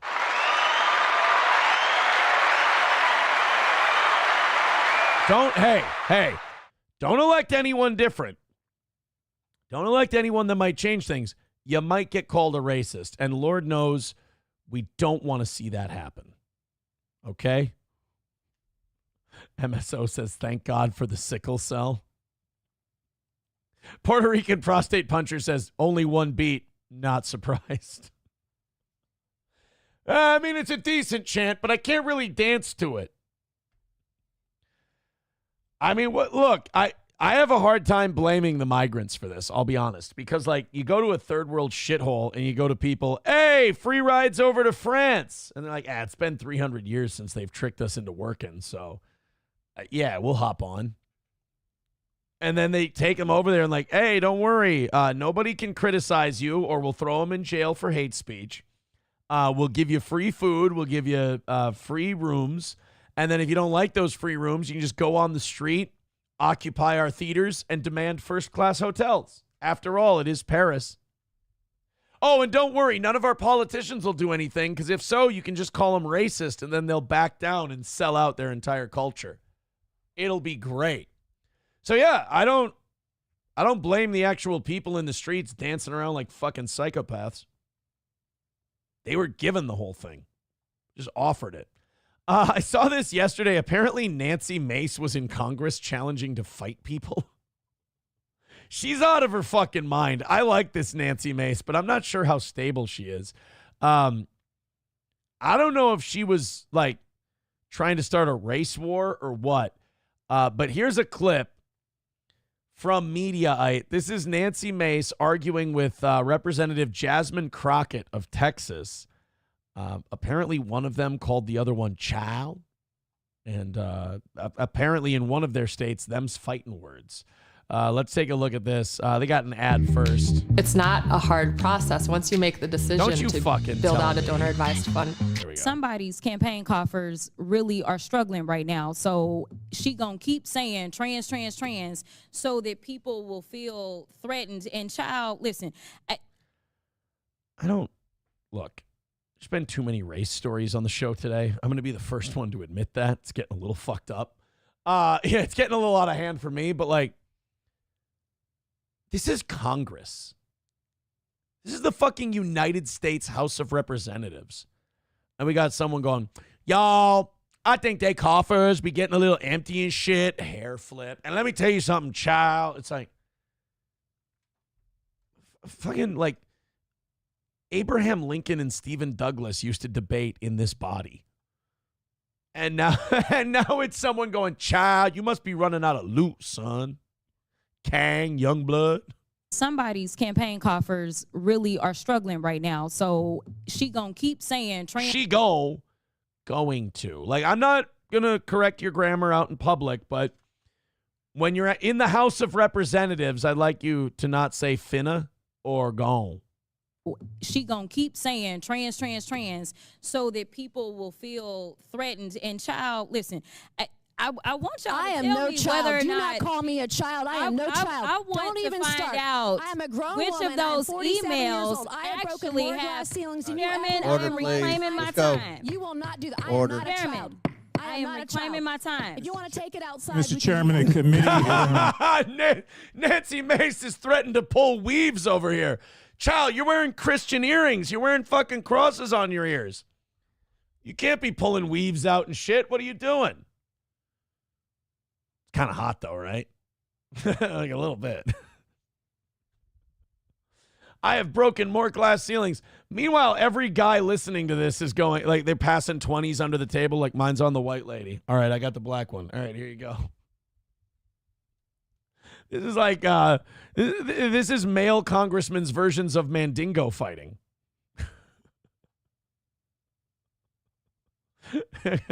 Miss Mace is our best fighter. We're willing to sell our second best. Oh, shit. So we're in Congress now, just threatening to take shit outside, and we're calling each other child. Meanwhile, all the men in the Republican men and Democratic men are both going, you know, we never should have let him in, should we? And the Republican goes, no, just the white ones. He's like, no, I meant women. He's like, oh, shit, you and I just do not know how to communicate. I'm sorry about that. Kyle with 199 says a tribe of baboons is a Congress. I'm sure that has nothing to do with what we were talking about. Nothing to do with what we were talking about. $2 from Dive Bar says, seriously, we need to treat these people like coyotes opens. All right. Jesus. It's getting a little hot in here. I think it got a little racially tinged on today's show. Sorry. I forgot to tell you guys, today's show was an audition for Compound Censored. I don't know how I did, but it got I'm willing to admit it got a little out of hand today. A little out of hand. By the way, spoiler alert, they did not end up fighting with each other. They did not. Oh, the fight continued? Oh, shit. Well, I tell you what. Let's take the $5. Let's try to beg our way to a victory today here on Steel Toe, and then we'll get to more of the great congressional fucking weave war that's going on. $55 away from today. Not very far to go.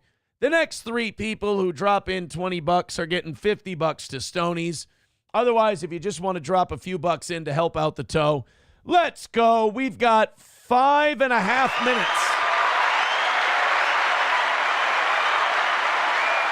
5.5 minutes to knock out $55. Let's see if we can get this taken care of. Streamlabs, PayPal, Venmo, Super Chats, Rumble Rants. Throw them in. Gifted memberships, gifted subscriptions. Hammer it out. Call it another win for the toe. Approachable says, nice. Almost an entire day of racism. Now it's starting to feel more like old school Steel Toe. It's not what I was trying to. I mean, can we at least admit that I came about it honestly today? It was not intentional. They all just kind of ran together a little bit. Kyle with 199 says, I was talking about behavior, not, Yeah, because it was a white lady and a black lady, so it's totally fine. I get it, Kyle. Thank you. 199 from Kyle. That's going to start off the rally today. $55 away from today's goal. 383 Novocaine with $2 says, Aaron, your dream job. And when you break down, you can call All Care Towing and tell them you bust a nut. Oh boy, what is this? The Nutmobile? Thank you, 383 Novocaine. All Care Towing, 320-253-5203 for All Care Towing of St. Cloud. And of course, go to Stoney's. Go to Stoney's. Tomorrow is Thirsty Thursdays, $2 cans at Stoney's in downtown Rockville. And, of course, if you're looking to defend yourself, do a little hunting, a little sport shooting, whatever, Midland Armory in downtown Foley, Minnesota, midlandarmory.com. That's midlandarmory.com. All right, $55 away from today's goal. Let's hammer it out. Let's call it another win for the toe. 4 minutes to go. What do you guys say? Streamlabs, PayPal, Venmo, Super Chats, Rumble Rants. Let's get it. No, I'm not. I'm reading some of the listener texts. I'm not saying any of those words. You're taking advantage. Yankee says, it might have been a darker show today, but it made me laugh.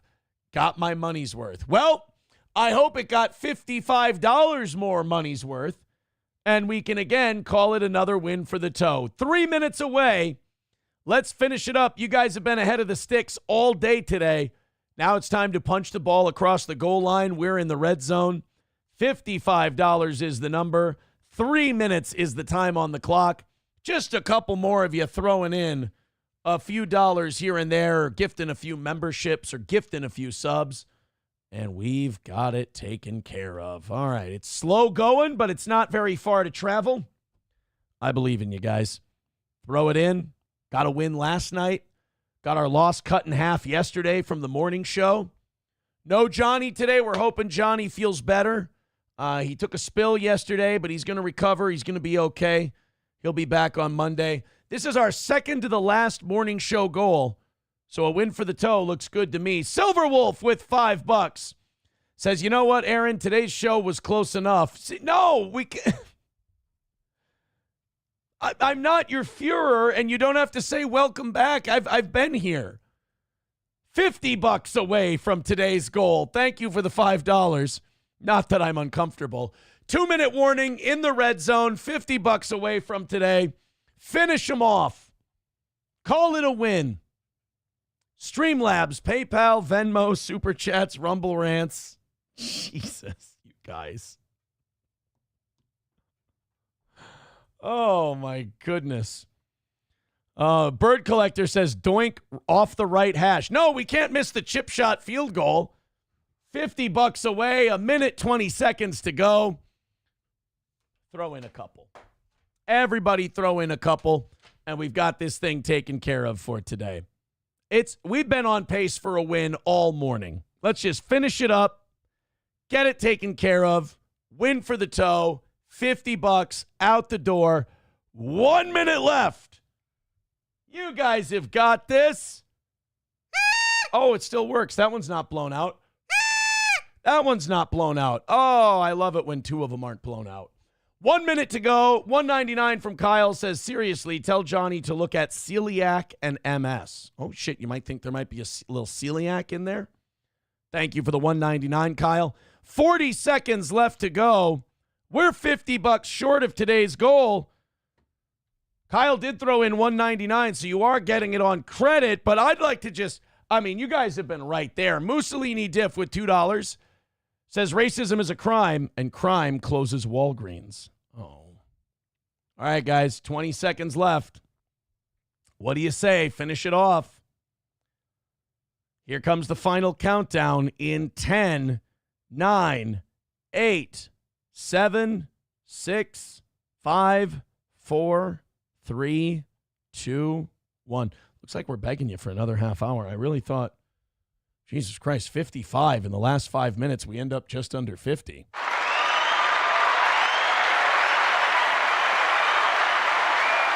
Talk about making your host sweat for it. Jesus Christ, guys. Brother, can you spare a dime? All right, just under $50 away from today's goal. Let's hammer it out. Let's finish it off. If you got a little something to throw in the PayPal or the Venmo or the Streamlabs, let's fucking go. We've also got the Super Chats and the Rumble Rants. Get in there. I guess we had to have something that keeps the haters entertained because they were kind of getting the shit kicked out of them last night and today. Shit Show with $1.99 says 5 straight losses. No, we've only had one this week. We had the $50 loss yesterday. And then we won last night. Yeah, we had to extend it a little bit on Monday. We had to reach a little bit to get to 0, but we got there. Sorry, Shit Show. And by the way, Shit Show, you're welcome. Thank you very much for the $1.99, but you're welcome for the unblock. $4.99 from Coyote NV says 4 to 6 NFL playoff teams will not make it next year. Vikes, Steelers, Broncos, Prime. Thank you, Coyote NV. I appreciate that. All right, even $40 away from today's goal. Federale says, Aaron, if I donated $1 a show, would you be happy? Oh, I'd be positively tickled, sir. Thank you very much for your kindness and your generosity. $40 away from knocking it out today. Let's take care of that pesky little hangnail known as a $40 contribution in this next half hour. This I'm not taking this job. Planters offers $45,000 and benefits to drive its iconic Nutmobile. Wait a minute. I could do the show from the Nutmobile, couldn't I? $45,000 and benefits to drive the Nutmobile. We could take that 45 grand off the goal. We'd be fucking crushing it.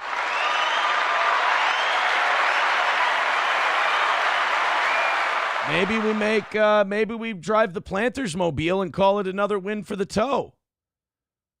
What do we do? To join the Peanutter Squad, it's a fucking terrible name. Candidates need a college degree, preferably in communications, marketing, or public relations. That's me. And a valid driver's license. I have one of those too. Planters is accepting applications through February 14th. So I even got time to think about it. Applicants should admit a resume and a short video explaining why they'd be a good fit for the team. The video can highlight relevant skills, a sense of humor. I could show them clips from the show. I mean, probably not the Walgreens story or the Nancy Mace thing, but clips from the show. Planters is accepting applications through February 14th. All right. Could drive around. Probably not good for my quick trip habit. Probably not good for the fast food thing either. We need to think. Really? I mean, 45. I know 45 grand a year isn't what it used to be, but like still, all you're doing is just driving a fucking peanut around? Chevy fan says, submit today's show. I don't think that's going to work. I don't think today's show is going to get the job done, something tells me. We can find a different one. We'll sift through and we'll see what we can throw at them. All right, guys. Get that last 40 done. I'm tired of this shit. I'm tired. We fucking crushed it today. You guys did great. And then when it came to punching it into the goal, let's get a fullback in here. 2 runs at $20 each. Boom. Into the end zone. Touchdown, steel toe. Let's get it done before 10:30, kids. I appreciate your contributions. Now just push it over the rest of the way. All right. Is this Crockett and Nancy Mace continuing to fight about chow and trans people? Let me tell you something. Brother. Y'all need to find some people that actually care about their constituents. And honestly, whenever y'all are ready to work, we on this side of the aisle have always been ready to do what is right by the American people. So fixing inflation? Oh, trans bathrooms. Oh, okay. Well, that's, yeah. Glad you're ready to tackle the big topics. I love that. It's like when y'all are ready to be serious, we're ready to tackle problems. Like translation, whenever y'all are ready to just let us do whatever we want and just nod and say, go ahead, we're ready to work with you. Oh, well, that's mighty whitey. Instead, what you can continue to do is go after the most vulnerable in our country. The fact that you just sat up there and somehow figured out how to tie trans folk to your argument makes no sense to me. But let me tell you something. Trans people ain't going nowhere, just like... I mean, you should probably go to therapy. They don't have to, of course. It's a free country. Can do whatever you want, but I'm just saying the therapy thing, not God's worst idea. When the racists wanted to make sure that black people somehow were going to be dismissed in this country, we ain't left either. And I'll yield. Would you yield back? The black people ain't left either. And all the white Republican men in attendance went, I know, we know. See, I'd be like, I think black people should be a little fucking pissed off about that one. Like comparing their plight to the trans plight. I don't know. I don't know if that's going to be as appreciated by the black community as you think it is. You know, that's always weird about like black progressives. And they're like, well, my skin is black, so black people will agree with everything I say. But then you start going, yeah, and trans people are totally awesome and cool and shit. And black people are like, whoa. We still haven't totally gotten on board with the gay thing, ma'am. One step at a time, please. Hulkamash Baby with $1 says you can barely run a show without hitting random sound bits, and you want to add driving to that? Have fun hitting that family of 4. Wow. I mean, love what you do and you'll never work a day in your life. Am I right? Are you saying I can't multitask? You stop it. Yeah, watch, I can multitask. Hey, guys, I'm still a $40 fucking loser today. Never mind, I'm a $35 loser. Coyote NV with $4.99 says, you have nuts experience. I don't know what you mean by that. Pistachios? Cashews? Brazil nuts? I don't know what you mean. I have no idea what you're talking about. $35 away from today's goal. Hammer it out, boys and girls. Let's call this thing another win for the toe, finally. You guys hear about the External Revenue Service? Check this out. Trump's going to... I don't like this as much as other people do. Like, Trump has this idea to, like, grow government and make government bigger. But it's like growing government to fuck with people that people want fucked with. So it's like, okay, I mean, on one hand, you're creating a new government thing. I hate that. On the other hand, it's going, like, in this case, to collect tariff money. Sure, but then again, I don't really like tariffs either. So, like, I'm just not one of those people who thinks everything Trump does is amazing and it's great. Especially the trolley shit that kind of goes against what I thought this whole thing was about, like not growing government. Trump said yesterday he's still riding that Truth Social thing, by the way. He says, for far too long, we have relied on our great people on taxing our great people using the Internal Revenue Service. Through soft and pathetically weak trade agreements, the American economy has delivered growth and prosperity to the world while taxing ourselves. It's time for that to change. I am today announcing that I will create the External Revenue Service to collect our tariffs, duties, and all revenue that come from foreign sources. We will begin charging those that make money off of us with trade, and they will start paying, finally, their fair share. That will January 20th will be the birth date of the External Revenue Service. Make America great again. I don't know. Like another... to collect foreign countries' debts to us. Good luck. I mean, sure, fine, whatever. But like, can we get rid of the IRS first?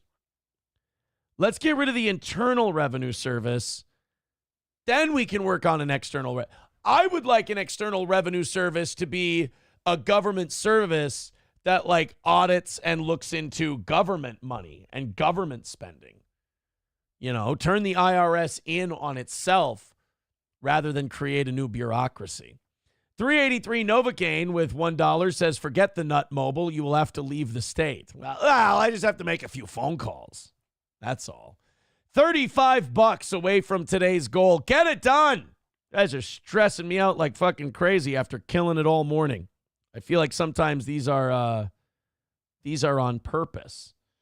Oh, and then yesterday, U.S. Congressman Buddy Carter introduced a bill to abolish the IRS and repeal income, payroll, estate, and gift taxes, which I'm all for. But I also say good fucking luck. I mean, Trump's got the Senate, Trump's got the House, and obviously Trump's got the presidency. But I don't think you're going to find enough fucking ballsy Republicans to abolish the IRS. Repeal the income tax, repeal the payroll tax. Look, man, I'd throw a fucking party if just one of those things happened. If you get rid of the IRS, or you repeal the income tax, or you repeal the payroll tax, you want to see the fucking goals on this show go down like crazy? Get rid of the payroll tax. Holy shit. I'm trying to think here. At least $150 a morning show off the goal daily. We're talking daily.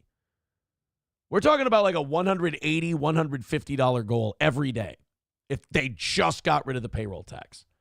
Payroll taxes are a fucking bitch. But there's no way that any of this is getting done. Like, even Republicans don't want this. Like, remember, Rand Paul and Ron Paul believe in this shit, and they're kind of looked at as like outsiders. And at a time where you need every Republican vote to pass something, government isn't designed to do something this ballsy. But get rid of the IRS, repeal the income tax, payroll tax, estate tax, gift tax, all that shit. Again, do one of them. I'm happy as a pig in shit. Yankee says no federal tax on overtime is the most important thing I want him to follow through on. Hopefully he can get that done. He did promise it, didn't he? All right, guys, still 35 away from hammering it out. We're doing overtime for you. Let's make sure we get that down to 0. Pay for the old overtime if you could. And another win for the toe. You know, people like to point out, they go, Aaron, you're not hitting those goals in regulation like you used to anymore. Oh, fucking, don't think that I don't know it.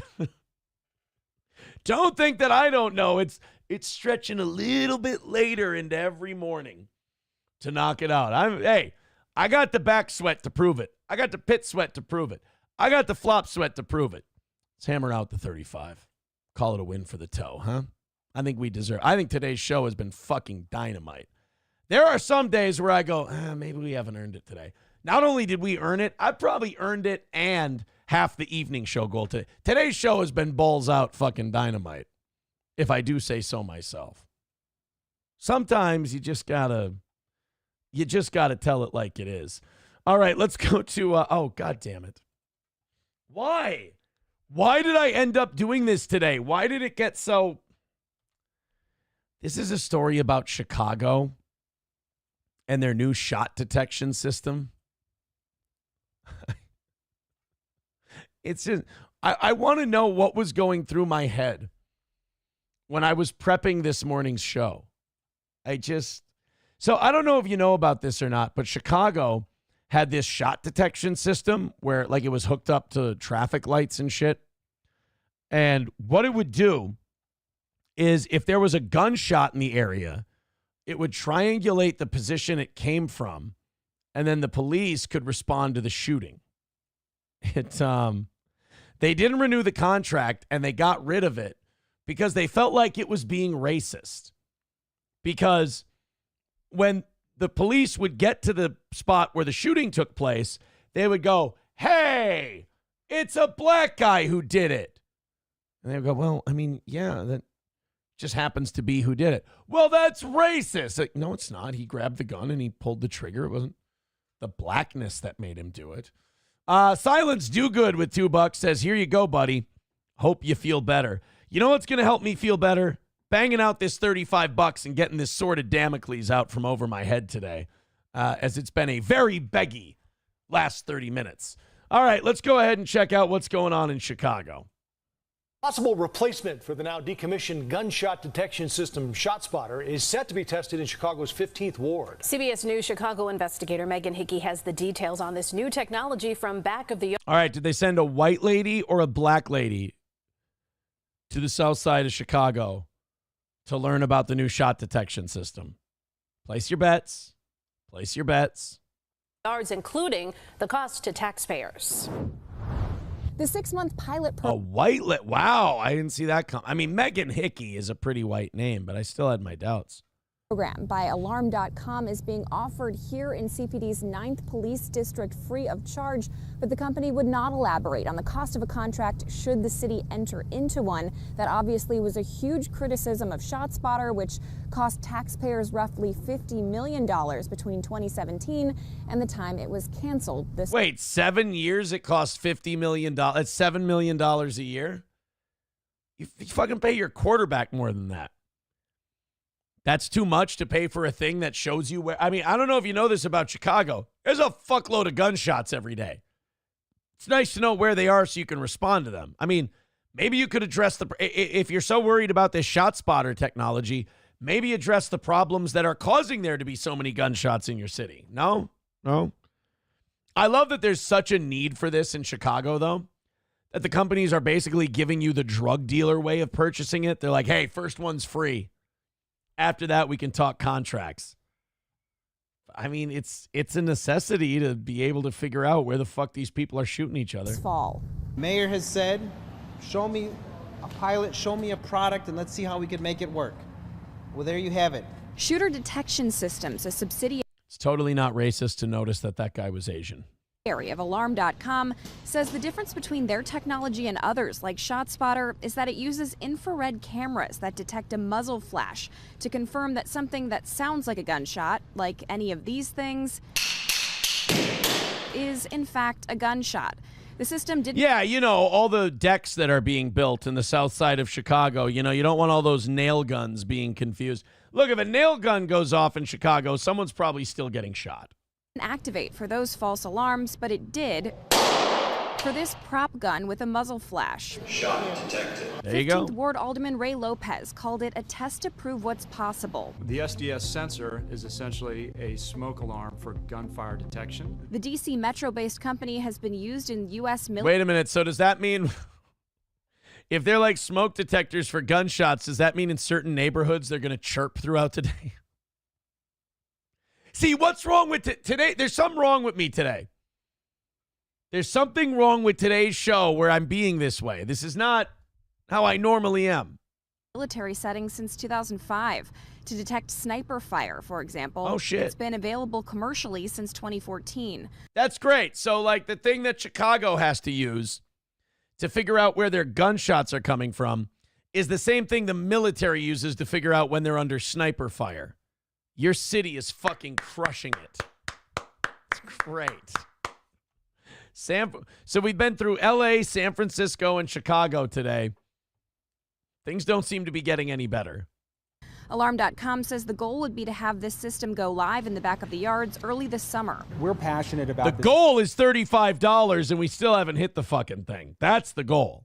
Technology and what it can do, and we want to get the word out. Coordinating acoustic and infrared technology with cameras and an automated drone. You would have cameras activated showing you exactly what the shooter looks like. That's not necessary. You can get rid of that part. We know. We have a general idea.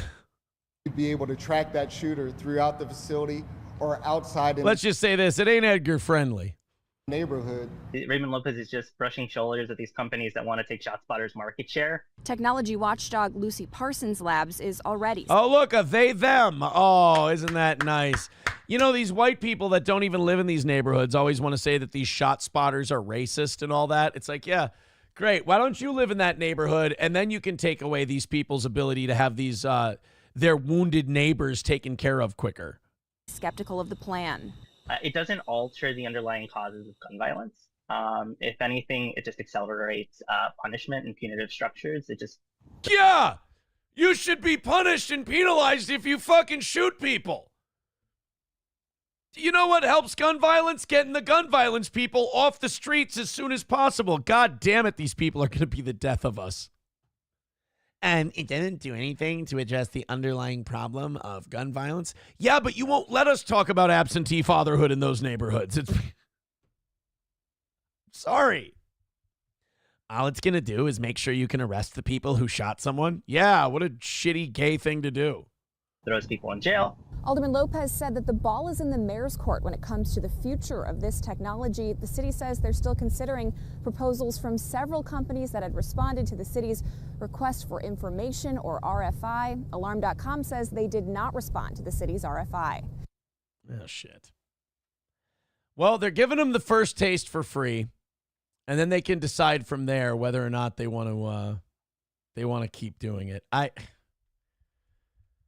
I mean, if it's not absolutely perfect, they don't fucking want it. First and 15 just writes, what the fuck was that thing? You got, dude, trying to arrest all the shooters in Chicago is already like trying to play whack-a-mole.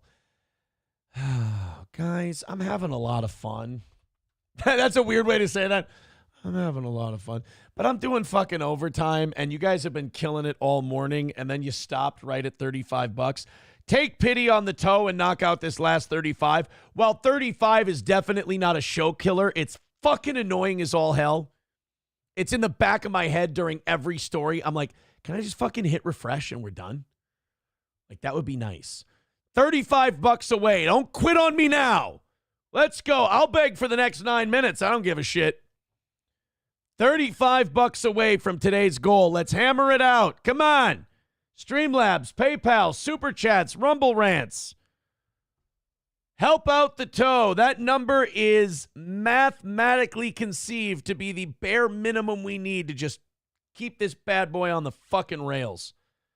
So help us out. If it's $5-10 at a time, it's $5-10 at a time. But click one of those links. Streamlabs, PayPal, Super Chats, Rumble Rants. I appreciate it. I'm trying to put together like the perfect goal day for Steel Toe. It's very difficult. Today was definitely looking like it. Today was looking like we were at like $50 before it was even can rattling time. And I was like, here's my problem though. I get cocky when that happens. And I start going, sit back, watch it happen. Then what happens?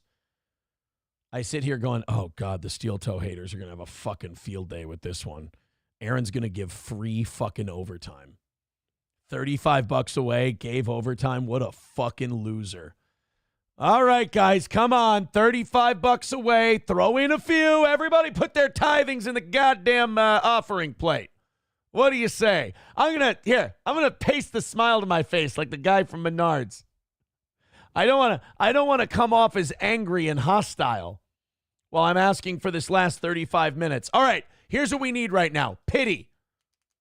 We need pity. 7 minutes left in the show. I'll keep going, but we got to knock out this 35. Let's kick back. $35 short of the goal. Let's get it going. Sam Show says it's McBuster's fault. Yeah, what happened? Beginning of the show, McBuster was throwing in a fortune. Now all of a sudden, all the McBuster fortunes or donos went up in smoke. What's McBuster at right now? 65. So when you throw in on PayPal, Streamlabs, Venmo, or whatever, make sure you say it's from Sam Show. We're going to try to get him to number 1 today. $35 short. Really, guys? Really, you gonna butt fuck me like this? Like I said, if I suck today, I would take full responsibility for it. But it's kind of like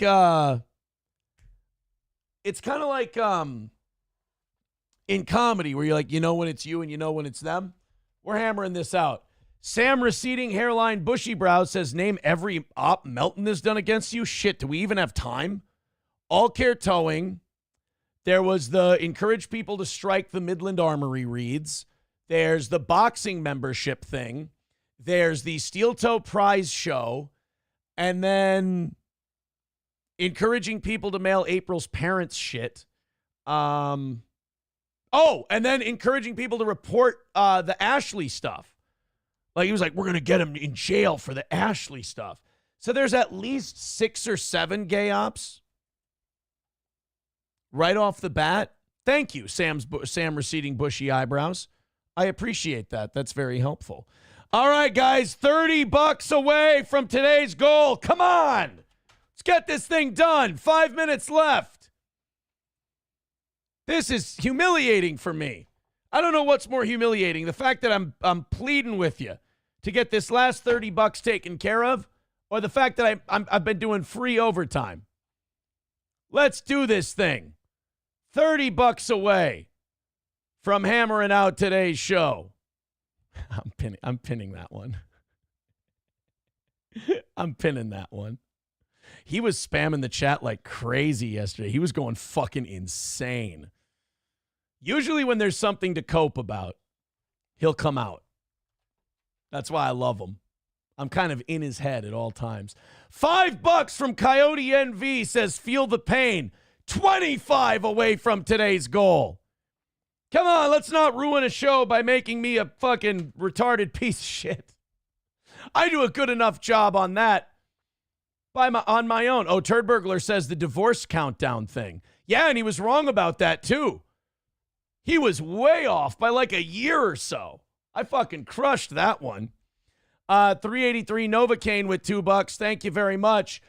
Miss Tay with $14.99 says play both KB drops. One for Gino, one for me. I'll fucking kill you, you fucking faggot. Wow. Do not clip that. There we go. Now we're $10 away from today's goal. Dive Bar with $5. Says, don't forget they're currently counting the times you called him a pedo so they can try to get a slander case, even though he calls you a wife beater all the time. Hypocrisy at its best. Dude, Melton is very good at hypocrisy. You got to give him that. Lying, hypocrisy, and trying to get his drug arrest scrubbed from the internet when he cried on Denny's shoulder and said, my life is over. Which, by the way, that's who he really is. His internet act, he's cry on your shoulder, Melton. Professor Tie-Dye with $5 says, unlike Monica Lewinsky keeping the stains on her blue dress, Aaron washed his blue man blouse hoping to relive the experience of being used as a toy and getting glazed. Sam with $2 says, Melton and his cult are insane. They're not insane. I think they're just low IQ and kind of dumb and alone. And I think when people are alone for too long and the internet becomes their friend, they're kind of like the cable guy, like Jim Carrey and the cable guy who was raised by the TV. That's a good comparison. All right. 2.5 minutes to go. $10 away from today's. All right. Who's dropping in the last 10 or the last couple of fives? We got this. Thank you, Miss Tay, for the $14.99. If I didn't already say that. Thank you, Professor Tie-Dye. Thank you to Dive Bar. Thank you to 383 Novocaine. $10 left to go. We got this all taken care of. Come on, boys and girls. 1:45 left. 2 more $5 drops. And we call this another win for the toe. Streamlabs, PayPal, Venmo, Super Chats, Rumble Rants. There's 10 from Zach. There it is. Whoa. And yes, we will celebrate, even though it took all 4.5 hours. Pay him. Pay that man his money. Another loss for the A-Logs, another win for the toe. But it took you like forever. Why would you do? Doesn't matter. We still smile and make fun of you and say we won. Only because it drives you nuts. Thank you, Zesty Taco Paco. We appreciate that. There's the win for the toe. Tonight we've got our last evening show of the week. Thank you very much for your kindness, your generosity. They did send me the heyjackass.com link for the Chicago stats. Take a look at this. January, they've already got 17 homicides. They're averaging over 1 a day. And this is like winter when it's cold out and they don't kill as much. Still running at a pretty good clip. 68 people shot so far. I love when they say 53 shot and wounded, but 68 shot. Who's getting shot and not wounded? Fucking, they've been shooting Iron Man and RoboCop down there in Chicago. 15 shot and killed. How'd they do last year? Hey, they went down. Shot and killed, 538. That sounds like a lot, but it's down 7%. Shot and wounded, 2,444. Hey, it's down 2%. Total shot, 2,982, down 3%. Total homicides, 610. That's down 6%. Another win for Chicago.